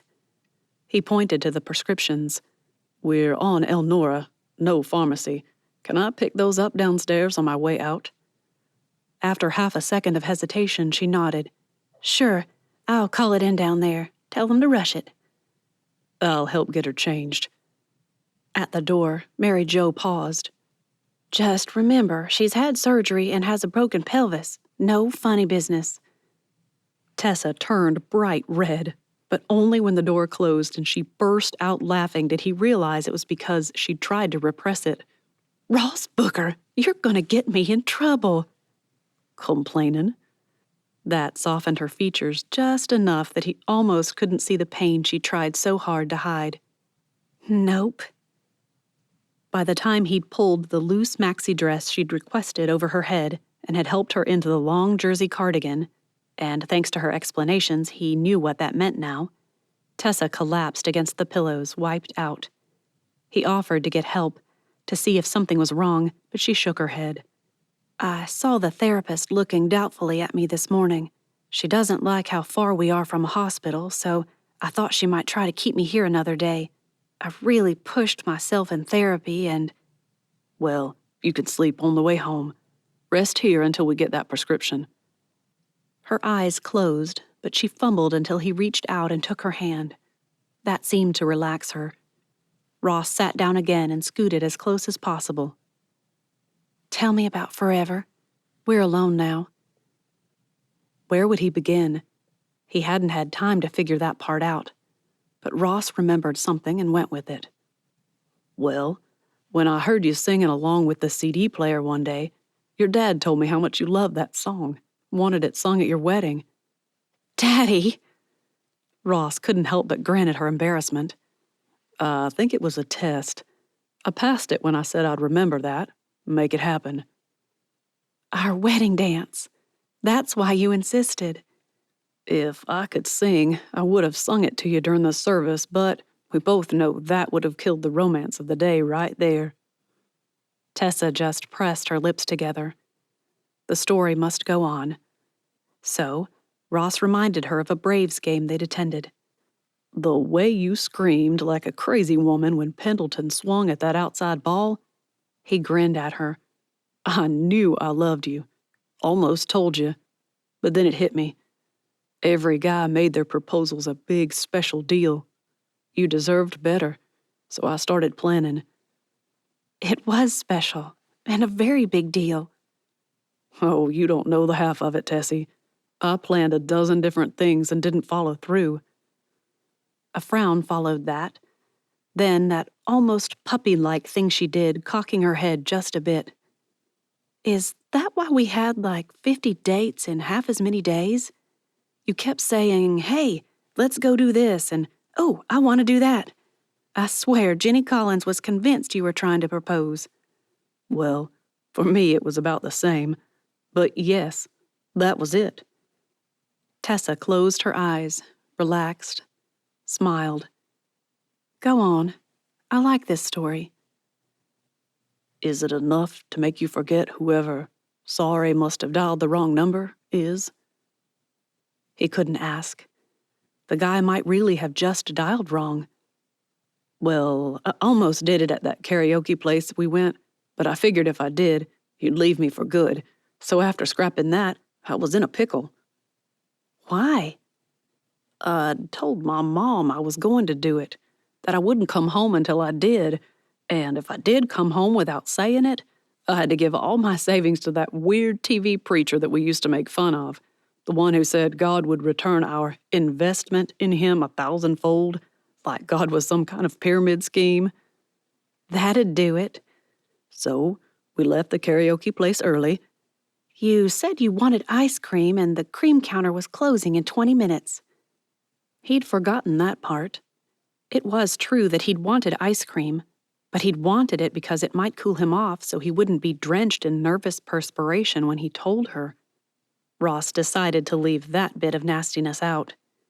So, there we were, triple chocolate cones in hand, when I remembered that diner with the jukebox. You made me wait outside. Yeah, well, I didn't want the whole room watching us. Ross kissed her hand, her cheek, her temple. I didn't know how to tell you without it sounding so weak compared to how I felt, you know? He whispered. I know. So I asked the waitress behind the counter. Name was Shirley. I'll never forget her name tag. Told her what I wanted to do and asked if she'd turn it up as loud as she could. There was only one guy in the room, so she agreed. Told me to go get my girl. I handed her the quarters. Stupid thing took a whole $1 in quarters to play. and raced out the door. Then you stood there grinning at me and looking ready to puke. That part I remember. Thanks to the beauty of memories and their whimsical means of time travel, he felt back on that street, felt the muggy air, the bugs flitting about in the glow of the streetlight, Tessa's smile, the hope that she'd understand when the music came on, that his simple, "I love you," would be enough. And here, in the hospital room with dings and beeps sounding outside the doors that did little to keep out noises or provide any privacy at all, Ross felt it again.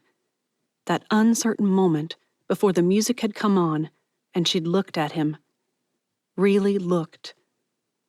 I didn't plan to say the words of the song. They just came out. And at the end, forever just came out too. He leaned over, laid his cheek on her hand and closed his eyes. You took forever to do or say anything, but that amen, Ross choked. It's more than I could have hoped for. I still mean it.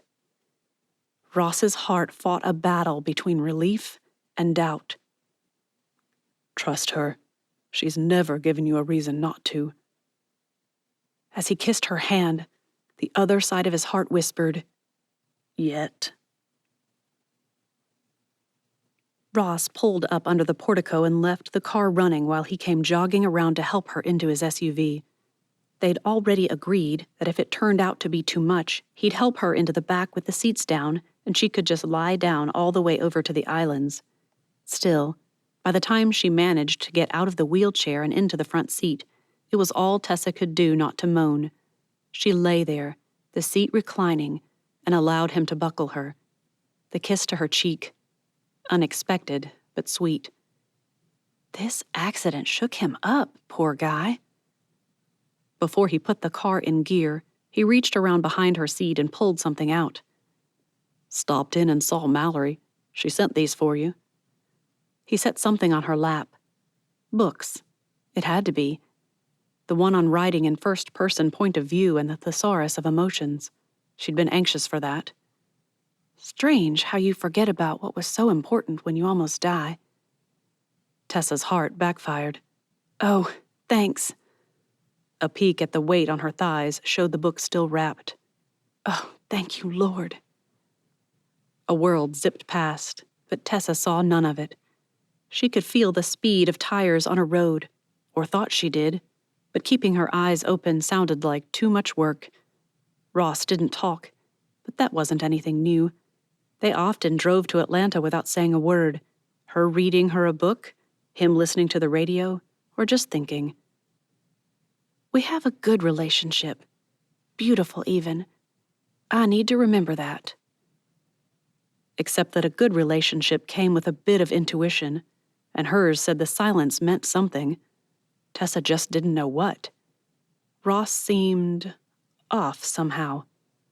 Her gut began tying enough knots to please a Boy Scout. He'd avoided talking about the accident, about James. Had James hit her too? Did he die? Just as she started to ask, her imagination presented her with the alternative. Did he get away? Find Mandy? Is she okay? Knowing she'd never rest now, Tessa forced herself to speak. Ross? Are you okay? Do you need me to pull over? I can get you. Is Mandy okay? It was the only thing she could bring herself to ask. Mandy's fine. Got a call from Sam on my way over. They got James yesterday morning. He was sneaking back onto the island to try to find her again. Tracked her phone to Mimosa and lost it from there. I guess Chandler King figured out she had some GPS app on to track her phone if it got stolen. She didn't even know it was on there. It took a few replays in her mind to break down what he'd said. So, Sam had her out on Skye with the Kings? Yep. Figured she'd be safest where people can't just go, you know.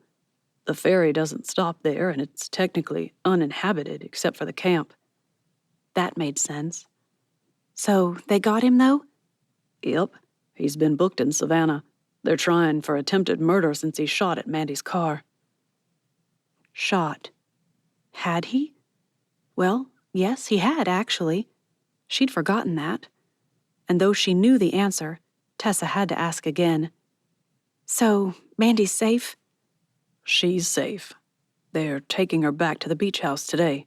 She's going to come up and help you when I have to go to the office. It'll give her a bit of money and me a lot of peace of mind. The ferry wouldn't be there for another hour, but Ross pulled into the parking lot and parked.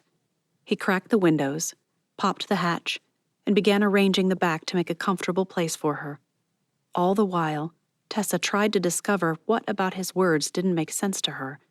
It had to be the phone, but what? Hey, Ross? He bolted to her side so fast that she expected a cartoonish puff of dust to billow up beside his feet. Yeah? That app. You said she didn't put it on? No, she didn't know it was on there. Probably something James Garley had to keep track of her. But there wasn't an app like that on that phone. I removed everything I'd had from it, wiped it clean before I hooked up service to it. The way Ross looked at her sent all the wrong shivers through her. Your old phone? Yes. I dug it out of the cupboard for Mandy when she thought he'd stolen hers. She couldn't find it anywhere, and I didn't think it was safe for her to be alone without one, so I reactivated my old one, got them to send me a SIM card and everything. A glance his way showed emotions flickering over his face like a flip cartoon. Ross? It's on our counter, charging. Got a wrong number the other day. Some guy. Her heart backfired again. You don't think James... Was that before or after they got him? He thought for a moment before reaching for her left arm. Come on, let's get you lying down. I still don't know how you think it'll work. I can't climb in there. By the time she'd shuffled to the back of the vehicle, leaning heavily on Ross, Tessa didn't know if she could shuffle back. But there it was. Jessie's surfboard, leaning against the bumper. Ross beamed at his ingenuity. It's like a giant human spatula. You'll lean against it. I'll raise the bottom, slide it out a bit, and just slide you in there. Piece of cake. Doesn't that make the surfboard a cake server? If it wouldn't hurt you so much, I'd tickle you for that. Ross brushed the back of his hand across her cheek. I'm so glad you're coming home. She couldn't resist a tease. That's just because you can't find matching socks. His protest died when he looked down and raised his jeans legs, gray and white. She grinned. Gotcha. So, his great plan wasn't as easy as he'd expected, but Tessa didn't land on the ground or even get jostled much. However, her fingers had a bit of rug burn from holding onto the sides of the board as Ross slid her into the back. Despite that, it felt good to lie down again. Ross crawled up beside her and began arranging pillows behind her head and shoulders. Want a blanket? Yes, and you? For the next 50 minutes, I'm all yours. She'd almost fallen asleep by the time he settled in next to her, with her head resting against Ross's, and their hands intertwined and resting just above her belly. Tessa relaxed fully for the first time in days. I love you.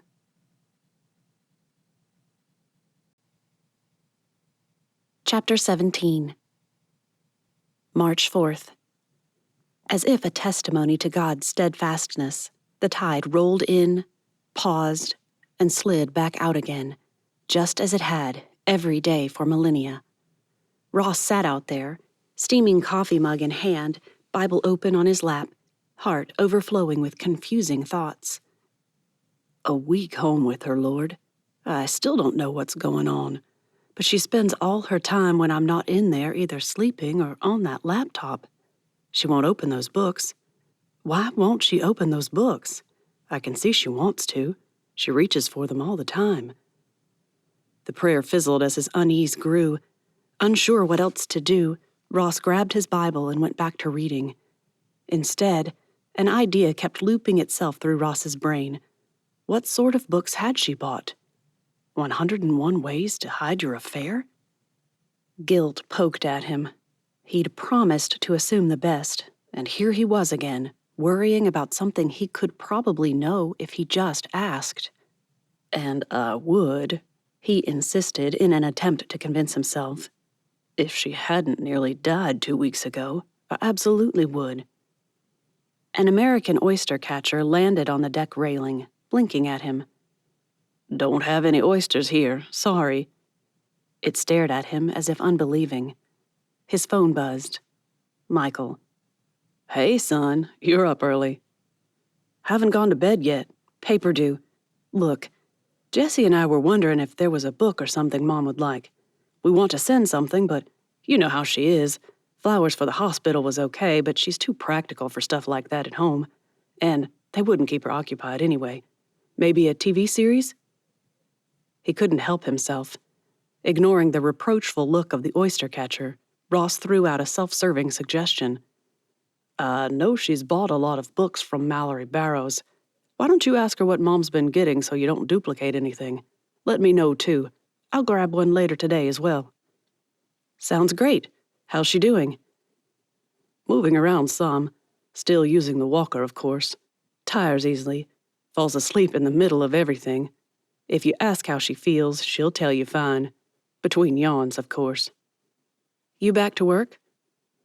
How he wished he could say no. I go in this morning until about 2. Taking a water taxi so I can get there and back faster. Mom will be home alone? As if he hadn't explained it twice before, Ross repeated the plan for Mandy to stay with Tessa until he returned. I'll stop by Mallory's on the way back if you want to have her wrap something for your mother. Great, perfect. Just feels like she needs a bit of pampering, even if she doesn't like that kind of thing. So we're trying to come up with pampering mom style, you know? The oyster catcher flew away, taking Ross's concentration on the conversation with him. Instead, he made mumbles and agreements until his son disconnected and then rose to go find something. I'm taking this as a nudge, Lord. If I'm wrong, stop me now. From the drawer of his nightstand, Ross pulled out 101 important ways to romance your wife. He seated himself on the edge of the bed, turned to the introduction, and read. The man's argument for romance sounded more like the advertisement of the latest romance blockbuster, but he continued. Just one. He'd read one. Do that one. He'd see how it played out.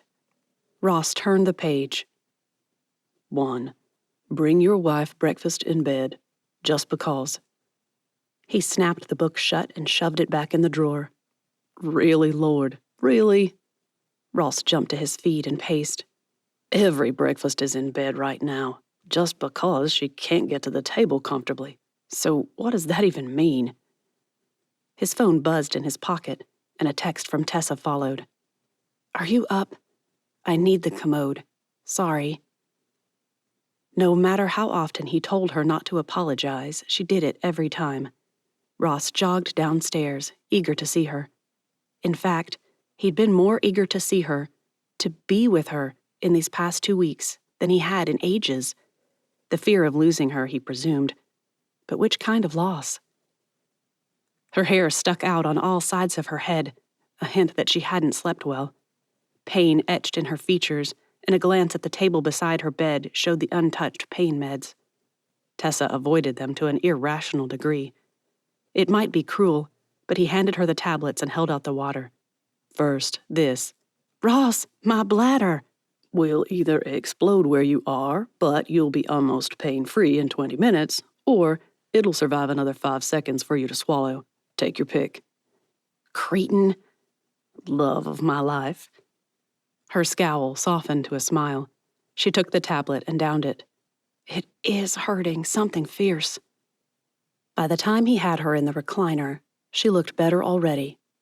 Ross brought a warm washcloth for her to wash her face and the brush. He'd usually hand it to her, but instead, with that ridiculous book nudging him every step of the way, Ross began working on one side of her head. Eyes closed. Was she holding her breath? Tessa stopped washing and just sat there. He felt it, her leaning into him as he worked out tangles as best he could. Can't seem to do anything but this spot. He tugged and apologized. "It's really gnarled." Although he expected her to argue and take away the brush, Tessa just sighed. "Work up from the bottom. Brush the bottom couple of inches, then 3, then 5. It works better that way. Feels good, Ross. Thank you." How many times could he have done this for her and never thought of it? A slow but strong determination to make a change filled him. This woman would know how loved she was, or he'd deserve to lose her. That thought sent a kick to his gut. I never deserved her in the first place, but now... Enough navel-gazing. Time to act. With that thought in mind, he got her hair in order, found her clean clothes, rinsed the washcloth, and got her deodorant.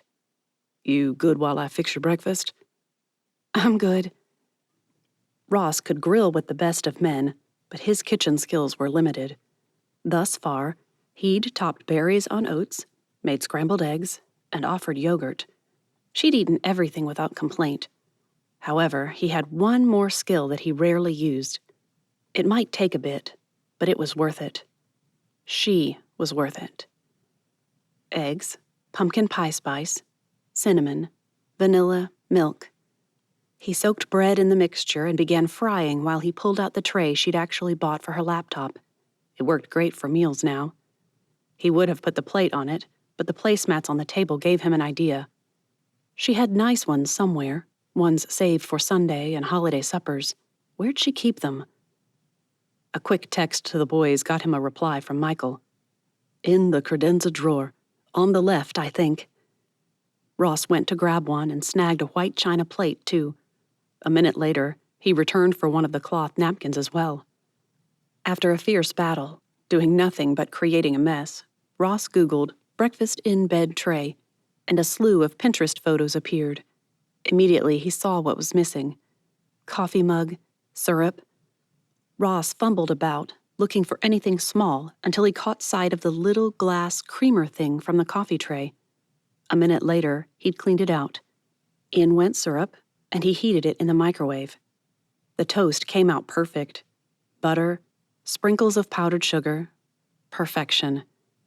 Except that every photo he saw showed fresh flowers in a vase, and he had none. The miniature milk bottle on the kitchen window would have been the perfect size, but... Ross's eyes traveled to the table where the mason jar with grass, driftwood, and shells still cluttered the middle. She'd loved it, though.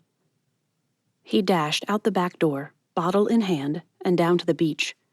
After filling the little bottle a third full of sand, he rushed back up and began stuffing shells and grass from the mason jar into it. The little starfish wouldn't fit, so he just propped it up against the vase. A second glance at his phone said it wasn't quite right, but maybe. When he entered his office, tray in hand, Tessa took in the tray, looked at him, and promptly burst into tears.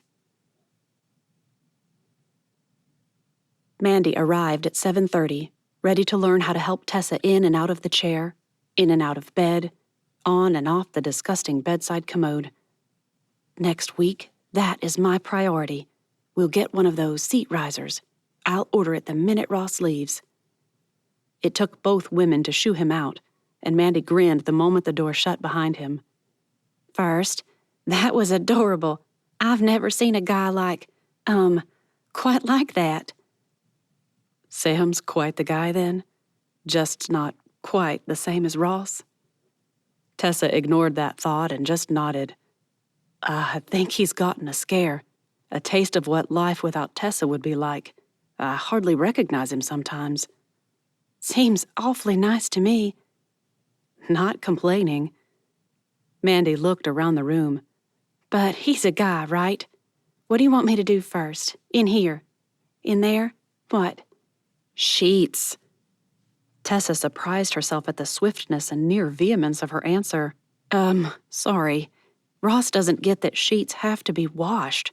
Mine haven't been touched since I've been home, and I know his can't have since before." "Sheets it is." Eager to finally get a look at things, Tessa asked for the laptop and her books before Mandy and Travis went upstairs to clear out sheets. Of course, the moment she tore off the wrappers, Tessa realized she'd have to either let him find them or have Mandy stash them away with the rest. That could get awkward. By the time Mandy entered again, she'd made it through the 3rd chapter of In View of First Person. The book finally explained all the advice she'd read. Why any author thought that don't use I too much when in the first-person point of view was helpful, Tessa couldn't say. Seeing how to rephrase those sentences in such a way as to imply the I and write description that accentuated it made all the difference. Sure, sometimes just writing, I wanted to swear, is better than getting creative, but if every sentence is like that, it starts to become wearisome. I like that example of every swear word ever written auditioned for that particular moment and in record time. It'd be too much all the time, but it makes me smile as an example anyway. A new idea, one not mentioned in the book, burst into her thoughts. Even too bad swearing wasn't an option tells everything I wanted to swear does, but without using I and with giving a bit more information. Interesting. Are your books any good? Mandy picked up the book lying on the table beside Tessa. Turning your premise into a plot. She eyed Tessa. You writing a book? Tessa shrugged. Well, not really a book. I just had thoughts I had to get out, but I'm not doing a good job of it, so... And I was going to ask the name of your blog. What kind of book? I love suspense. I am not admitting to romance even being a part of it, especially when I've got half an affair going on in it. She opted for the plain, unvarnished truth. I'm just putting thoughts down right now. If I ever write anything real, suspense sounds fun. I'll ask Mallory for something on that next. Is Ross reading what you're writing as you write, or is he waiting till you're done? Ross? Read? Hyperventilation commenced, mentally, that is. He doesn't even know I'm writing. With that opening, she had to do it. In fact, he doesn't even know I have these books. I mean, these specific books, and I really don't want him to. So before you go, can you hide them with the rest of my stash? Sure, but... Mandy actually glanced around her as if trying to make sure she wouldn't be overheard. What if you just got them on ebooks? How did you explain something you didn't understand yourself? Tessa just shrugged. I'll think about it, but if you could, put these away before you leave. Where? She flushed. Between the guest room mattress and box spring, pushed forward in case he gets the idea to do something crazy and wild like, oh, I don't know, change sheets. Gotcha covered. A squeak from the other room sent Mandy running. Oh, no, Travis! Tessa grabbed the remote with one hand and stretched for the walker with her other. Pain shot through her as she tried to pull herself from the chair as it rose. Once upright, she swayed as she gripped the walker and fought to steady herself. Arms shaking, legs buckling, body screaming for her to sit back down, Tessa tried her first shuffle, and the next. All the while, Mandy's panicked scolding blasted through the house. Is he all right? Made a mess from that plant by the door. I'm so sorry. She sounded closer. I'll get it cleaned. Mandy appeared in the doorway and nearly dropped Travis in her haste to get Tessa back into her chair. Though she'd never admit it, Tessa was relieved to find herself semi-reclined with her laptop on the tray and Mandy off to bring sweet tea and Beth Stevens's famous chocolate chip cookies just a couple minutes later. I'll clean up Travis and the mess. You right. Hope I get to read something someday. That Tessa ignored. Instead, she took that cleanup mess and concern for her well-being, kept her new lessons on first-person writing in mind, and played a bit. Dave's attempts at trying to discover what is wrong keeps things interesting around here. He tries so hard, but isn't that the problem? What wife wants her husband to try to love and cherish her? On the one side, shouldn't any attempt to show personal attention be considered romantic? Maybe so, but now that I've experienced that focused, deliberate attention, I crave it. Like a woman with rabid PMS and not a scrap of chocolate in a 50-mile radius. It's that sort of hunger. Just a thought, but why don't I have that kind of insatiable desire for intimacy with Jesus? Not the Song of Solomon kind, but the real, focused relationship that we all say we want. But do we really? I want to crave God more than any woman ever longed for chocolate. I want Jesus as the center of my world rather than a spiritual Midol pill. So her story had turned journalistic again. Did it matter? Tessa doubted it. But after just those words, all she could think of was a nap. "Mandy," she called as loudly as she could. "I'm so sorry, but can you help me get to bed?" Of course, by the time Mandy got the sheets changed on her bed, Tessa had dozed off in the recliner. Again.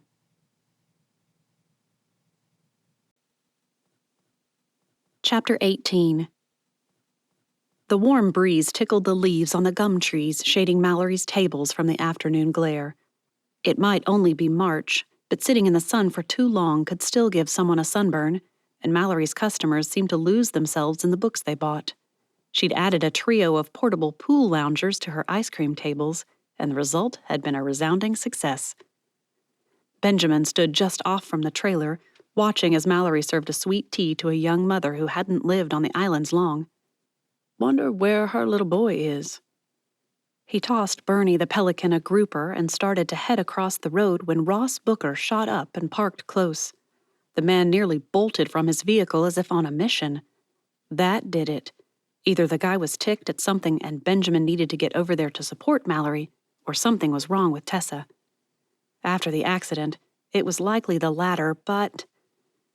Just outside the open bookstore door, Benjamin stopped short. He couldn't help but overhear.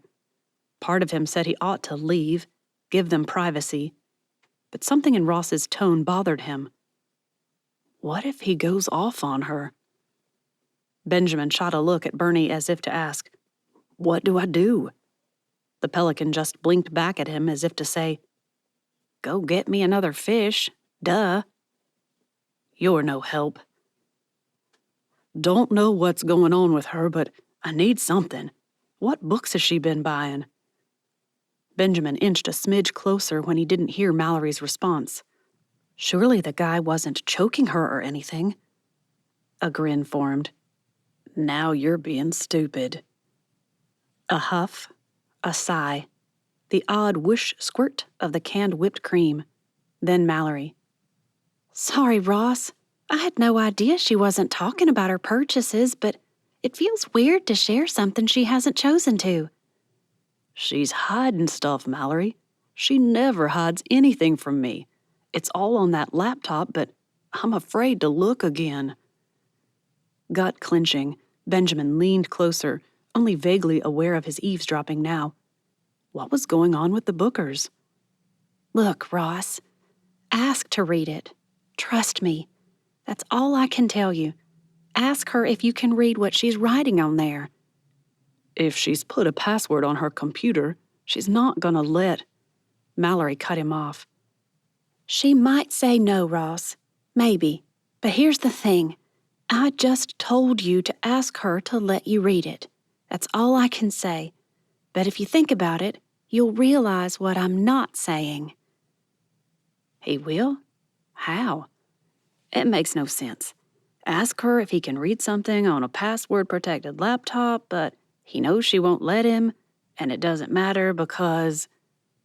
Then it clicked. Oh.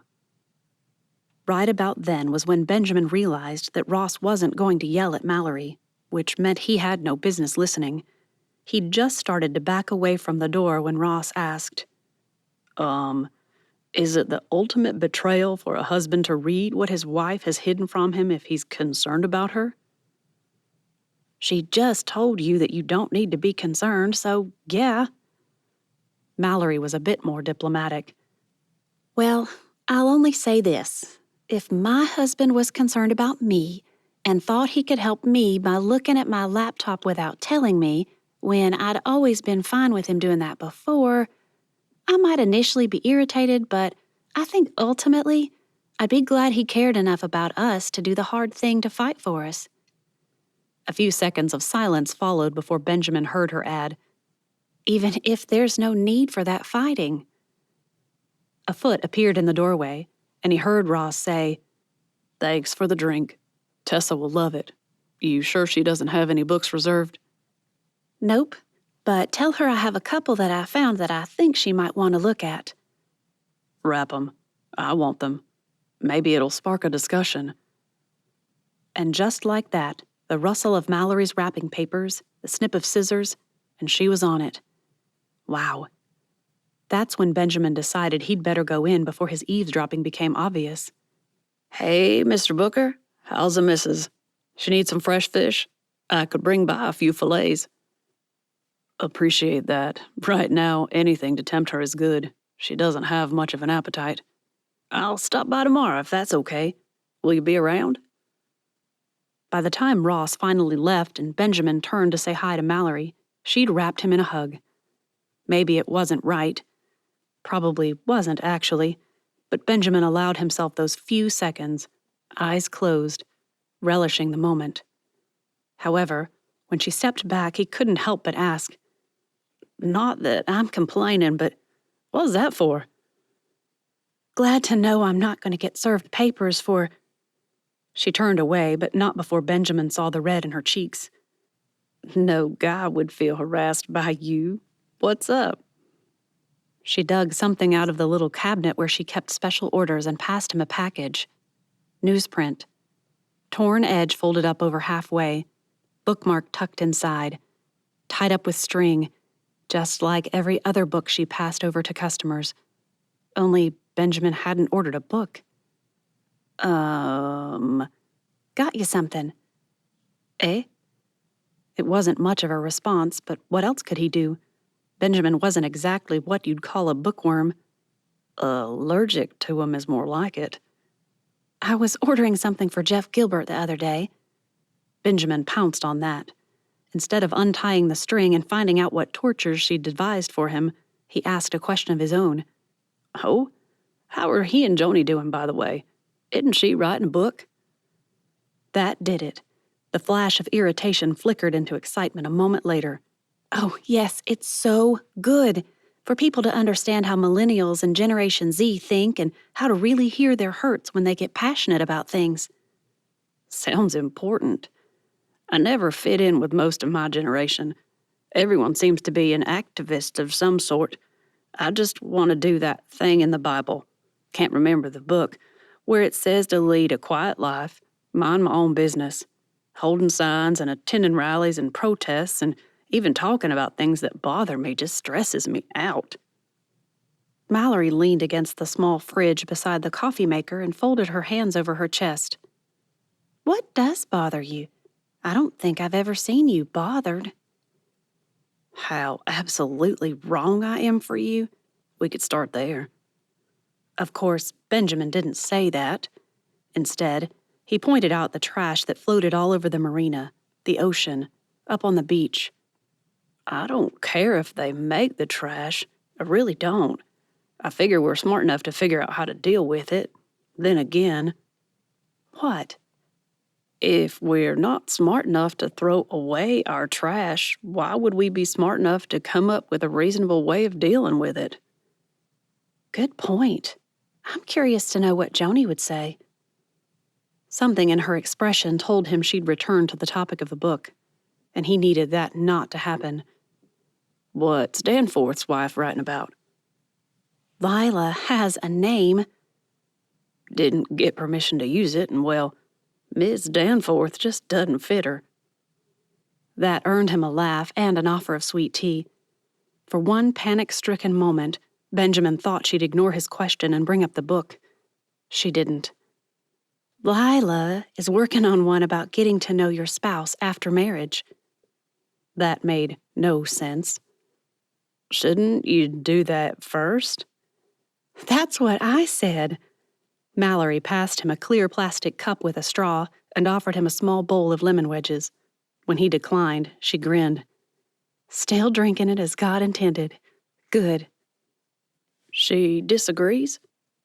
After a moment of thought, she dug in her little cupboard, brought out one of Beth Stevens' cookies, broke it in half, and offered it to him. Yeah, I guess since it's in the book, I can say something. See, they had what you'd call a marriage of convenience. They weren't ever going to live together, just what she keeps calling a paper marriage. Whoa, didn't know that. No one did. But people here wouldn't do work for her without Richard calling to okay it, and that kind of negated her job, so it made sense. Maybe it did, but as far as he could see, the book idea didn't make sense at all. Most people know who they're marrying, though. That's just it. Mallory paused to take a bite. When it came to cookies, she didn't just chomp down, chew, and swallow. No, she took a bite, held it in her mouth, closed her eyes. She made eating a cookie an experience worth watching, and he did. After another full bite moment, Mallory continued as if she hadn't even paused.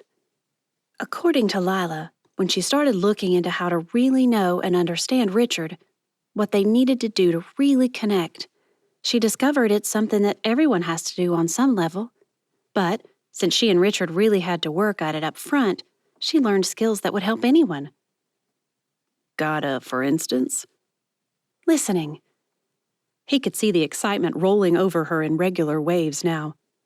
Lila said that she discovered really early that if she didn't stop and really look at him, she calls it connecting with him, when he said something, it was easy to assume what he meant rather than really paying attention to be sure. He could see that, even with friends. Good advice. I bet most people could use that in all their relationships. Right? That's what I said. I tried to get her to turn it into how to get to know people instead of just your spouse, but she insists that she knows spouse, not people in general. So, maybe he shouldn't ask, but Benjamin couldn't help it. What's her number one marriage advice? Curious to see if it lines up with Mom's. Make sure the person is a Christian before you marry them. Or maybe pray about it first.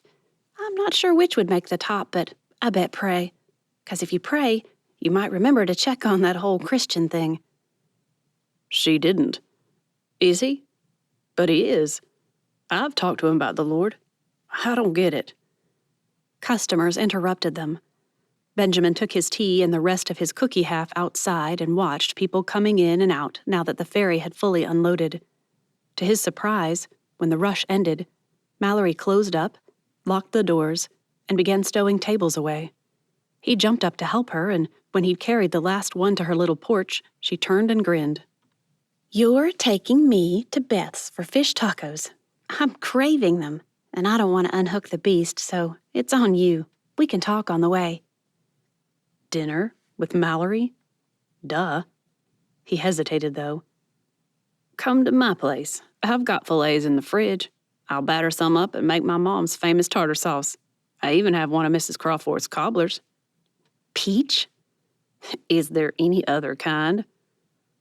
With one arm hooked through his, she nudged him. Lead the way, my knight in shining cobbler pans. Lead the way. All the way across the bridge to Hopper, Mallory explained the premise of Lila's book idea. She's passionate about being intentional with your marriage. A sappy sigh escaped before Mallory could stop herself. Seriously, it's not that I was opposed to marriage or anything, but seeing those guys fall in love more and more every week. That was what my parents were like. Mallory shot him a look. Yeah? Yeah.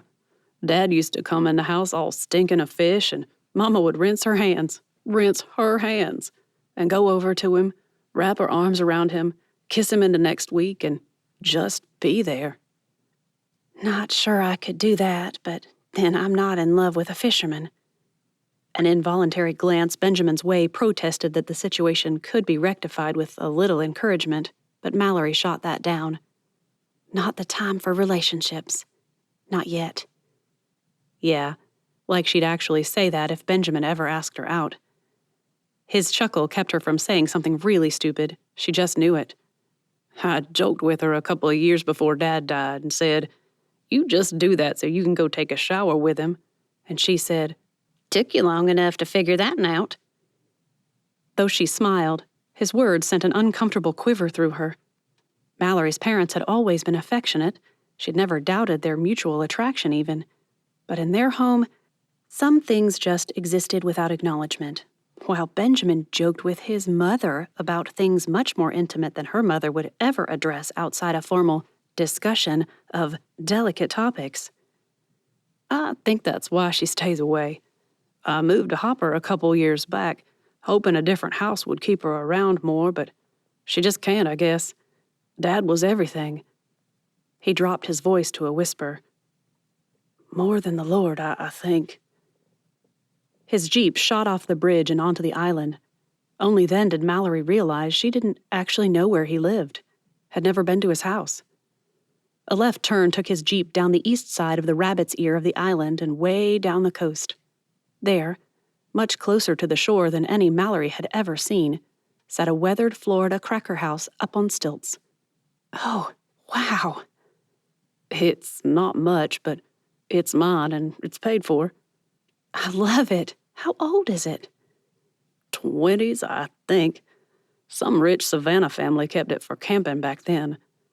He pulled in, hopped out, and she'd only just managed to pull her hand back from the door handle before he came around to her side. He'd have shut the door as soon as she stepped out, but Mallory grabbed the book she'd found for him from behind the seat and passed it over. Deep breath. No book reports required.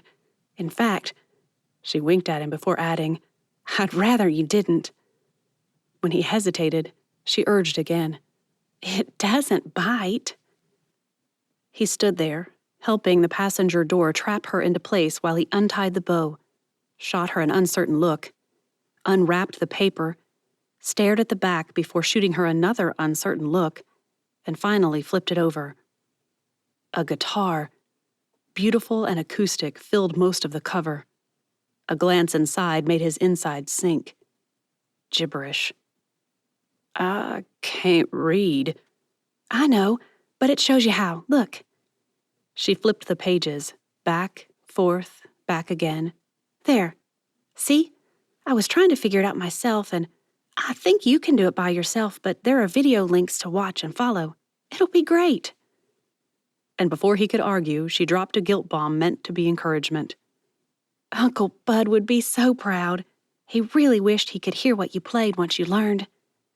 What could a guy do with that but say thanks and determined to figure out how to play something to honor the man who believed in him and to make the woman he was falling for proud? Ignoring the dread that crept up in spite of his self-pep talks, Benjamin gave her a quick hug and stepped out of the way. Well, let's get in and start dinner. I'll figure this mess out later. Those brown eyes smiled at him before Mallory took off for the front door. I can't wait to see this. Because guitar disappointment wasn't going to be enough.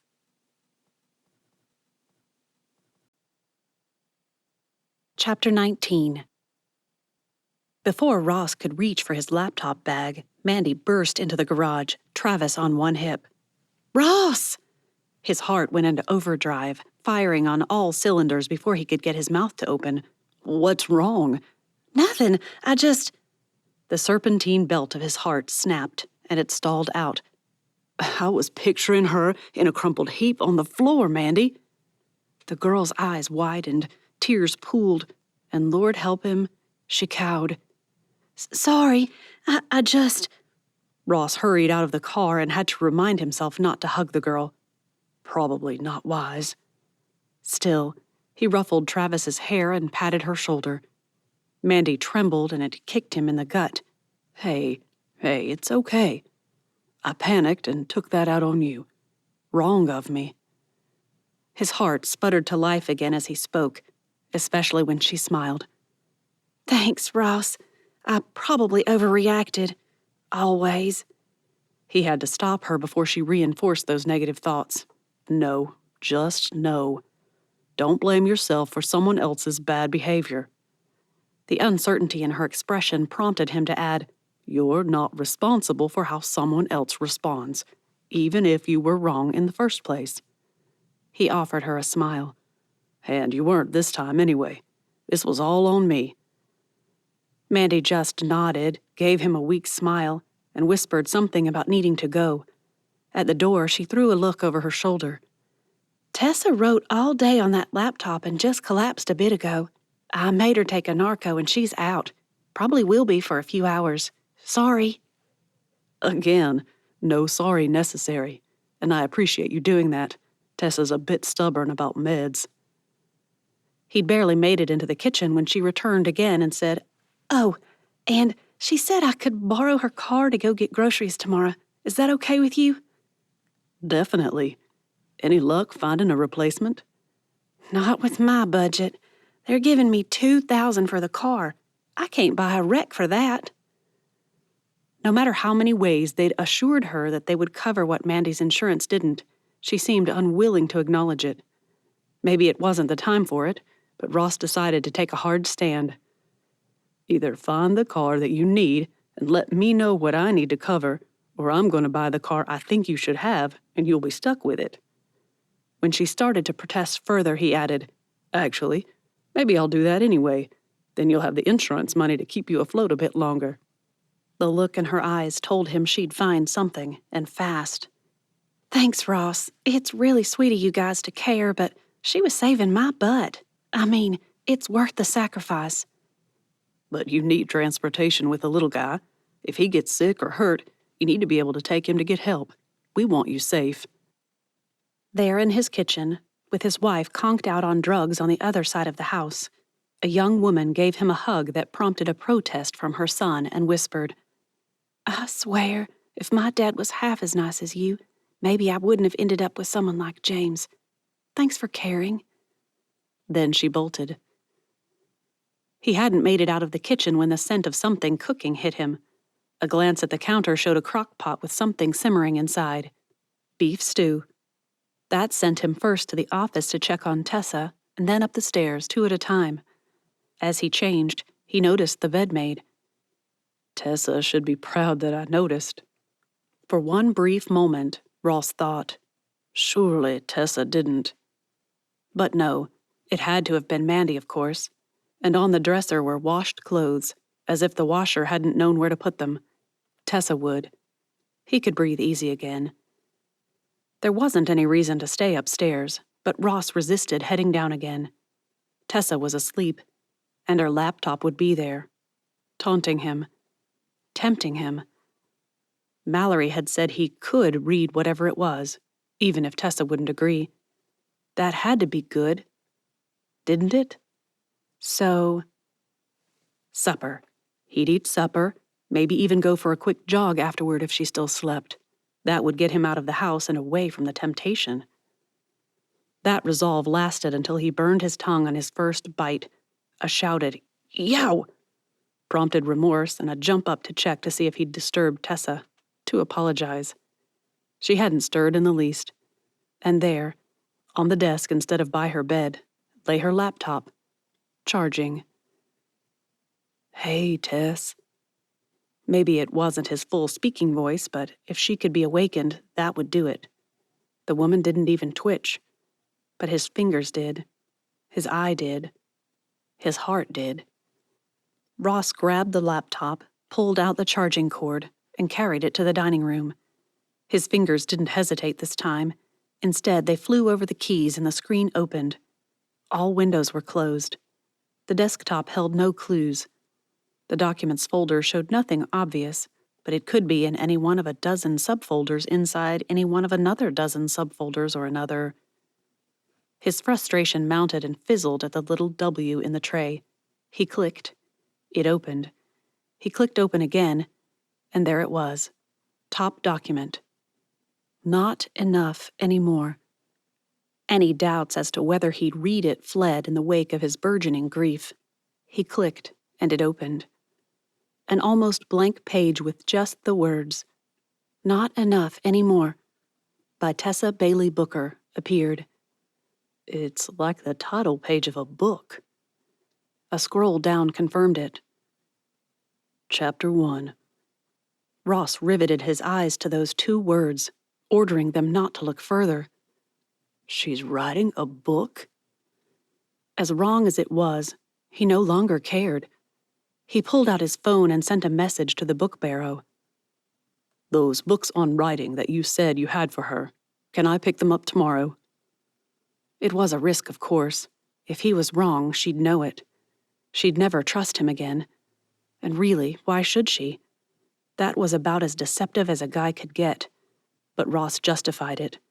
His phone pinged. Sure thing.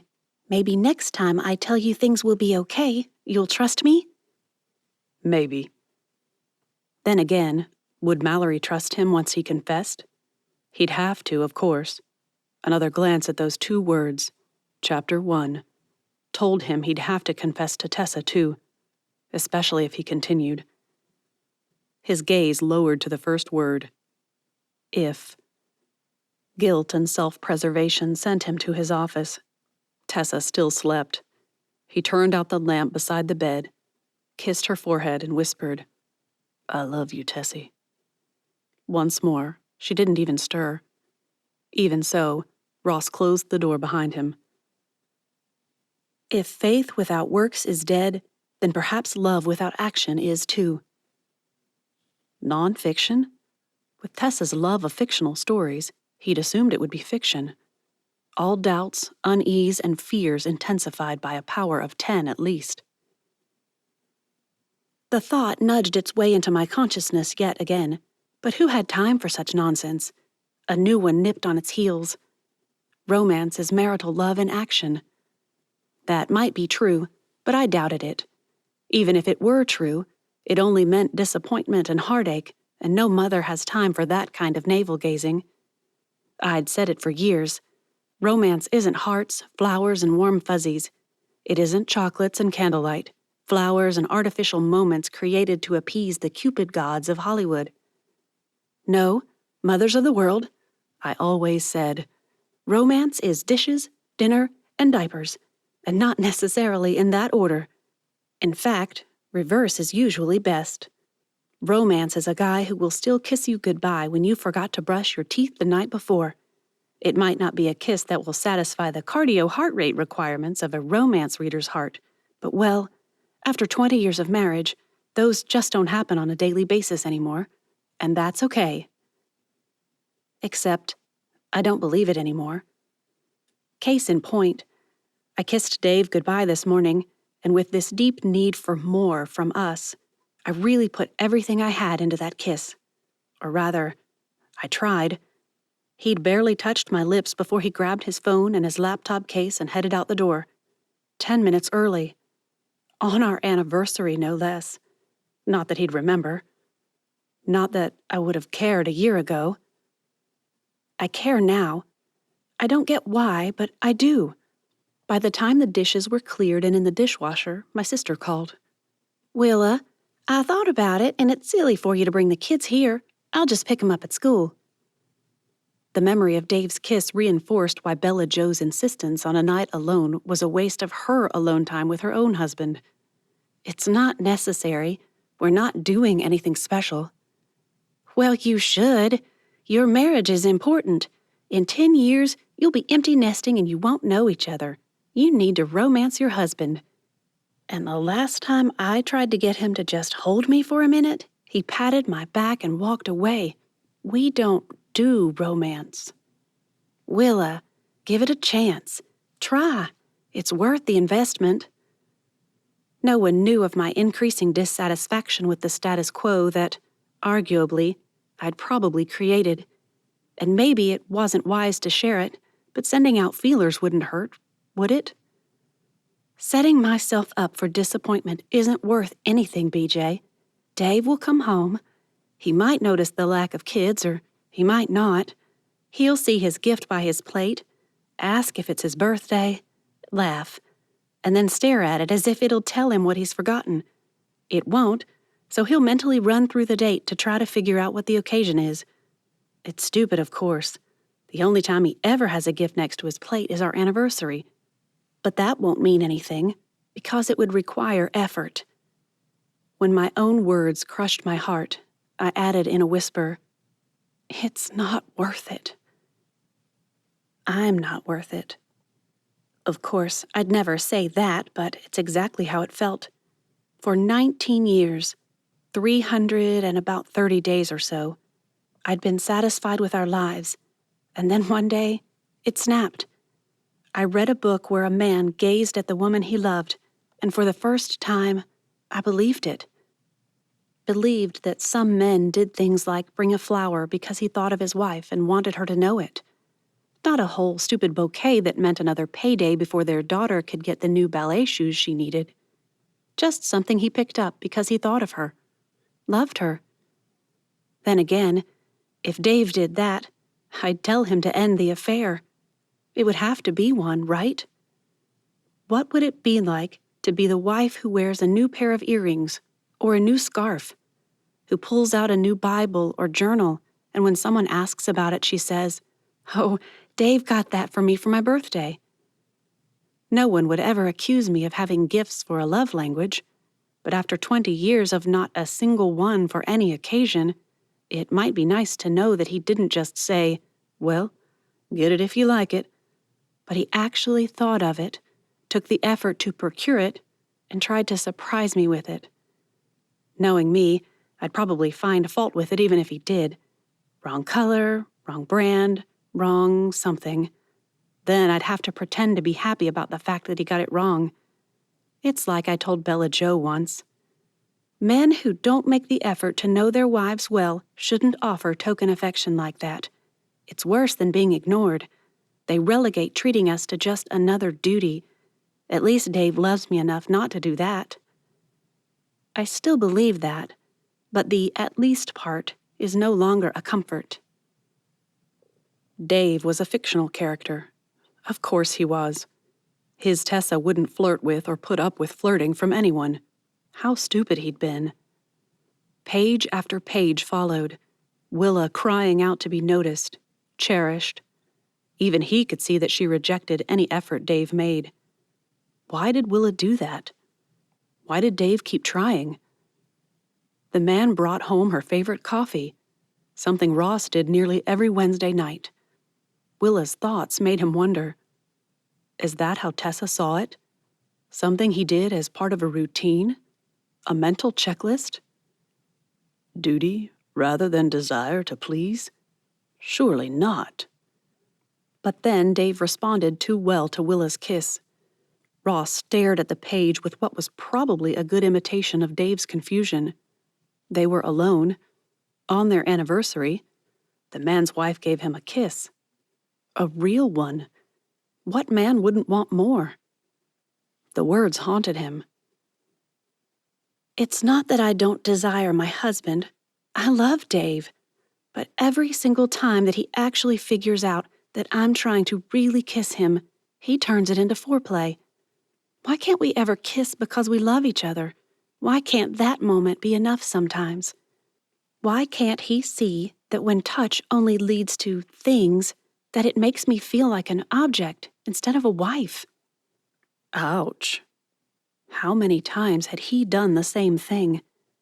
A memory, it had to be at least 10 years old, emerged from the foggy recesses of his mind. Tessa and her sister talking on the patio one Thanksgiving. After his sister-in-law had made almost the exact statement, Tessa had said, "A lesson in men and marriage, little sister. If you don't like what happens when you kiss your man, then don't kiss him like that. If you do, be prepared for what follows. It's how things are. Deal with it." Her sister had protested, but Tessa had remained firm, and Ross had been proud when she'd said, "I've never regretted throwing everything I have into that initial kiss, or what followed." In fact, now that he thought of it, he remembered replaying the conversation at first, any time Tessa had kissed him. Now he remembered her sister's next question. "Doesn't it bother you? Don't you feel like—" Tessa had finished for her. "An object? When everything boils down to that? Yeah, sometimes. But I know Ross. I know him. That's not what it means to him.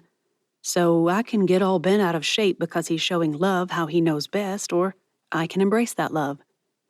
She'd repeated the bit about the choice, and once again, He'd ignored her desire in his gratitude for her embracing his. After squirming in his seat, Ross continued reading. Bella Joe's husband met Dave for lunch and laid out the situation. Dave protested, of course, just like Ross would have. Before this, anyway. There was no doubt about it. Tessa had infused this character with herself. Anyone who read the story would know exactly who Willa and Dave were. Even with the dissimilarities, the similarities were too spot on to be anyone else. And that means Tessa doesn't feel cherished. She needs more from me. Ross read on. Then, something weird, wonderful, and scary happened. He told the kids to clean the kitchen, and instead of sending me off on a walk or to the store, he took my hand and led me outside, down the sidewalk, toward the park just a couple of blocks away. We sat watching people, just being. I don't know when I looked over at Dave, but he watched me. What? You're beautiful. Everything in me winced. Ross never says things like that. Then he pulled me close and just held me. How I managed to hold it all together, I'll never know. Fortunately, it was hot and sticky, and I could beg for a shower when we got home. That's when I sobbed out all the confusion, the hope, the dread. That's when I begged God for my old self back. I don't like this new one. I did like the kiss I got when I went to bed. I loved being held as I fell asleep. I'm scared it'll never happen again. She'd done it again. Put his name in instead of Dave's. It had happened before, he recalled, although it wasn't in this document. No scene with a flirty jogger. Thankfully, that final paragraph had broken off in the middle, but it told him 3 things. Tessa craved something he could give and never did. That craving scared her, and their marriage would die if he didn't do something about that.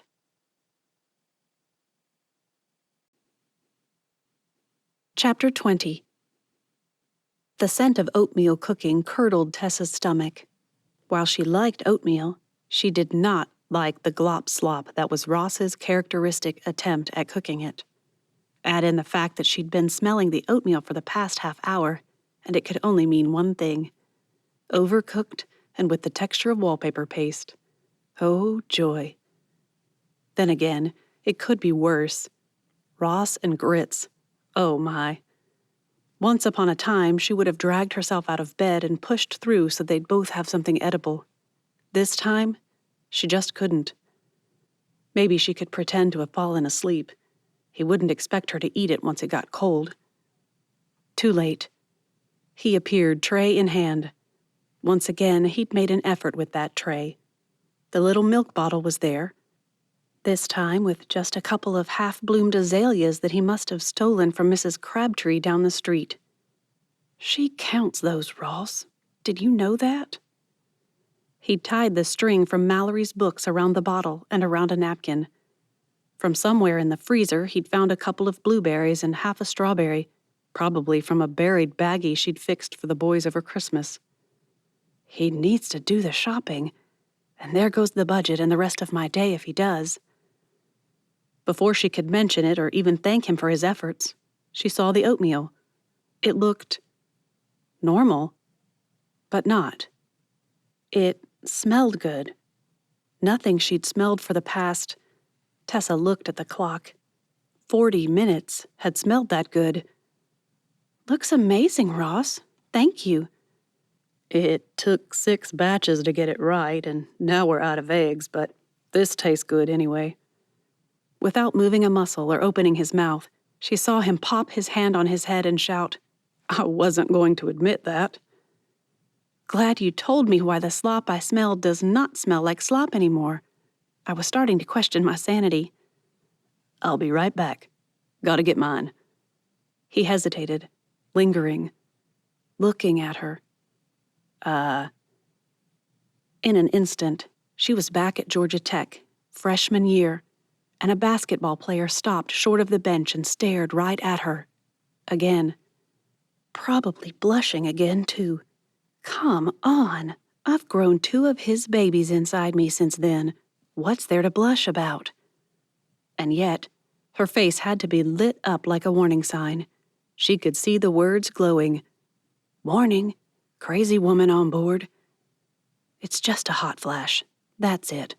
Probably not red at all. Round 2 commenced. Another look she'd never forget. The intensity and hope in Ross's eyes the night he first kissed her. Something changed just then. Uncertainty. Why that? When he didn't move and she couldn't breathe anymore, Tessa slid her hand up to his face. Going scruffy on me? How'd I ever convince you to marry me? At least she hadn't taken a bite yet.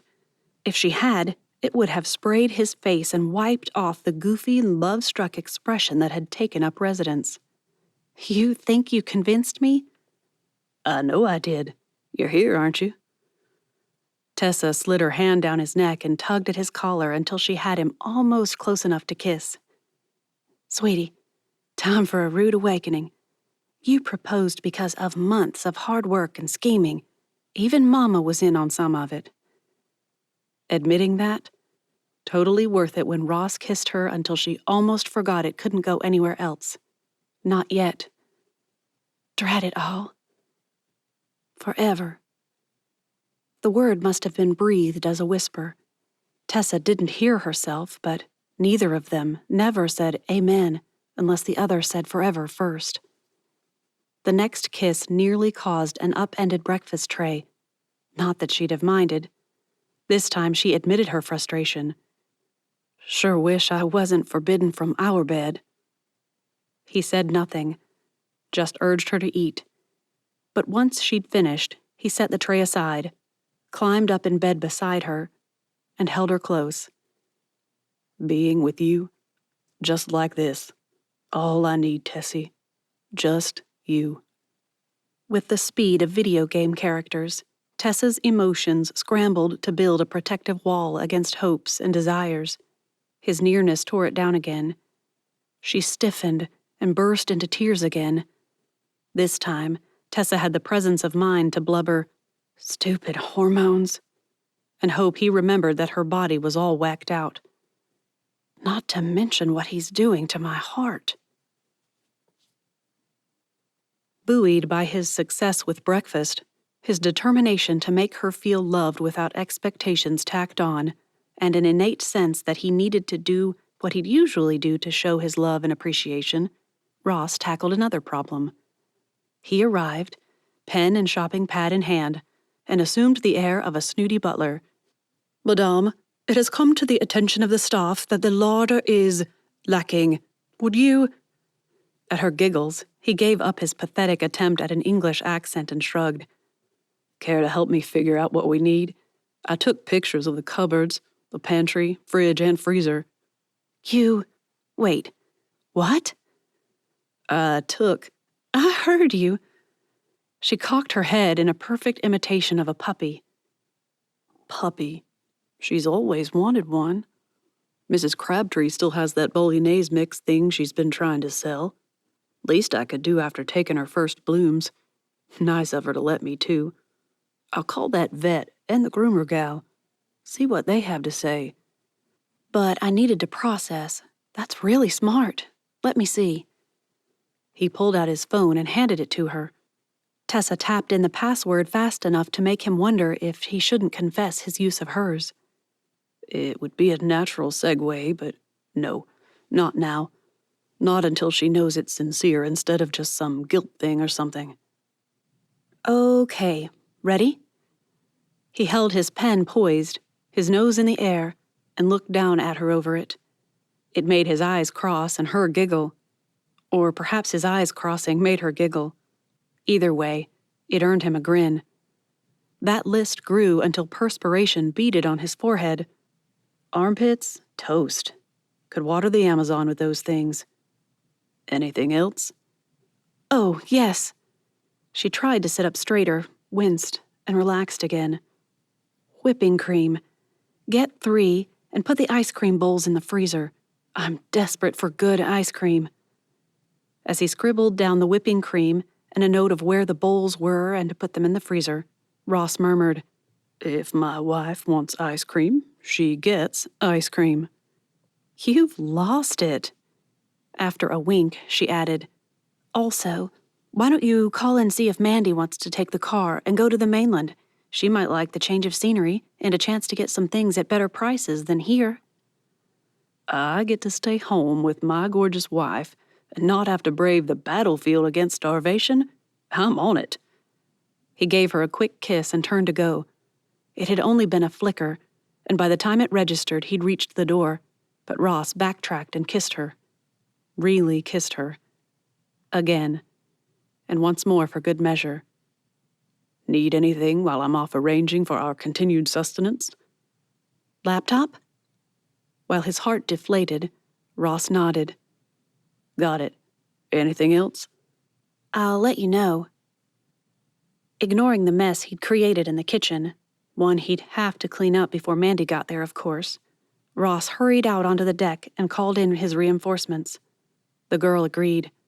"I'll go look at a few cars I found first." Atta girl. Thanks.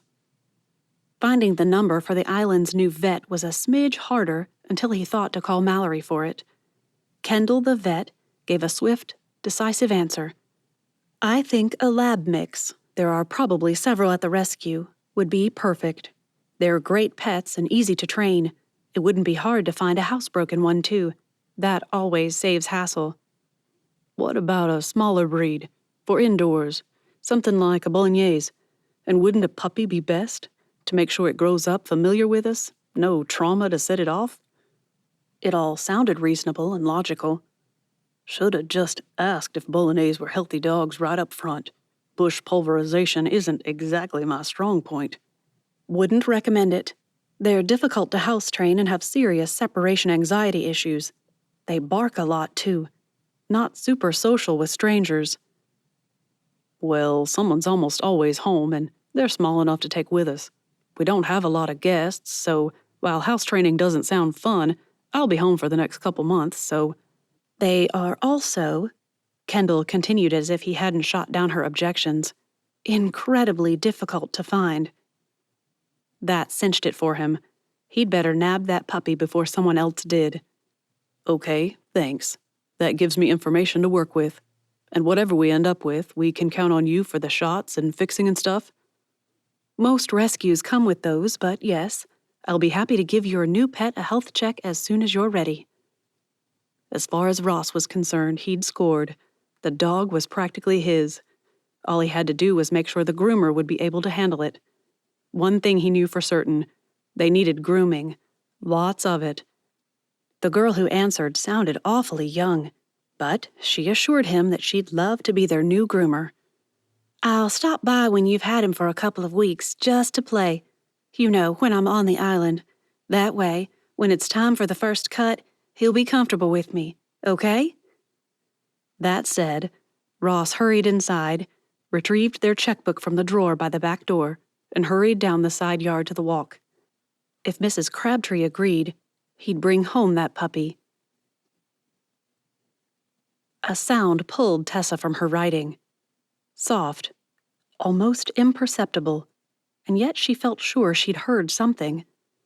Perhaps it was just the way she couldn't get the scene right, or rather, the way Willa insisted on panicking over her husband's attempts at romance. What made him suddenly start focusing on her instead of the house or the kids? Why was he so attentive all of a sudden? No matter how Tessa tried to get her character to see and appreciate, the woman just trembled and worried. Not like me at all. Her heart skittered. This time she knew she'd heard something. Another sound, almost muffled. Tessa called out, "Ross?" No reply, and her heart shrank deep into her chest, hiding. He wouldn't come back here. They're watching for him anyway. Whatever made them let James Garley out on bail with attempted murder charges, I'll never know, but it's not him. If she only felt confident of that. A flash in the corner of the doorway. It was Ross. Odd. He's up to something. What a ridiculous statement of the obvious. He was up to a lot these days. The compliments alone. Since when had Ross Booker ever bothered to notice anything worth complimenting, much less actually doing it? The breakfast trays. She'd sneaked a picture of both of them, and a quick glance at her gallery showed them for what they were, a sincere attempt to please her. Ross's usual method was to say, "If you want it, do it. I want you happy." That, of course, was why he didn't do gifts or surprises like Tessa's sister expected from her husband. He expected her to make sure she never lacked for anything, and he'd support that.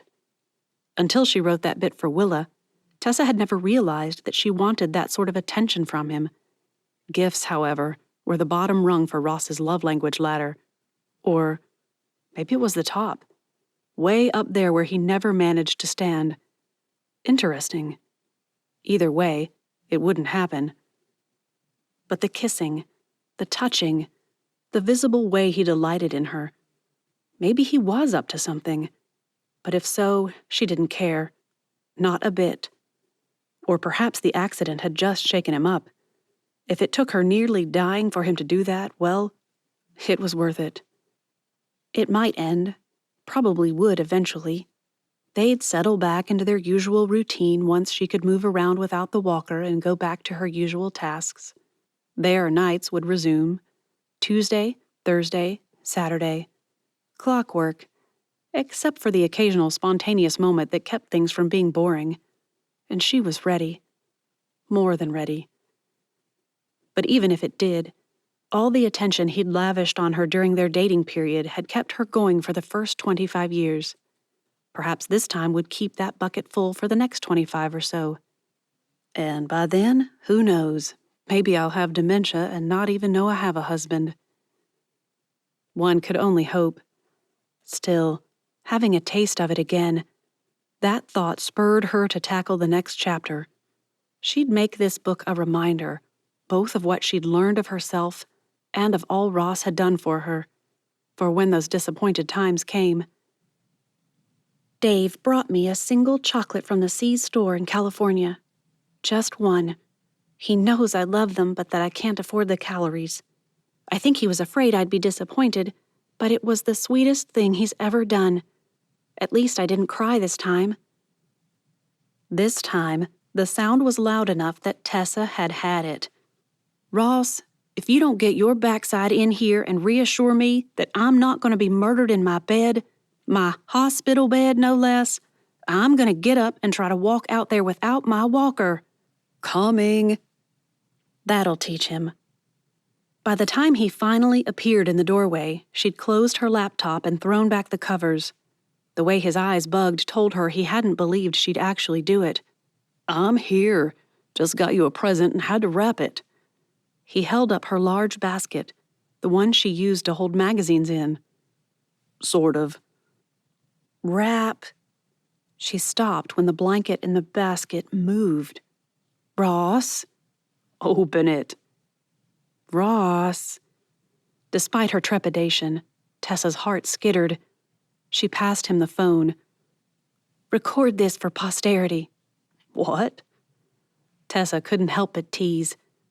"No one will ever believe that my husband gave me a gift. I need proof." At the flicker of pain in his eyes, she grinned. "Not complaining, Ross. Turn that thing on." He tapped, swiped, entered her password, and Tessa's heart skipped once, twice. He could get into my laptop if he wanted. Do I care? Should I change the password? "Ready." She'd revisit that thought another time. From the wiggles and the yaps, she knew the contents of the basket, and eagerness mingled with confusion and uncertainty as she peeled back the throw that usually lay draped over their living room chair and scooped out a white fur ball. "Ross!" "Isn't it just the cutest thing?" Did my husband just use the word cute?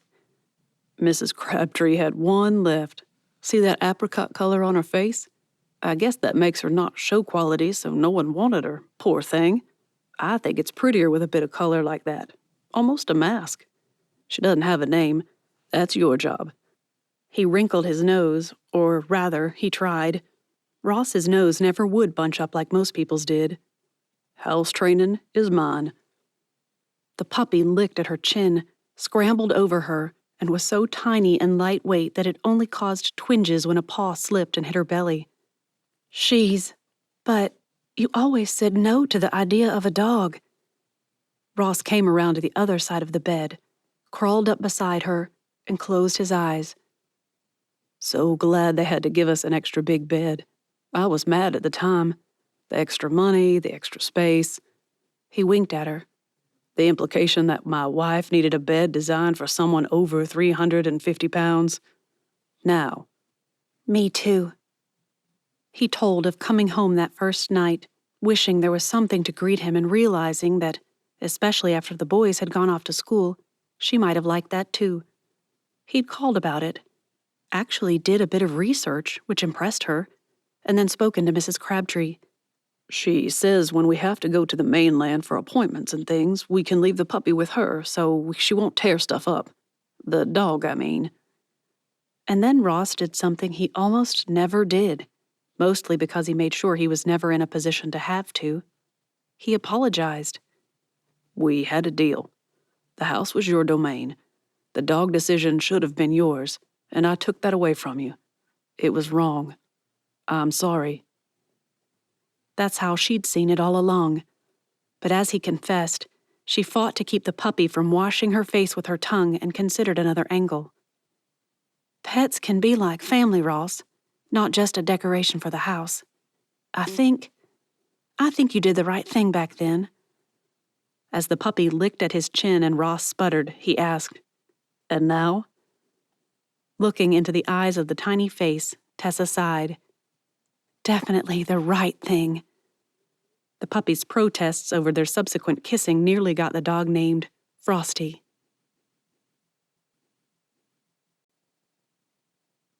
Chapter 21. March 14th. Macy darted about underfoot as Ross tried to dust the living room. After 3.5 weeks of recliner and bed rest, Tessa was moving to the couch for a change of pace. Actually, the physical therapist gave them a sound verbal thrashing for not doing it earlier. So, after a few steps up and down on the stairs, just on the first step, only for a minute or so, and then off to the couch where Macy could entertain them. But first, dusting. He had a drink waiting for her, a snack in a container with a lid, thanks to Macy inhaling the first one as if it had been left for her, and now they both sat on the end table instead of the coffee table. He still didn't know how she'd managed to get up on the couch, much less jump to the coffee table. For that matter, Macy had looked just as confused as he was. Hearing Tessa call out that she was ready, he set Macy in the crate that the puppy hated and ignored her barking as he rushed to help his wife. Tessa met him in the doorway to his office. While it wasn't the first time she'd been out of the room, it felt like it somehow.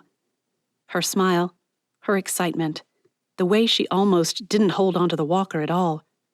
Guys weren't supposed to get all fluttery and heart-stoppy, but Ross couldn't deny his reaction was more like the first time he'd asked her out, rather than her first sit on the couch in nearly a month. "It's all the stuff," he mused.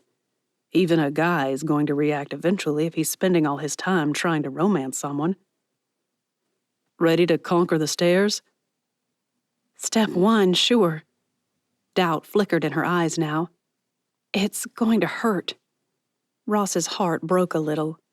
He had one job in their marriage, one all-important job. Anything else, she could manage. Tessa was a capable, strong woman, but protecting her was his job, and he'd failed. Though her steps were slow, she carried the walker instead of leaning on it. That was a good thing, he hoped. At the stairs, she shifted it to one side, grabbed the newel, and reached for him. "You'll be here?" Throat aching that she even had to ask, Ross just nodded. "Not going anywhere." Something deep within compelled him to add, "Ever." After a curious look, and then another, Tessa nodded and set her jaw. Ross watched the hard swallow and winced at the way her other hand shook even before she tried to lift her leg. He grabbed it. Use me as your right support." But Tessa released him and reached for the banister railing. "I need to do it as if no one was with me." "You can't be climbing alone, so—" "Just stay behind in case I start to fall." He'd seen the attempts at stairs at the physical therapy appointment earlier that week, but now he could see the dread. "Did you take your pain meds?" "No. Would you get them? I can hold on here." The way she jumped at that idea tore at him again. Leaving her alone wasn't the smartest move, but not taking those meds was even more foolish. He raced for them and her water bottle. When he returned, he watched her. Was she perspiring? Was it too much? "If you think we should wait." The look she gave him, Ross knew what she was thinking. How many times had he said that? The night before their wedding, when they hadn't wanted to wait anymore. Only her momentary hesitation had overridden the temptation to consider themselves as good as married. When that house on Hopper had come up for sale 2 years before they'd bought this one, it had been perfect, the pure definition of a turnkey house. But something had held her back, and he'd said, "If you think we should wait." 3 months later, that house hadn't survived Hurricane Felix. None of the houses on that stretch had. They'd all been washed away in the surges. "And we really couldn't afford it yet, but it was such a good deal that we almost—" There'd been other times. A new baby, a car for Michael, reading therapy for Jesse that turned out to be just a maturity thing. He'd started piano lessons, and that had made something in the boy's brain just click. If Tessa said they should wait, they'd wait. Her leg lifted. Ross watched her foot to see that she raised it high enough, and then watched her face. He knew the moment she leaned her weight on her left leg. Determination faltered, and pain prompted her to suck in air. A moment later, she stood on the step, shaking but successful. This was the worst part for her. The right leg would have to bear her weight for just a moment as she stepped back down. "Hold me in case it buckles." Ross settled his hands at her waist, ready to lift if she needed him to. He felt rather than heard her breath hitch as she lifted that leg and slid it down to the floor. Though she tottered a bit, Tessa held firm, took a deep breath, tried not to cry. He saw it in the pressed lips, the strained neck muscles, the rapid blinks. "One more." "It'll kill me if it doesn't kill you first." This time, when she lifted that leg to step back down, she'd have fallen without him. That's when he noticed that she'd broken out in a shirt-drenching sweat. "Can't I just carry her to the couch, Lord? Wasn't this enough? She carried her walker here." Shaking, she took slow, shuffling, turning steps until she faced the walker. This time, she struggled to support herself with each step across the room. The closer she came to the crate, the crazier Macy's yips and whines became. "Hold on, girlie. Just have to sit down first." Ross pulled out a double roll of towels and had it ready for her. The moment she sank into the couch cushions, he helped her swing her legs onto the couch and slid the roll under them. For the first time all morning, he saw her truly relax. "It's overcast still." He nodded. "Light the candles, would you?" As if one of those candles, something flickered in his mind. He smiled, reminded himself to kiss her and tell her how proud he was of her pushing through like she did, but she probably noticed the distance he couldn't hide. Candles. 5 in the big picture window behind her. 5 on the mantel. 3 more stacked on pedestals beside her. Those she told him not to light. "I rarely use those." A glance at them showed they'd hardly burned at all compared to the half-gone others. Tessa likes candles. As that thought mulled in his mind, Ross offered to retrieve her laptop. "A pillow, too?" "Please." Once he'd settled her in with her laptop, and once he'd stamped down his confession at having read her words each night after she fell asleep, Ross told her he'd go change her sheets as promised and went to do it. Once in his office, he pulled out a checklist he'd made of things to do: changing sheets, cleaning out the fridge, taking her car to work next time for its maintenance, doing the budgeting that got left last month, and laundry. My favorite. It wasn't roses and chocolates, or back massages and kisses that made him wonder if Joseph ever got to kiss Mary during those months of cold showers before Jesus was born, but those little things would say love to her just as much. Dishes, dinner, and diapers. The great romantic trifecta. The oddly sized bed didn't have fitted sheets. It required 2 flat sheets, one tucked in at the top and the other at the bottom. That also meant remaking the entire bed every day. Drove him crazy, but he had to do it. As he worked on those infernal hospital corners, he pondered the idea of candles. Tessa thinks this whole dive into romance is a new desire. It's not. It's been there all along. It showed up in different ways, perhaps, but... With the bed made, he retrieved the love note he'd written, courtesy of 101 Important Ways to Romance Your Wife, of course, and propped it on the pillow. Just like they'd said to.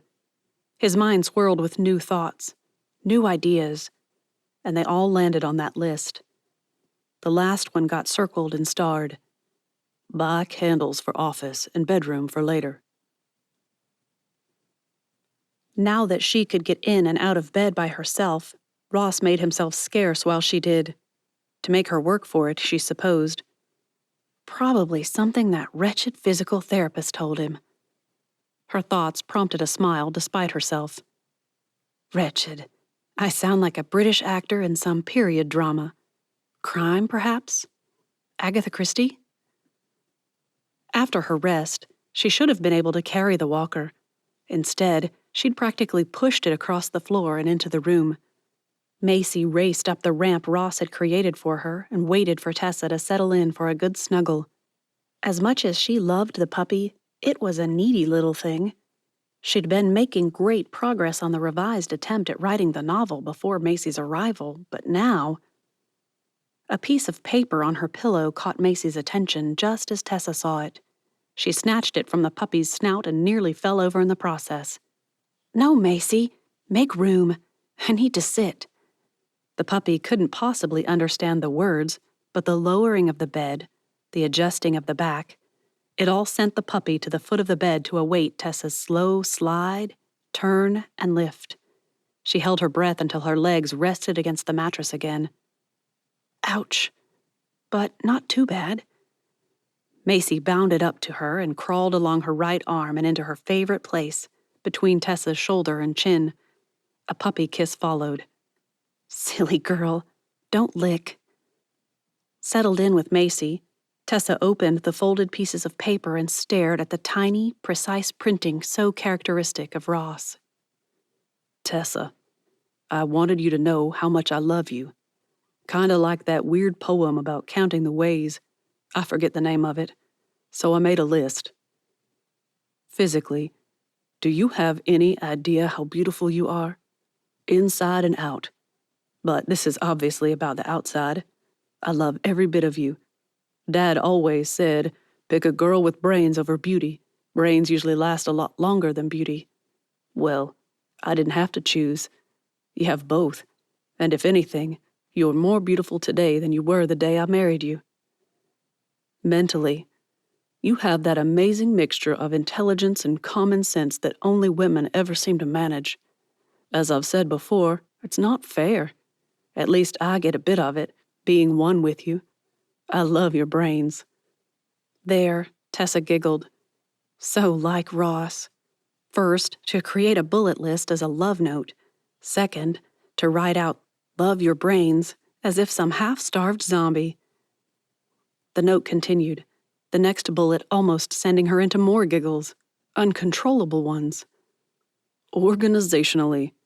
If being methodical and organized can be called sexy, and I do, then you're the sexiest woman alive.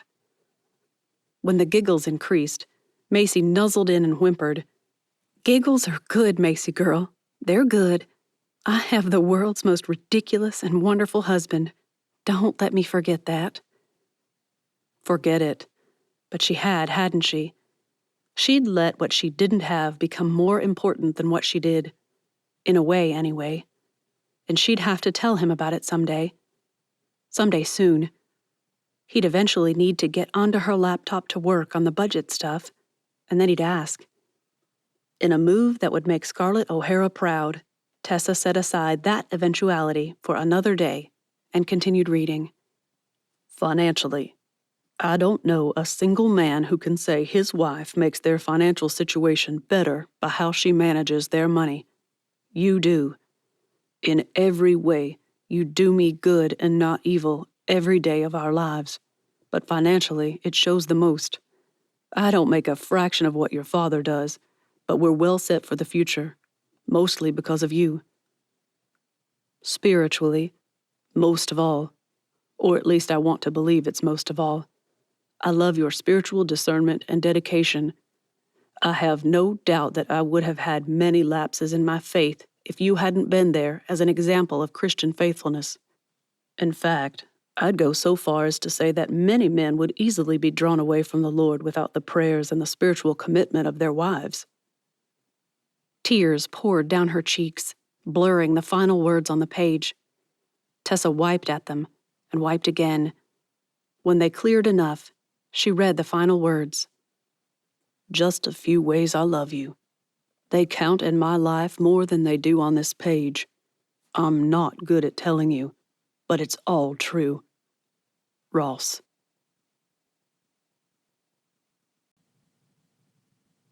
Chapter 22. With just a short meeting on Mimosa in the offing, Ross left Tessa resting on one of Mallory's pool loungers and promised to be back in just a couple of hours. I'm fine, Ross. I can even get up on my own. Look. And she'd done it, risen out of the chair, hardly touching the walker he insisted she keep close just in case. I might even walk down along the path around the beach after I read for a bit. Go meet and business. Do that stuff. She kissed him, paused, and then really kissed him. I'm loving this new Tessa, and yet... Ross pondered that as he practically ran for his Durango. She's still my Tess. Half the time he was gone, he spent in a water taxi and then a golf cart Uber, no joke, to the hotel conference room where the meeting took place. Half that meeting was spent chronicling the nearly 6-week ordeal that was his wife's accident and recovery. Compared to where she was after the accident, she's fine, back to normal. But compared to where she was before it, she's got a long way to go. Until he'd vocalized those words, Ross really hadn't noticed how little she could still do, how tired she became, how quickly. He looked at his Fitbit right about then. It helped move the meeting along. And as he'd suspected, the whole thing could have been done over Zoom or Skype. All that time he could have been spending with Tessa. And Macy, of course. The little puppy, startlingly bigger and yet still so tiny, had become an appendage all her own. The water taxi let him off at the marina, and Ross nearly drove his Durango up to where the book barrow sat, tempting passer-by with the scent of coffee and the promise of a good read. Still, if she'd been sitting for a while, she might need to move around a bit before climbing into the car. Better to walk. Bernie the pelican blocked the direct path to the little bookstore, so Ross took a circuitous route, up the slight rise, around from behind, and down to where he thought the loungers were situated. Instead, he ended up a few yards behind, hidden by the gum trees and a thicket of sweet-smelling scorpion vetch. Just as he started to backtrack and take an even longer trek around, Mallory's words stopped him in his tracks. Always knew you craved romance by the way you repelled it, Tessa protested. It could have been a conviction, you know. You didn't talk like someone with a conviction, but like someone with a fear. There's a difference. You kept pushing me to write, and I'd planned to show how stupid it all was, but... Was that a catch in her voice? I kept saying things I wanted, almost needed, and yet... The long silence nearly drove him crazy.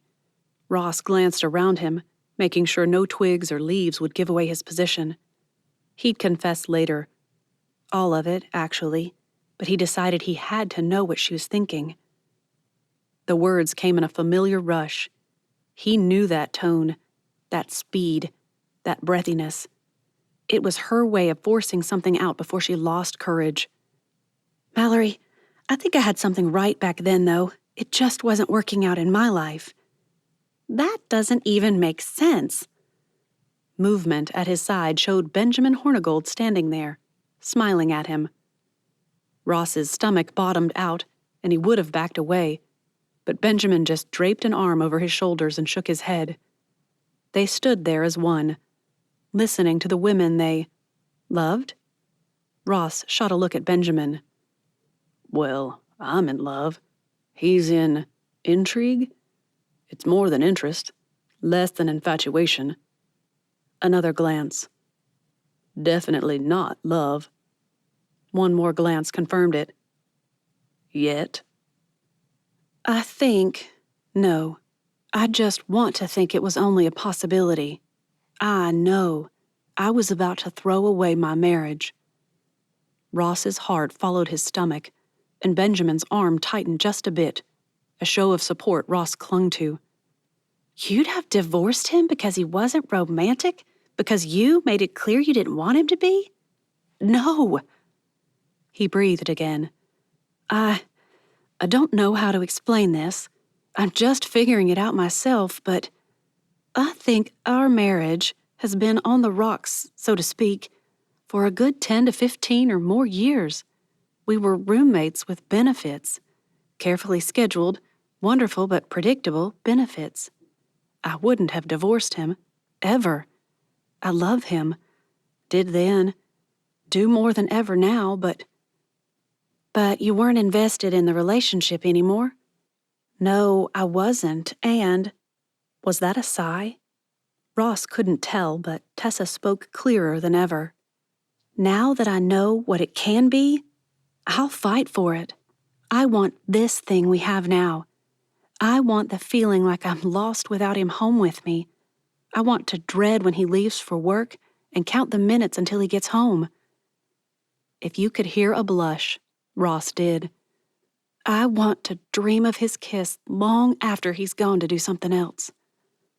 He might have rushed forward, but Benjamin held him back. The silence became nearly unbearable. Elevator music, ripped right from the 70s rejects, played over and over until he thought he'd go insane. But Benjamin had been right. Tessa spoke again. You know, Ross was romantic all along. I'd trained him to be the kind of romantic I thought I wanted. And I do appreciate it. He put gas in the car, always without me asking. He complimented me to everyone in the world, just not to me, because I taught him not to with my obvious discomfort with it. But I need that. Mallory asked a question Ross couldn't hear. Benjamin leaned forward, his eyes and, if possible, his ears, trained on every word. It grew louder at the end. As much as if you hadn't been years without it? I don't know. I think I would. I think everyone needs to hear the people who love them say nice things about them. I really do. Have you ever looked at that love languages book? Ross nearly ignored that one, but Tessa's laughter caught him unaware. Yes, poor guy. In the beginning of my midlife marriage crisis, he decided to do all the things at once. He still persists in thinking that touch isn't mine, but it is. He's just a guy in that, for him, touch leads to physical intimacy, whereas I need to connect emotionally. Those gears were turning. He could hear them as if standing in the top of Big Ben. He also knew what she'd just realized. It's why she's distanced herself. It's why she rejected romance. It's why she almost rejected us, in a manner of speaking. Unable to take another minute, Ross shoved his way through the scorpion vetch and up to where the women were talking. He knelt beside her, kissed her into next week, and turned to look up at Mallory. And now Benjamin. Know what's even better than finding the love of your life? The couple. Oh yes, he was sure they'd be one someday. shook their heads in perfect unison. Falling in love with her all over again. At the top of the stairs, Tessa took a moment to catch her breath. Pain had reduced to an ache, a vast improvement in her opinion. Odd, though. The door to their room was closed. She shot a look at Ross, but he just waited for her to be ready to go, his expression showing only concern. Maybe the windows are open and blew it shut. Probably. Ross hurried ahead of her and paused only for her to arrive before opening it for her.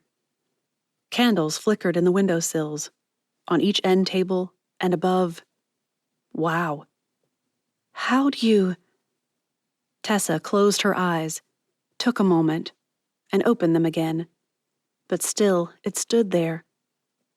A large, white, free-standing electric fireplace. Exactly what she'd dreamed of but never allowed herself to buy. And along the top, 5 small candles burning. To one side, he'd remembered that not everything needs to be centered.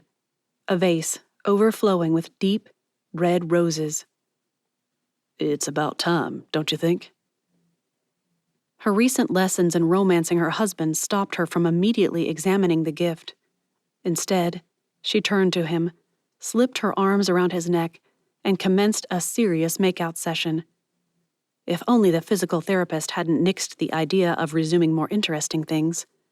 Look who's turning a kiss into something more now, Mrs. Booker. Ought to be ashamed of yourself. Another part of her told that part to stuff it.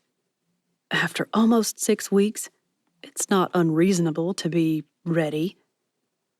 Eventually, Ross pulled her into a hug and held her. I thought the last 6 weeks were the longest of my life. Nope. The next 2. Worse than before the wedding, huh? You can say that again. He pulled her face into his shoulder for a moment and added, but don't. Ha, let me look at my fireplace. She'd been so taken by the candles and roses that Tessa hadn't even noticed the flames flickering. It's actually quite warm. I had to open the window for a bit so it wouldn't be so stifling in here. As her hand slid along the top of the mantel, rose petals flitted down, reminiscent of butterflies. He had to have plucked one bare to add that touch. Ross. I never got the petals all over the place thing, but it kind of fits below a vase, you know? Compromise. In a move she never would have done before, Tessa reached back, found his hand, and pulled his arm around her. I don't think I could be more perfectly happy. As his other arm slid around her, she added, and it's not the fireplace or the roses, it's not. It's that you made the effort, knowing I'd love it. Thank you. He didn't respond, didn't say a word. Tessa turned to smile at him, expecting to see the sort of happiness she felt radiating from him, but it didn't. He looked miserable. Ross? Self-preservation demanded he keep his mouth shut. It wouldn't matter, not in the long run. So why should he hurt her for the sake of transparency when... His conscience ordered him to stop arguing and begin confessing. Again, Tessa spoke his name. What's wrong? As usual, just the attempt of an apology nearly choked him. And as usual, it resulted in everything coming out backwards at first. All these years, you've made it clear how much you despise romance. More and more all the time. Tessa broke in. I know, Ross. I was just talking about that with Mallory today. I think I trained you with my reactions to things. Trained you to avoid anything remotely romantic out of self-preservation. It was wrong of me, especially since I was lying to both of us the whole time. If he didn't stop her, she'd convince him it was her fault, and that couldn't happen. I know. That stopped the flood of explanations and apologies. You, what? I heard you today, and... A scene from a movie, one she'd derided at the time, in fact, flickered in his mind. A man trying to explain something and finding it hard had brushed a woman's cheek with the back of his hand, had pressed his forehead to hers, had whispered. At the time, he'd agreed that it was foolish and affected.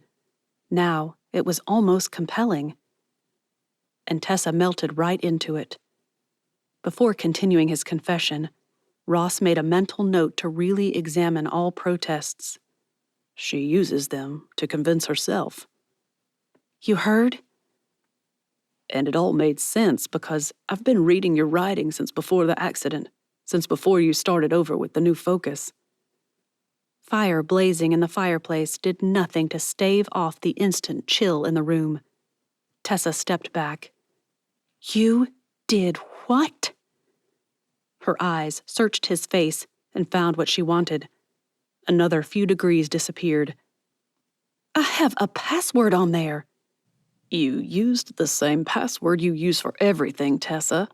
And it was around the time of Mandy's arrival in our lives. How was I to know the password wasn't for her? He could have believed it, too, if his heart hadn't laughed and whispered, You're such a liar. Ross blurted out, I do know it's not why, though, and I should have told you long before this, but I kept seeing bits of your heart I didn't know were there. Bits that were my right to share, not yours to take. Ross, how could you? For one fleeting moment, Ross waited in horrified fascination for her to fling herself across the bed like an overly emotional teenager from the 50s. And maybe she would have if she could, but it surely would hurt. Almost didn't tell you. I wish you hadn't. How could you ruin my first night up here? How? How could he explain that he just knew it was the right time to tell her? He couldn't, and Ross knew it.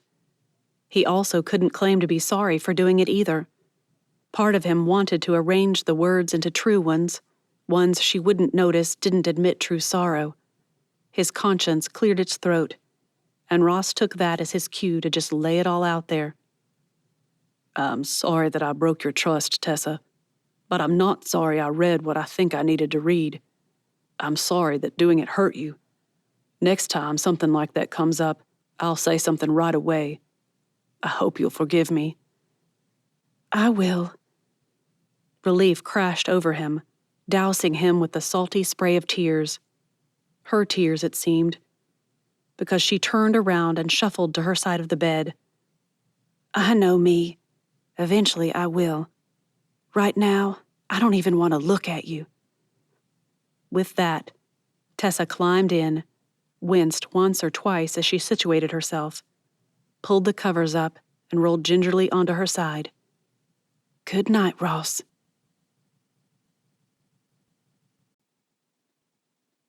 Chapter 23. April 8th. With her laptop and its new password in a case and slung over her shoulder, Tessa climbed into her Mini Cooper and settled behind the wheel. Technically, she hadn't been cleared for driving yet, but they'd originally said about 6 weeks, and at almost 7, she was calling it good. Can't ride in the house anymore, so... A text pinged. Ross. Davina wants to know if you'd like a ride to Bible study. Then Davina should call me. I broke my pelvis, not my cranium. However, Davina's offer wasn't Ross's fault, and she'd made a point of not reacting to innocent issues as if they were connected to the real one. She did, however, decide to let him stew on her choice. Not necessary. On my way now. The seconds ticked past with no response. But he would. She knew he would. The question was, would he tell her what he really thought? Would he just yes her? Or would he pull his husband card? That one right there might send her over the edge. Why did I ever agree to that whole head of the house thing? The ping shot straight to her gut and lodged there. Tessa tapped the screen. Not sure that's a good idea, but instead of protesting, how about I pray for you? I love you. No apology. He hadn't apologized again since the morning after his confession. He wouldn't either. Ross Booker did not grovel. If an apology wasn't accepted, that was on the other person. But as much as she tried to deny it, Tessa couldn't. She wanted him to grovel.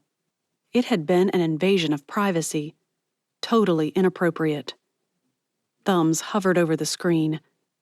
It would be the right thing to do. Tell him. Despite his betrayal, Tessa winced. Overly dramatic much? She didn't care. Betrayal. Tessa loved him. She should say so. Love you too. Bible study had moved on from Proverbs to Ecclesiastes. A balancing act, the leader explained. You really don't want to read the one without seeing the other side of the coin. Tessa wasn't so sure of that. Still, how had she never known that the whole duty of man came from Ecclesiastes? Wasn't that one of those books with which you should keep a salt cellar close? By chapter 12, verse 14 burned itself into her eyes, her mind, her heart, and whatever else they discussed afterward, Tessa couldn't say. For God will bring every act to judgment, everything which is hidden, whether it is good or evil. Is that what had happened? Had God prompted Ross to type in that password? Had he prevented her from thinking of using one Ross wouldn't know? But how ridiculous. There was no sin in wanting a bit of privacy while she learned the ropes of writing. Tessa clung to that idea through the end of the final prayer, the obligatory assurances that she was on the mend and could drive home just fine, and the promises to let every woman present know if she needed anything. If only it would stay there and keep her company through the rest of the day, the week, her life. Once on the road to the slip and Mallory's pool chairs, doubts pummeled her. It's true. There is no sin in wanting privacy while you learn something, but that's not why you did it. That was a truth Tessa could not deny. She just didn't know the rest of that story. Why had she done it? At the book barrow, Mallory greeted her with a blackberry lemonade. Thirsty? Just had 2 women order and then bolt for their car. She sipped on one herself. Sure. Did they pay for them? Didn't have a chance. I started pouring while they were discussing flavors and... Tessa pulled out her wallet and extracted $7 from it. Let me. You shouldn't be out, and it's what I would have ordered anyway. The younger woman hesitated, pride warring with necessity most likely, but she reached for the bills and said, Thank you. Now, I need a lounge, something to munch on, and maybe I'll get something done. Writer's block? Mallory asked as she climbed into the bookstore and returned with a poppy seed muffin. Heated? Please, that's perfect. Butter? Could life get any better? Conviction swung a 2x4 at her, but she dodged the blow. Still, the swoosh of air as it passed did almost as much damage, if not more. Kind of like that still small voice, huh? Tessa? Tessa hadn't realized she'd moved toward the loungers until then. Butter? Oh, yes, thanks. When Mallory brought the muffin, she didn't hurry back to the bookstore, despite Tessa knowing that customers were inside. Instead, she pulled a lounger closer and sat wrongways on it. What's wrong? You have customers. If I go take care of them, will you tell me when I get back? Or do I have to let them run off with my stock to get you to talk? Something Tessa had heard once came back to her. If Mallory Barrows gets sassy with you, it means she's comfortable, considers you a friend. She gazed into Mallory's eyes for a moment and nodded. I could use a friend right about now. Aloud, she just said, Okay. In the 40 minutes it took for Tessa to inhale her drink, her muffin, and write 2 words that she promptly deleted, Mallory's little bookstore did a booming business, and not just with drinks and snacks.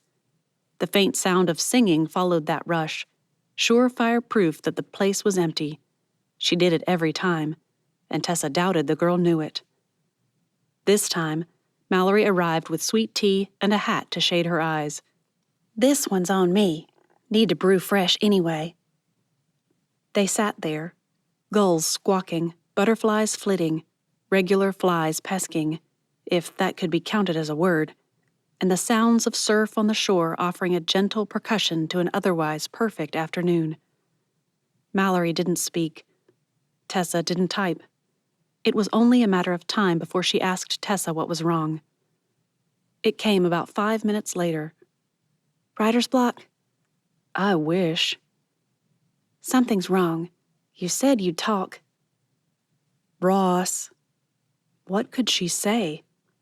Ross used the password I've shared with him to get into my laptop without my permission. Not that I've ever cared before, and read the stuff that I'm embarrassed to have written.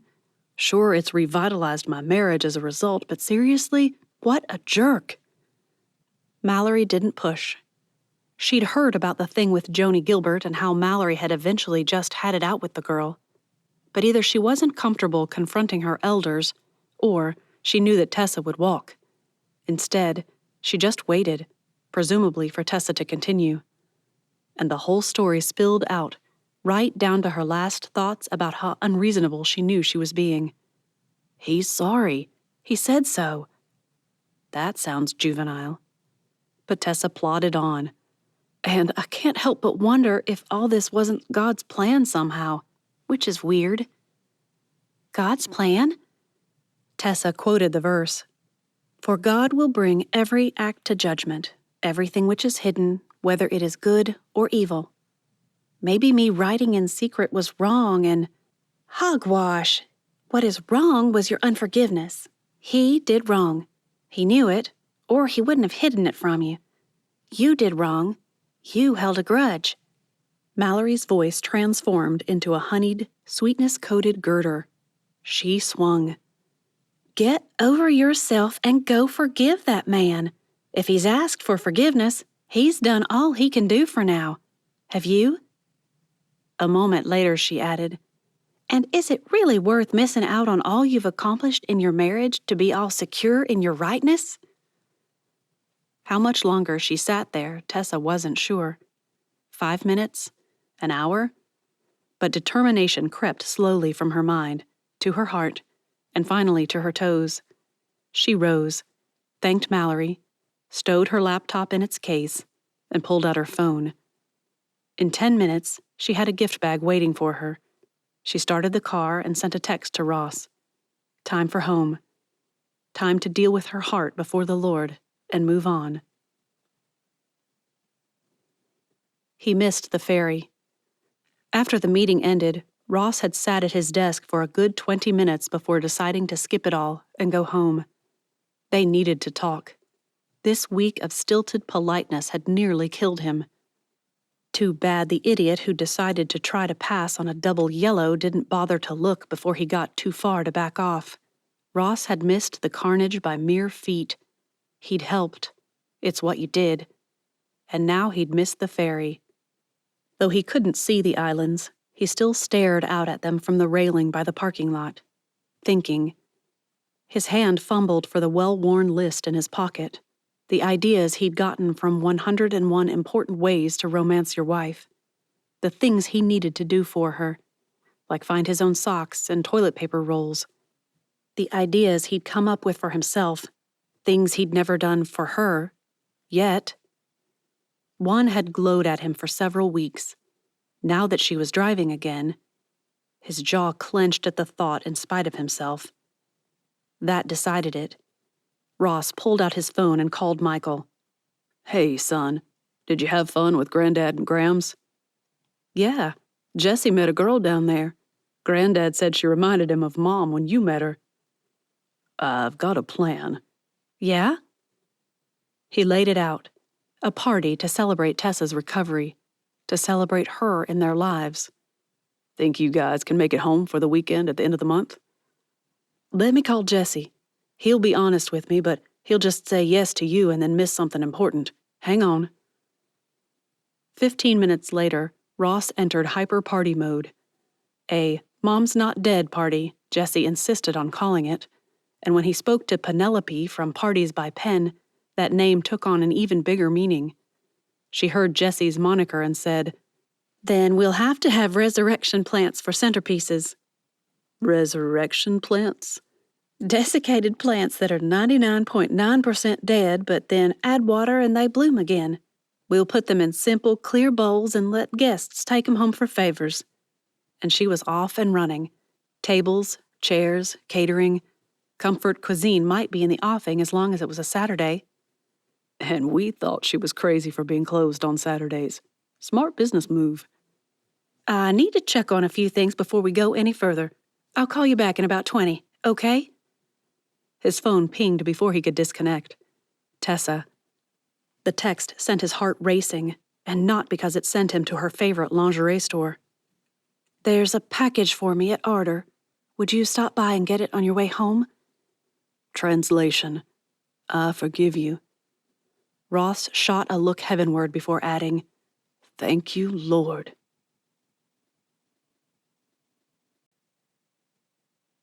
Epilogue. May 2nd. The sun blazed through windows and woke Tessa earlier than she'd intended. Ross must have opened the curtains. A glance at the clock said 8:30. There'd been a time when she wouldn't have considered sleeping so late, especially with the boys home. However, even 3 months after her accident, or nearly so, she tired easily, needed help and often. A glance around her showed Macy gone already. Probably with Ross. Hushed whispers outside the door, or rather her son's ideas of hushed whispers. In a small theater, they'd have been heard at the back of the room with no trouble at all. It definitely must be the day. For 3 weeks, Ross had been planning a secret. She didn't know for sure what it was, but no one who knew him at all would doubt that he had something up his sleeve. The temptation to pull her hair up in a messy bun and throw on old, holy yoga pants and a stained t-shirt won out.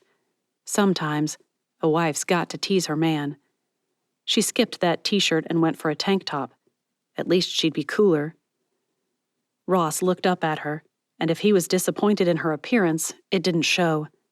He dropped the paring knife and the strawberry he'd been slicing, rinsed his hands, and came to greet her. The boys groaned. Seriously, by now you guys should be sick of each other. Ross broke free for just a moment to quip, Second honeymoon, my sons. When he finally gestured for her to sit, he added, Keep that spark burning, boys. You won't regret it. Despite their protests, Tessa saw it. Relief. Michael spoke first.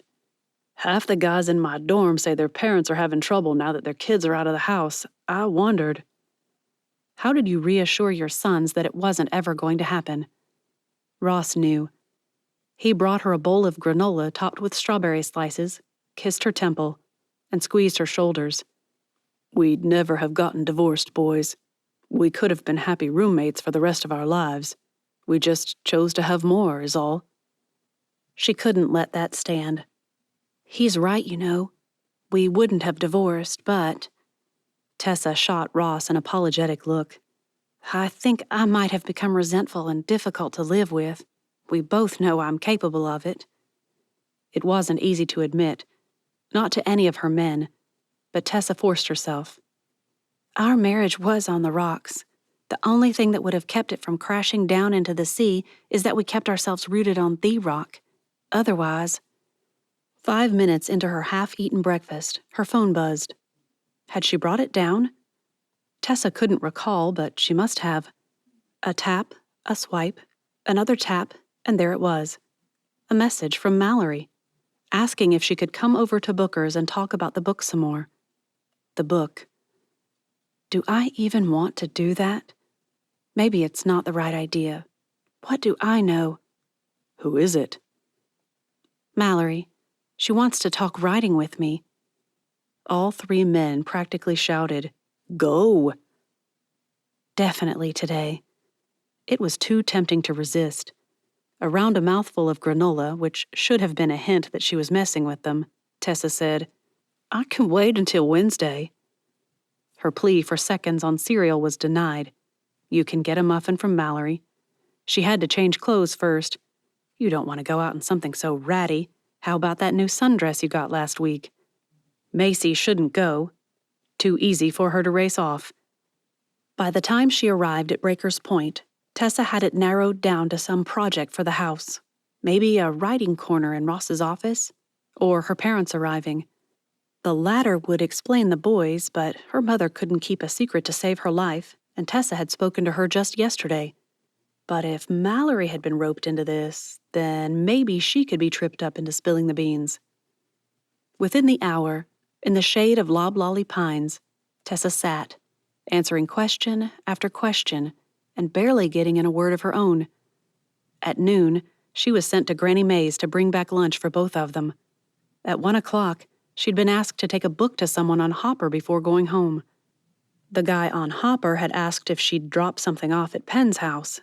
It was out of the way, of course, but since this was obviously a delay tactic, Tessa chose to accept the errand and follow the plan. It was nearly 3 o'clock before she pulled into the garage. The house looked normal. Strange. Maybe it's all in my head. As she opened the door to the house, her parents stood there, grinning. Just behind them, Ross's parents. Behind them, her sons and her husband, grinning too. Surprise! She was escorted out to the deck, which had been decked out, that is. Tables, decor. It was beautiful. And then it was just her and Ross. Him smiling, her tearing. His words, killing her with their kindness and sincerity. I've never celebrated you for anything. Not just you. I thought about waiting for your birthday, but that's too far away. I thought about Mother's Day, but then it would get shared with our mothers. Anniversary. Too far, I know. So, I decided to celebrate you and your recovery. Of course, Jessie has dubbed this the Mom's Not Dead party, which kinda kills the romance of it all. She kissed him. Really kissed him. And ignored the hooting going on from inside the house. Then she murmured, Ross, just between us, I say we consider this the our marriage isn't dead celebration. Deal? Nope. He cupped her face in his hands and leaned close enough to kiss. That will come later. This, it's just the dress rehearsal. The sun glowed across the water, seeming to rest half submerged. Music. Was it really Randy Travis? Greeted her as Mallory skipped up the stairs that led from the beach to the Booker's deck. Laughter burst out now and then, and a splash told her someone had done a cannonball into the pool. As she neared the top, Mallory heard the music clearer. Definitely Randy Travis. Interesting. At the top of the steps, as if Penn had known people would need refreshment after the climb, a table with 3 5-gallon mason jars, complete with spigots, of course, sat. Tented labels read, Tea, as God intended. A quart mason jar had its own miniature tent that read, Unsweetened swill, for Ross. Next to that, a gift table. She set her small gift bag on the table and turned to go. Doubt nearly made her snatch it back. If 365 date ideas for Christian couples was offensive, she might lose her best customers. Still, better just walk away and trust the Lord, lovey. That's what Uncle Bud would have said. While Mallory had never been to the Booker's house and didn't know Tessa's personal style, she recognized Penn's hand everywhere. The island's party expert knew her business, from fairy lights in just the right places to hanging lanterns and, oh, there was Beth serving. Mallory leaned in for a better sniff and gave up. With so many people milling about, she couldn't tell what it was. Who cares? Beth made it. That makes it good. As the song wound to a close, Ross Booker signaled a kid who fumbled with his phone. The music ceased. Ross called everyone to attention. Just for a moment, he called as folks looked his way. Food's ready, so we should pray, and I've got a couple of words to say. I'll start counting, called a woman behind Mallory. I can count too. Very funny. Ross pulled Tessa close, and Mallory saw it again, that connection she'd not noticed in her first year on the island. Big changes had taken place in the Bookers' marriage. Did anyone else see it? We've had a bit of a tough year this year. I learned things about my wife I never knew, and in the middle of it all came the accident. His gaze settled on Tessa for a moment before he continued. Through the difficulties of these past few months, I learned that Tessa is even stronger than I ever knew. I also learned that for me to be able to support her, I had to become even stronger, and sometimes that meant being gentler, more tender. Thank you for your patience with me, and thank the Lord for preserving you. As Jessie insists on saying, this is a glad mom's not dead party. Laughter, chuckles, and giggles followed that. A few people surged forward, ready to lay hands on and pray for Tessa with Ross. Mallory moved back until she bumped into someone. She turned. "Sorry, Benjamin!" Hey, sweet pea, I wondered if you'd make it. She couldn't reply before hands shot out all around the deck, folks reaching to connect for prayer. A little girl of about 6 offered a hand on one side. Benjamin offered his on the other. She'd deny it if confronted and deal with the repentance fallout later, but Mallory couldn't help but hope every last one of those people touching Tessa were going to pray. Nice, thorough prayers, maybe? Just a thought, Lord. Wouldn't want to risk a relapse or anything. Either the prayer had been unnecessary, or it had been answered in an unexpected way. Benjamin didn't let go when the prayer, singular of course, ended. He tugged her back against the deck railing and murmured, "Let's wait until everyone else has theirs. Beth promised to save some of the best for last, for us. She's got that California roast thing, tri-tip, Santa Maria style. It's supposed to be amazing." The laughing children, a splashing teen with yet another cannonball, and the din of conversation rose in conjunction with the music. She moved closer to hear but couldn't. "This song sounds familiar, but I can't hear." Was it a snicker? A chuckle? She couldn't tell, but Benjamin gazed at her for a moment before tugging her hand and leading her through the crowd, to the steps, and down to the beach. "Beth'll save us our food. You can't hear it up there." "You know what it is?" He pulled out his phone and ordered it to play, A Long Line of Love. The way he looked at her hinted it should be enough for her, but the title held only a vague hint of familiarity to it. However, when the first notes of the song played, tinny and oh so 80s in their sound, she recognized it. Uncle Bud loved this. Paul Overstreet? Michael Martin Murphy, but I think you're right on the songwriter. She closed her eyes and listened. I like the line there, that sticking it out runs in the family. It's such a beautiful attitude. Dad used to sing this to Mama, this and his Battle Hymn of Love, but Kathy Mattea sang that one. Mallory didn't know it. It's not familiar, but Mama and Daddy were more fond of CCM. I just heard old country at Uncle Bud's and sometimes Granny Sayers. Paul Overstreet wrote a lot of songs that really spoke to strong marriages and families. Benjamin must have noticed that he still held her hand, because he dropped it. Was that a hint of disappointment on his face, or a bit of wishful thinking? My favorite is one a lot of people didn't hear, even when it was released. Not the best tune, but I love the words. He told his phone to play, even when it don't feel like it. Like most of the country songs she knew, it began as a story, but those 3 little words came through as almost a rebuke. It's still love. That's a good one. Kind of like Ross and Tessa. She might have felt neglected, but he was still going to work every day, still spending his weekends with her, still loving her in the way he knew best. Benjamin stopped and stared out over the water, his hands stuffed in his pockets. Dad used to say, "Son, women have one flaw you need to learn now. It'll make things easier with your ma, and it'll make your marriage run smoother." He glanced down at Mallory before looking back out. He said, "Women won't always tell you what they want from you.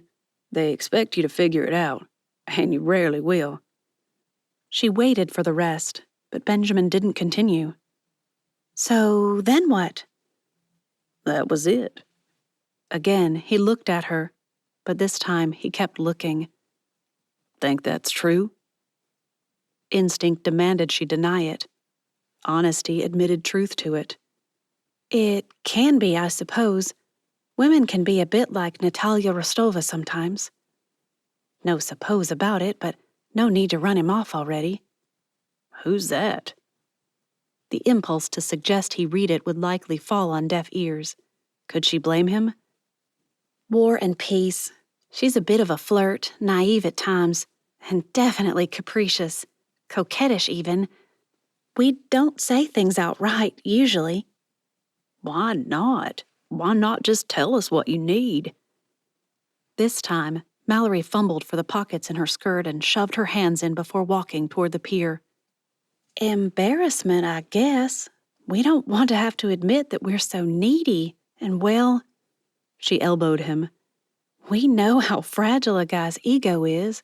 If we say, hey, I need you to at least pretend you think I'm pretty special, it hints that you've failed. So we just stuff it down, and sometimes it makes us cranky that you can't figure out what seems so obvious to us. She'd never articulated those ideas before, but as she heard herself, Mallory could see herself in them.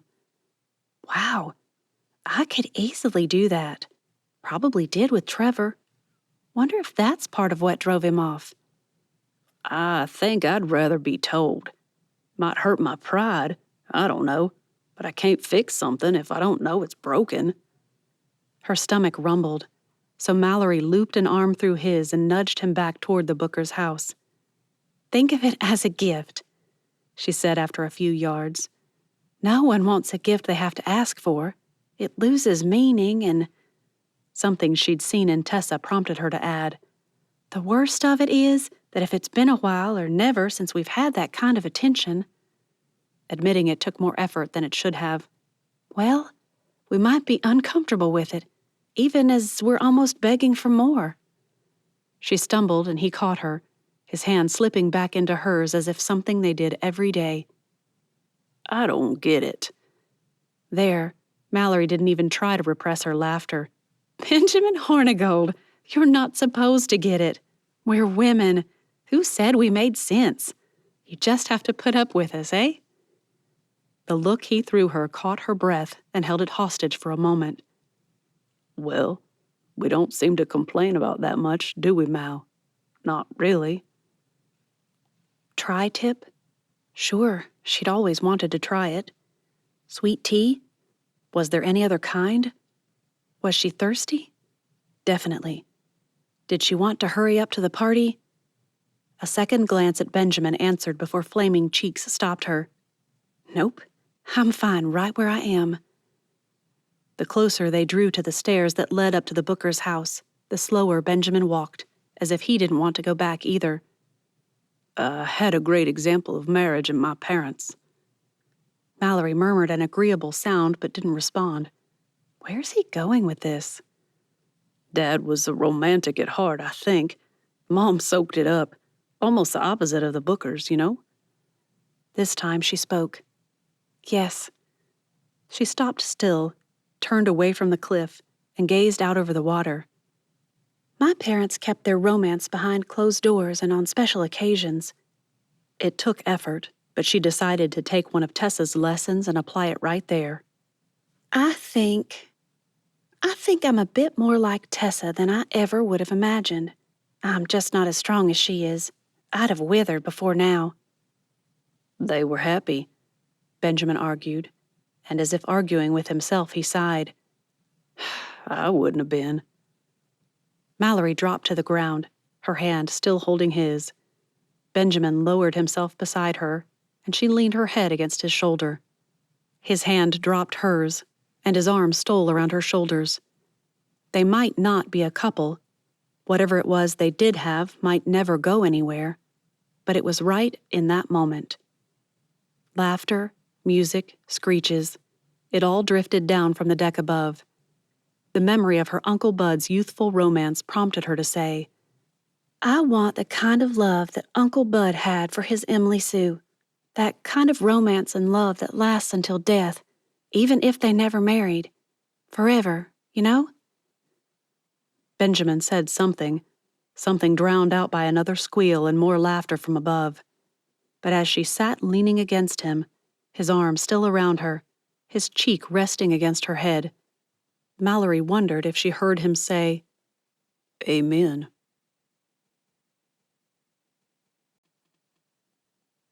The end. This is Krista Del Sorbo. We hope you have enjoyed this production of Bookers on the Rocks by Chautona Havig. Thank you for listening.